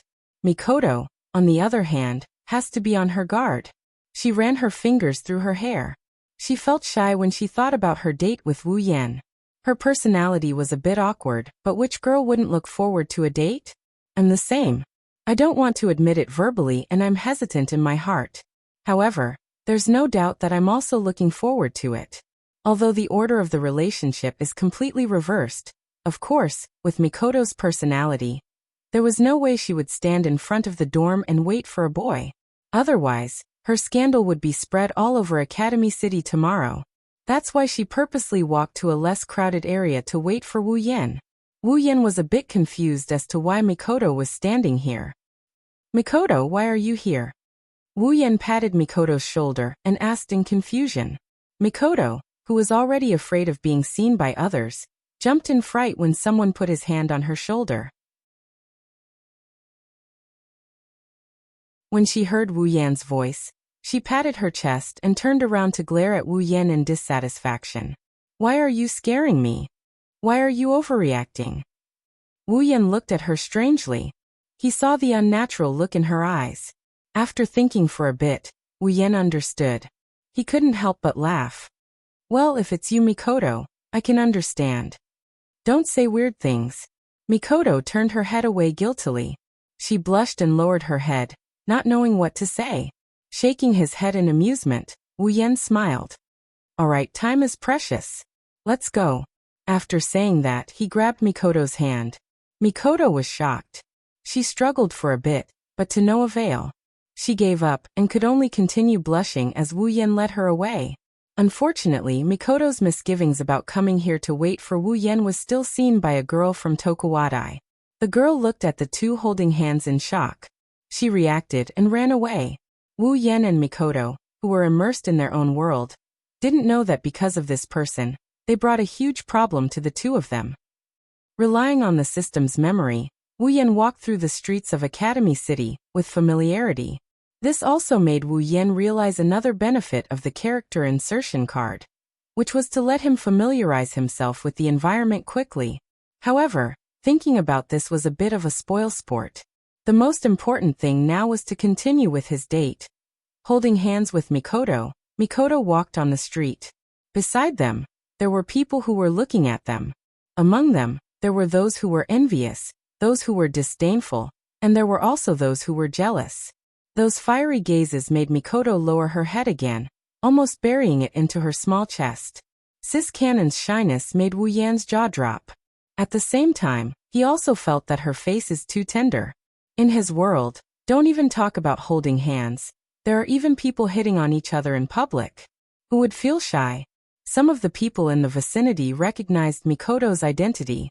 After all, She's a railgun and there's hardly anyone in Academy City who doesn't recognize her.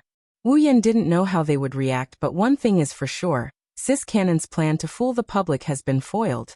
With Mikoto's personality, bringing her to a game store, a manga store, or a quack shop would be the easiest way to improve her impression of him, even though Mikoto's impression of him was almost off the charts.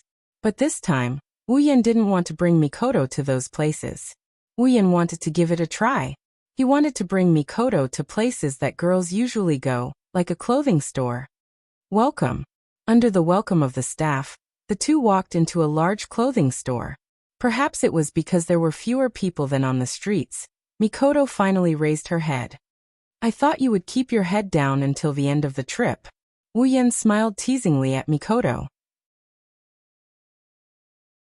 Although it was a date, Wu Yan was still as flirtatious as ever. Mikoto's face that had been red since the morning finally faded a little, but after being teased by Wu Yan, it seemed to have relapsed. So long-winded. Mikoto snorted unhappily and scanned the clothing store. Smiling, he pulled Mikoto to the women's section. Wu Yan started picking out clothes for her. In the past, he could only see Sis Cannon wearing Tokuwadai's clothes on the screen. It's rare to see her in casual wear, he almost never saw her in it. Although Mikoto wore casual clothes in the Spalier world, for some reason, Wu Yan had a strong desire to pick clothes for her. Perhaps it was because the feeling of seeing the person he liked wearing the clothes he had chosen was a little different. Mikoto likes pretty clothes as well. She's a girl after all. It's just that her interests are more inclined towards the toddler side. To Wu Yan, that's a cute point, but at this time, wearing cute clothes is more pleasing to the eyes. Soon, the two were immersed in the joy of picking clothes. Most of the time, Wu Yan was the one choosing while Mikoto would change out of her clothes with a red face. Watching Sis Cannon's fashion show in front of him, Wu Yan couldn't be any happier. This is Misaka Mikoto's fashion show in real life. Wu Yan is already thinking about when he should bring Hinajiku, Ikaros, and Astria out for a stroll. Have to say, Wu Yan's taste in clothes suits Mikoto's taste. So the two quickly picked out one or two pieces. At this time, the two looked like they were on a date.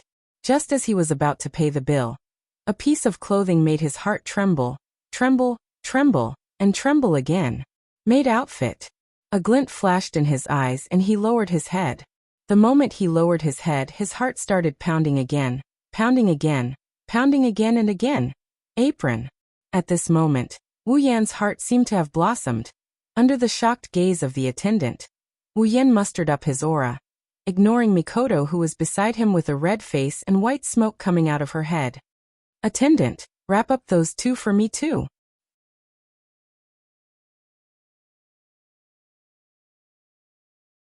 Chapter 150. On a street in Academy City, all kinds of people are looking at a man and a woman who are fighting over a bag in the middle of the sidewalk with a weird expression on their faces. Throw it away for me. Mikoto's face is red as she desperately pulled the bag and yelled at Wu Yan. From the looks of it, she's going to snatch the bag even if she has to die. No. This is very important. How can you throw it away? Wu Yan is also desperately pulling the bag. He's not going to give up even if he dies. What's strange is, under the tugging of a tier 7 and a tier 8, the bag miraculously didn't get torn apart. It's really a miracle. What important thing? It's obviously a dirty thing. Mikoto pursed her lips, her face full of shame and anger. Maid outfits and aprons are very attractive to most men. Even Wu Yan is the same. It's not that Mikoto hates these two outfits.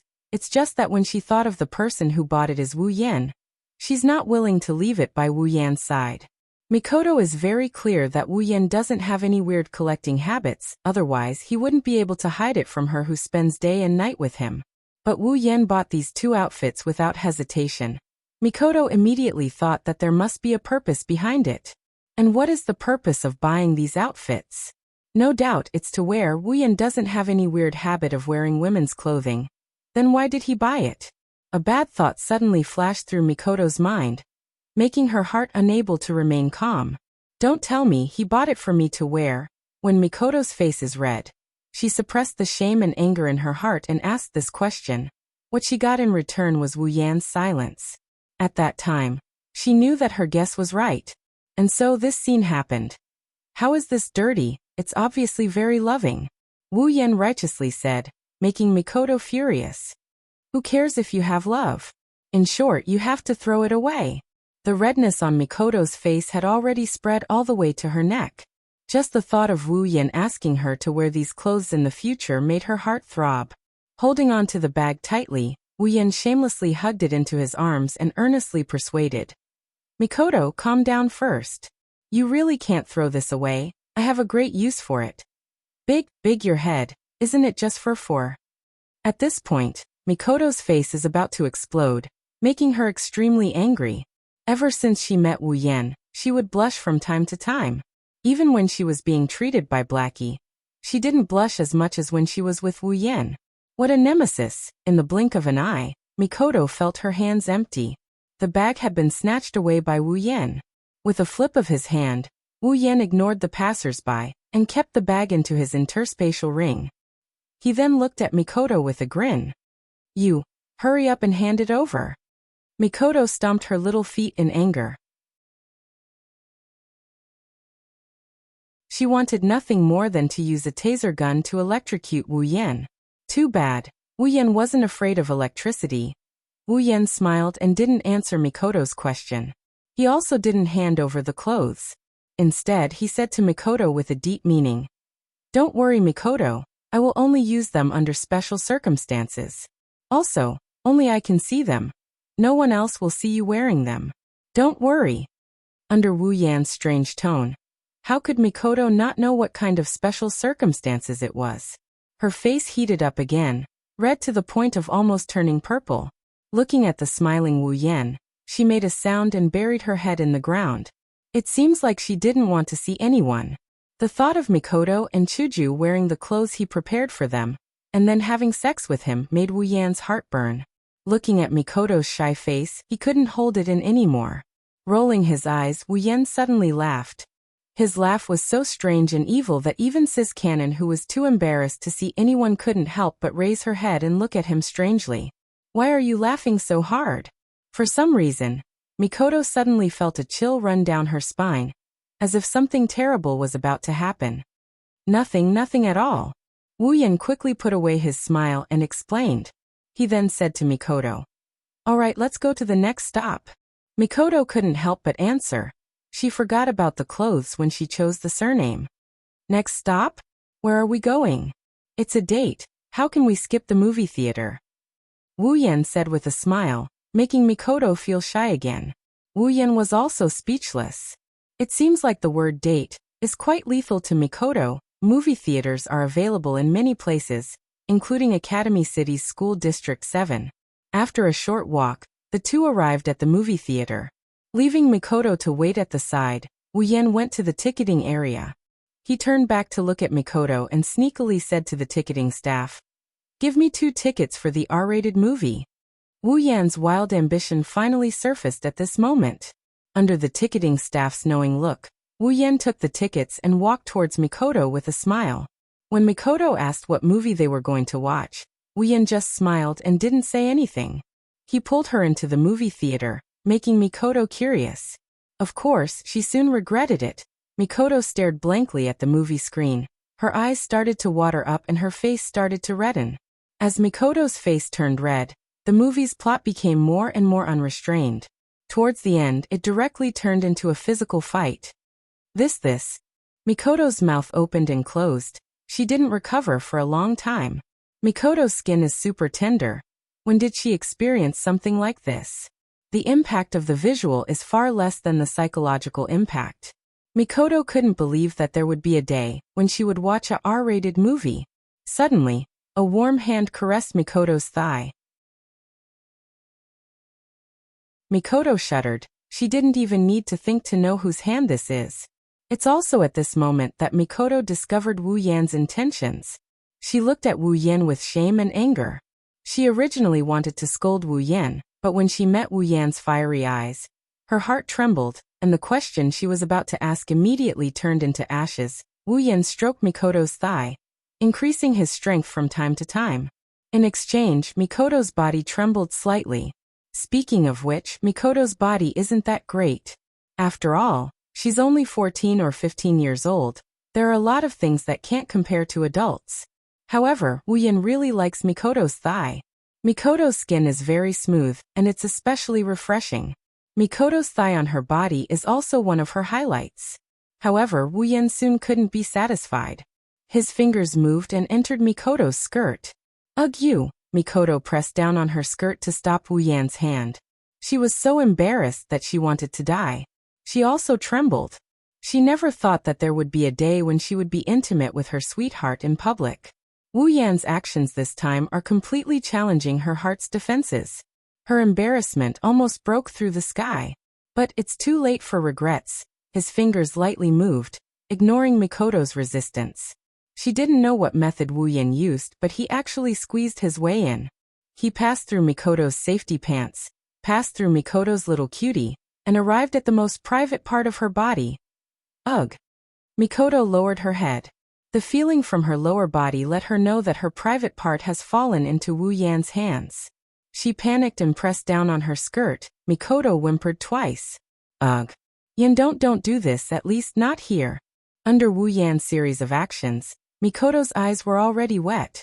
Her eyes flashed with a moving luster. She was panting in pleasure, almost unable to extricate herself. Being violated by Wu Yan in this kind of place, Mikoto felt a strange sensation. Her nerves were stirred up again and again. Her body became more easily aroused. This feeling made Mikoto both love and fear it at the same time. She could only beg for mercy and hope that he would stop. But stop? Is that even possible? Thus, without the surrounding people's knowledge, a delicate and beautiful melody resounded in the world, where only the two of them were present.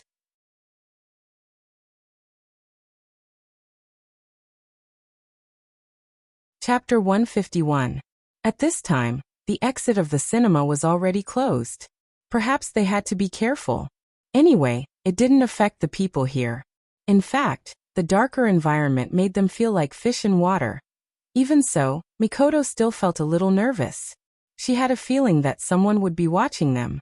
She was afraid that someone would find out what Wu Yan was doing to her. But it was normal.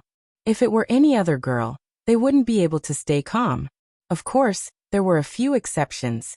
The movie's plot had reached its climax. Following that, the atmosphere became even more ambiguous.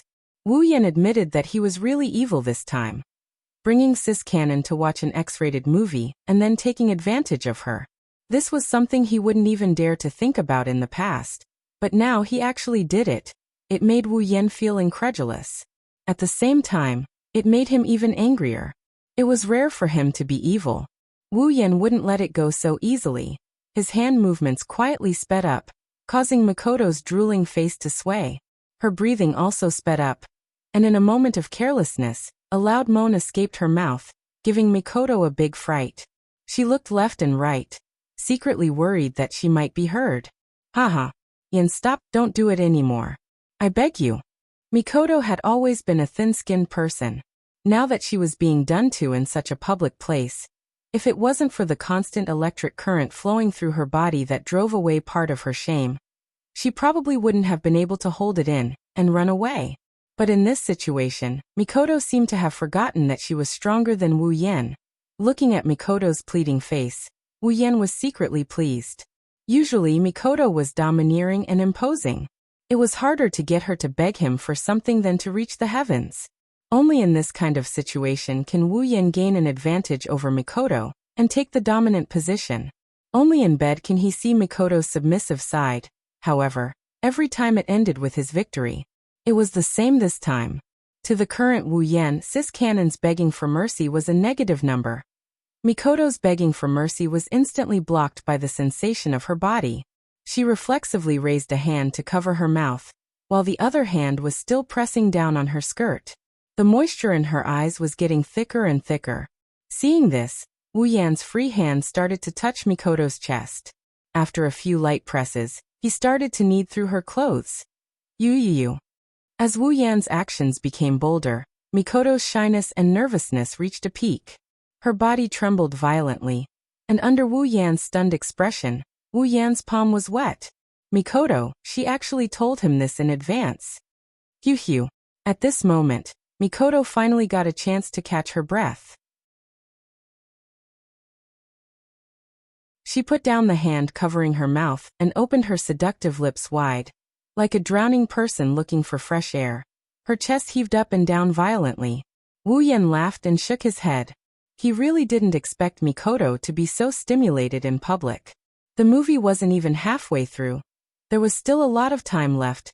Wu Yan pulled out his hand from under Mikoto's skirt. Even in the dark, he could see the water glistening on his hand. It made his hand look as if it was retracted from a clear spring. Warm and moving, snickering wickedly, he looked at Mikoto, whose eyes lost their luster, and waved his hand in front of her face. "Mikoto, you're naughty. You actually told me this in advance." Hearing this, Mikoto looked at Wu Yan's hand with difficulty. Her face was so red that it couldn't get any redder. She glared fiercely at Wu Yan. In this situation, she didn't know how to deal with it. She could only pretend to be strong. Mikoto's heart is filled with anger. She really didn't expect Wu Yan to bring her to do this kind of thing. An X-rated movie, public caressing, all of this made Mikoto embarrassed to the extreme. It's just that, anyone who saw this Mikoto with her flushed cheeks and unfocused eyes wouldn't think that she's being a pushover. On the contrary, it's quite tempting. Wu Yan was naturally tempted as well. His eyes were burning, his heart was also burning. Under Mikoto's panicked gaze, Wu Yan pulled her into his embrace. Before Mikoto could react, one hand circled around her back and went under her armpit, the other hand came to her chest. Both hands pressed down on her chest, and then kneaded. You. Her heart started to beat faster. Under Wu Yan's kneading, the little bit of strength she recovered with great difficulty immediately disappeared.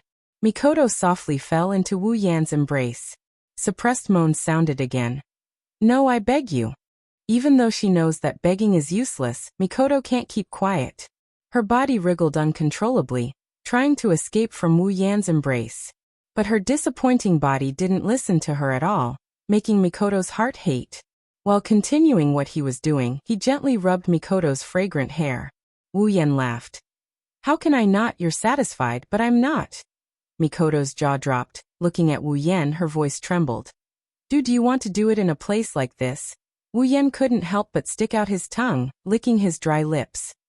"It doesn't matter. It's so dark here, no one will see. The main purpose of people here is to watch a movie. Shameless people like Wu Yan, who brought girls here to flirt, but they're in the minority." Everyone's attention, from start to finish, was focused on the screen in front of them. What's more, it's broad daylight. There aren't many people here to watch this kind of movie, only a few scattered people. Wu Yan and Mikoto are sitting in an inconspicuous position. There's no one around them. Plus, to show the atmosphere, the room is darker than other movie rooms. If you don't get close, no one will know what Wu Yan and Mikoto are doing. But even so, with Mikoto's personality, there's no way she'll agree to such a ridiculous thing. No. Only this, absolutely not. Her heart is beating fast. The panic in her eyes can no longer be hidden. Squeezing out the last of her strength, she tried to push Wu Yan away without thinking. Her hands tightened. Mikoto immediately groaned. All her strength is gone. Wu Yan softly persuaded her. "All right, Mikoto, good Mikoto, just this once." As for how much truth there is in his words, it's hard to tell. "No. Ugh." Her tone of rejection was replaced by the sound of panting. Wu Yan reached into Mikoto's clothes and grabbed a soft breast. His actions. "Just let me go, Yan." Her skin is already slightly red. She's almost dying from embarrassment. Just thinking about what Wu Yan is about to do, she wants to bite him to death. "Just give in to me, Mikoto." Pulling out an excited smile, Wu Yan's movements made Mikoto's body tremble. His other hand also started to move, reaching into her skirt and taking off her safety pants together with her little cutie. "Don't." She held onto her skirt tightly, but at this time, her resistance is a little weak. Soon, under Mikoto's soft gasps, the two underwear were taken off and kept in Wu Yan's interspatial ring. Like holding a doll, Wu Yan picked her up and straddled her on his body. His great spear has long been thirsty. She desperately shook her head, hoping that Wu Yan will let her go. Unfortunately, Wu Yan has already made up his mind. He straightened his body and squeezed into her body. Ah. Ugh. Mikoto looked like she was struck by lightning, like a swan that was shot by an arrow. She raised her snowy neck and buried her head in Wu Yan's shoulder, unable to raise her head to see anyone. Lightly exhaling, Wu Yan felt like he's in heaven. Hugging Mikoto's body, he impatiently moved. Muffled moans sounded in Wu Yan's ears.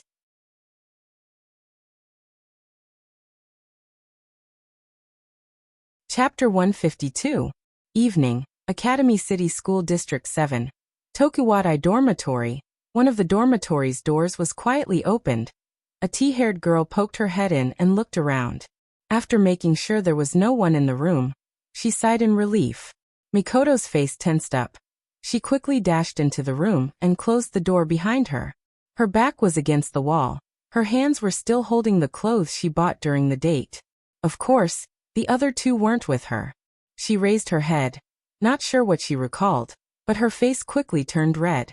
Feeling the coolness under her skirt, she angrily threw the clothes on her bed, hugged her pillow and started beating it fiercely. Damn bad guy. Big bad guy. You only know how to bully people. How dare you bully me like that? Damn you. I'll beat you to death. I'll beat you to death. Her mouth was muttering curses, but her face was completely red. Even Mikoto didn't realize that compared to her usual self, she's acting like a girl. But you can't blame her. If Wu Yan was here, he'd definitely complain about her. Who told her to be so seductive? After beating the pillow, Mikoto started beating the blanket, her face red as she recalled, beating and scolding at the same time. When she remembered that Wu Yan confiscated her safety pants and little cutie, Mikoto became even more embarrassed and started beating harder. Phew. Lying on the bed, Mikoto's head was constantly thinking about that scene in the movie theater.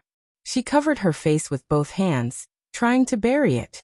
After a while, Mikoto recovered a bit and walked towards the bathroom. After all, there's still a sticky feeling under her body. When the bathroom door closed, a small figure suddenly appeared in the room. Two pink ponytails lightly swayed. Seeing the bag on the bed and hearing the sound of water in the bathroom, she smiled. Wani-sama, are you there? In the bathroom, hearing Kuriko's voice, Mikoto couldn't help but be surprised.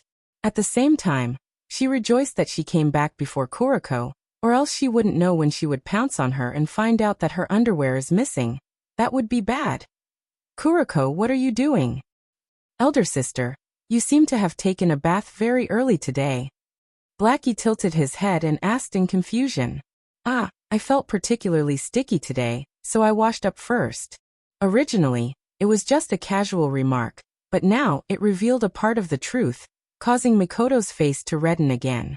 Oh. Nodding, she rolled her eyes and quickly picked up the bag Mikoto put on the bed. Kuriko smiled foolishly and took out the clothes inside with some saliva. Hugging her Wani-sama's clothes that might have some collectible value, Kuriko quietly flipped through Mikoto's clothes. As she flipped through them, Kuriko's infatuated expression turned to one of confusion. Why does it seem a little different from Big Sister's taste? Blackie fiddled with the clothes strangely, and instantly became even more confused. Mikoto's taste, to put it bluntly, was childish. Not only did she like Gouda, she was also interested in things of a younger age group, including clothes, which was also a bit childish. But these clothes, although they couldn't be said to be mature, they were far from childish and leaned towards cute. Putting aside those perverted tastes, even Kuriko couldn't find any flaws in these clothes. If someone were to say that Mikoto's taste suddenly changed, Kuriko would never believe it. One must know, in order to change Mikoto's taste, Kuriko worked hard for a whole year and still, she couldn't change Mikoto's point of view. Could it be that someone else bought these? Kuriko's heart suddenly clenched. A figure flashed through her mind, causing Kuriko to lower her head. The two ponytails behind her moved without wind. A large amount of black smoke started to spread out. With a forced smile, Kuriko said to Mikoto, who was in the bathroom, Wani-sama, don't tell me you went out with that scum today? Mikoto, who was using the shower head to wash her body, heard Kuriko's question, and her hand trembled, almost throwing her out. She laughed a few times to cover up her guilty conscience and dryly laughed. No, how could I go out with that scum? Mikoto couldn't help but gnash her teeth. For the first time, she felt that Kuriko's description of Wu Yan was too accurate. Oh. Although she was still a bit suspicious, Kuriko could hear the gnashing of teeth in Mikoto's mouth, So she let go of her doubts and started to laugh lecherously.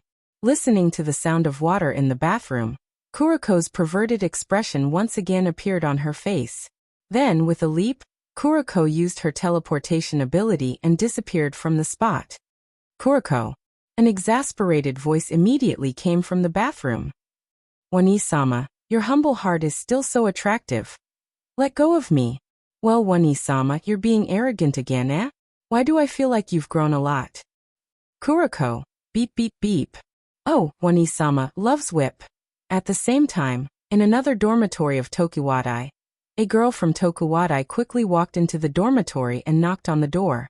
Her expression started to change into a respectful one. Come in. A very pleasant voice came from the other side of the door into the girl's ears. She quickly grabbed the door handle with both hands and walked in with small steps. The moment the door was opened, a beautiful girl with long blonde hair wearing the same Tokuwadai uniform appeared in the girl's line of sight. Looking at the beautiful blonde figure, the girl's expression became a bit blurred. Her hands were clasped in front of her chest. It seems like she's very infatuated with the blonde figure. What's the matter? The heavenly voice awoke the young girl's intoxicated heart. She came back to her senses and hurriedly tidied herself up. She remembered the purpose of her visit and hurriedly said, "It's about Misaka Mikoto." Misaka Mikoto? The blonde girl's voice fluctuated a bit. Seems like she's quite interested in Mikoto's matter. What's the matter? The girl pondered for a while and chose her words carefully. Today, your subordinate saw Misaka Mikoto go out with a boy. A boy? The blonde girl was slightly surprised. She was probably surprised that Misaka Mikoto would go out with a boy. Then her face started to show interest. Yes, your subordinate saw it with my own eyes. Misaka Mikoto and that boy seemed to be very familiar with each other. What surprised your subordinate even more was that when they left, they were holding hands. That boy should be Misaka Mikoto's boyfriend. Misaka Mikoto's boyfriend. This time, the blonde girl's voice was filled with surprise. Who would have thought that Misaka Mikoto, who doesn't have any feminine qualities, would have a boyfriend? The girl shut her mouth. Even though she's on the blonde girl's side, she's not qualified to casually talk about Tokuwadai's trump card. The blonde girl pondered for a while. It's a small action, but it brought about a different kind of seduction. Plus, her figure doesn't look like a high school student's at all. It's extremely seductive. Do you know who that boy is? Hearing this, the girl hesitated. According to your subordinate's investigation, that boy's name is Wu Yen. He seems to be a low-quality hooligan. Hooligan? The blonde girl looked at the girl in confusion. She was a little dissatisfied. You're saying that Tokuwadai's trump card, Misaka Mikoto, found a hooligan as her boyfriend? Why yes. From her voice, it's clear that the girl didn't quite believe it. That hooligan often robs students and even teases some pretty girls. That's why it's easy to find out. Is that so? The blonde girl fell into deep thought. Bring me the information on that Wu Yen. Yes. With that, the girl walked out of the room and closed the door behind her. Now only the blonde girl was left in the spacious room. Not sure what she thought of, the blonde girl's lips curled into a mischievous smile. Her light laughter echoed in the empty room.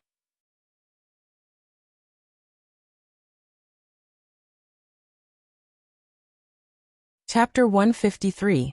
Next it's here. On a dark and windy night, a research institute in Academy City welcomed the creator who had caused chaos in a certain research institute in Academy City for a period of time. Wu Yan kept the notebook in his hand into his space ring and looked at the research facility that was much bigger than the previous one. For some reason he frowned. Wu Yan's footsteps paused as a warning sign flashed in his heart. He lifted his head and looked at the research facility carefully. From the outside, it looked like a normal research facility, but Wu Yan trusted his intuition. Even if it was just a warning sign and not a crisis, Wu Yan laughed and shook his head. Who cares if there's a problem or not? Even if there's a scourge inside, he must go in. Saving the sisters wasn't just his wish, it was also Mikoto's wish. He already promised Mikoto and swore in his heart that he would save the sisters no matter what, right? After returning to Academy City for a few days, Mikoto was constantly thinking about how to save her sisters. If it wasn't for the fact that they had a complete plan, and if it wasn't for Mikoto's deep trust in him, she probably would have come looking for him already. Going on a date with Mikoto, wasn't it to comfort her and let her let go of her worries? Even if Mikoto doesn't look any different from her usual self, how could Wu Yen not know that girl? How could he not know that Mikoto likes to flaunt her superiority? Well, in the end, the date trip turned into a date and sex trip, but the goal was achieved. At least Mikoto became a little happier. Now, it's time for Mikoto to be completely at ease. So even if there's Accelerator, Aiwas, or even Alistair inside, he must go. At worst, it's just a failure. He touched the biocontainment device bracelet on his wrist. There were no less than 1,000 Misaka sisters in it. But it's still not enough. There's still a lot of sisters, a lot more. The number of dead sisters was at least 10 times more than the number of sisters here, and the number of sisters who were still alive but facing the threat of death every day was also almost 10 times more than the number of sisters here. If she didn't save all of her sisters, even if some of them were saved because of the Hanging Man's plan, they would still end up as pawns for the Hanging Man. Mikoto, Hinajuku, Ikaros and Astria will never allow this to happen. I will never allow this to happen. With determination in his eyes, Wu Yen stepped forward and walked into the research institute without hesitation. With his cloak draped over his body, he kept an eye out for his sisters as he walked. For Wu Yen, who had the same superpower and electromagnetic field as his sisters, it was easy for him to sense his sister's location. As long as he was slightly closer to his sisters, Wu Yen would be able to sense them and find their whereabouts. But Wu Yan's face was ashen. His LV4 superpower was almost fully activated. He tried his best to spread out his electromagnetic field, but to no avail. I can't sense them. There are no sisters in the research institute. Combined with the warning signs he sensed outside the research institute and the sisters' disappearance, no matter how stupid Wu Yen was, he knew something was wrong. Just then, Wu Yen stepped on something soft. Alarm bells went off in his head. Without hesitation, Wu Yen retreated from his spot. At the same time, a flash of light appeared at his previous spot, followed by a loud explosion followed by a violent gust of wind. A bomb? Could it be? A person's information and figure flashed through his mind. But soon Wu Yen didn't have time to think about it. The alarm bells in his head didn't stop ringing. Wu Yen knew he wasn't out of danger yet. He quickly retreated. Suddenly, a pure white light beam shot out from the side of the wall and hit the spot where Wu Yen was standing. The appearance of this pure white light made Wu Yen even more certain of the identity of the attacker. Then beams of light bombarded from the side of the wall, constantly forcing Wu Yen to retreat. Wu Yen kept jumping. In just a short while, the entire corridor was bombarded beyond recognition by the beams of light. Only ruins were left. At a certain moment, Wu Yan's body stopped abruptly. He couldn't retreat anymore, because there was a wall behind him. A pure white light beam passed through the side of the wall, and blasted towards Wu Yen with unstoppable force. At the critical moment, Wu Yan's whole body was covered in electricity. The pure white light beam was swept by the flashing electricity, and suddenly exploded in advance, scattering into a flower of light. However, the pure white light beam was obviously much stronger than Wu Yan's level 4 electric shock user ability. Even if Wu Yan used a trick to offset it, the remaining power still shocked Wu Yan's body. When the remaining power was about to reach Wu Yan, a transparent dragon-shaped armor suddenly appeared on Wu Yan's body, protecting him in the middle.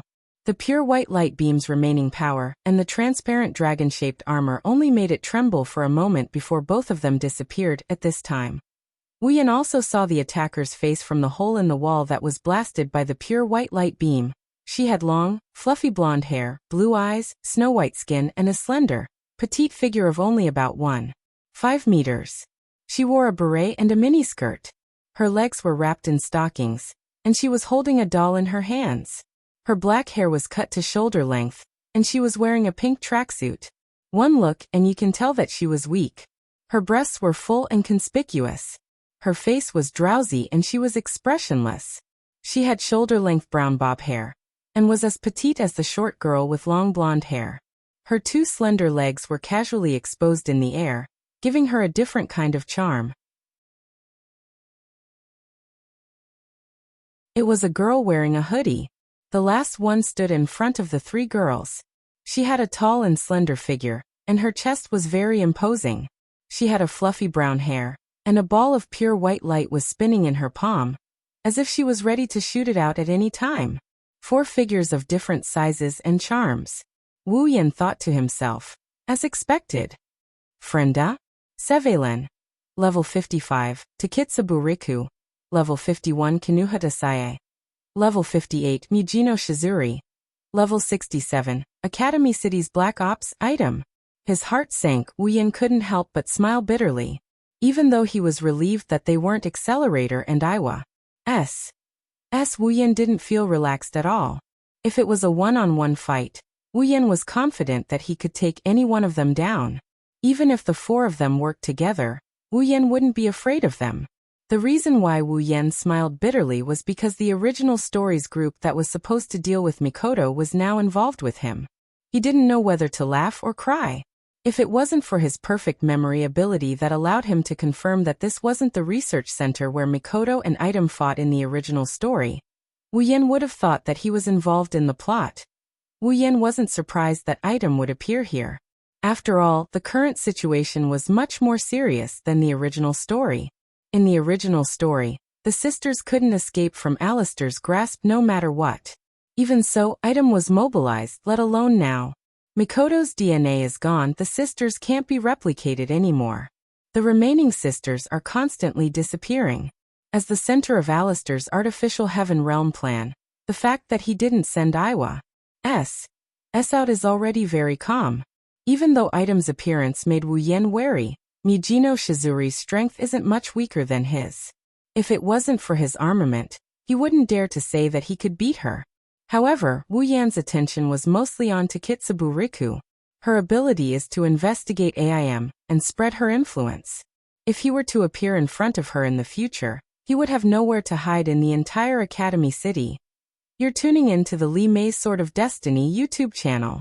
We're so grateful for your support, and don't forget to subscribe to join us on this incredible journey through captivating stories.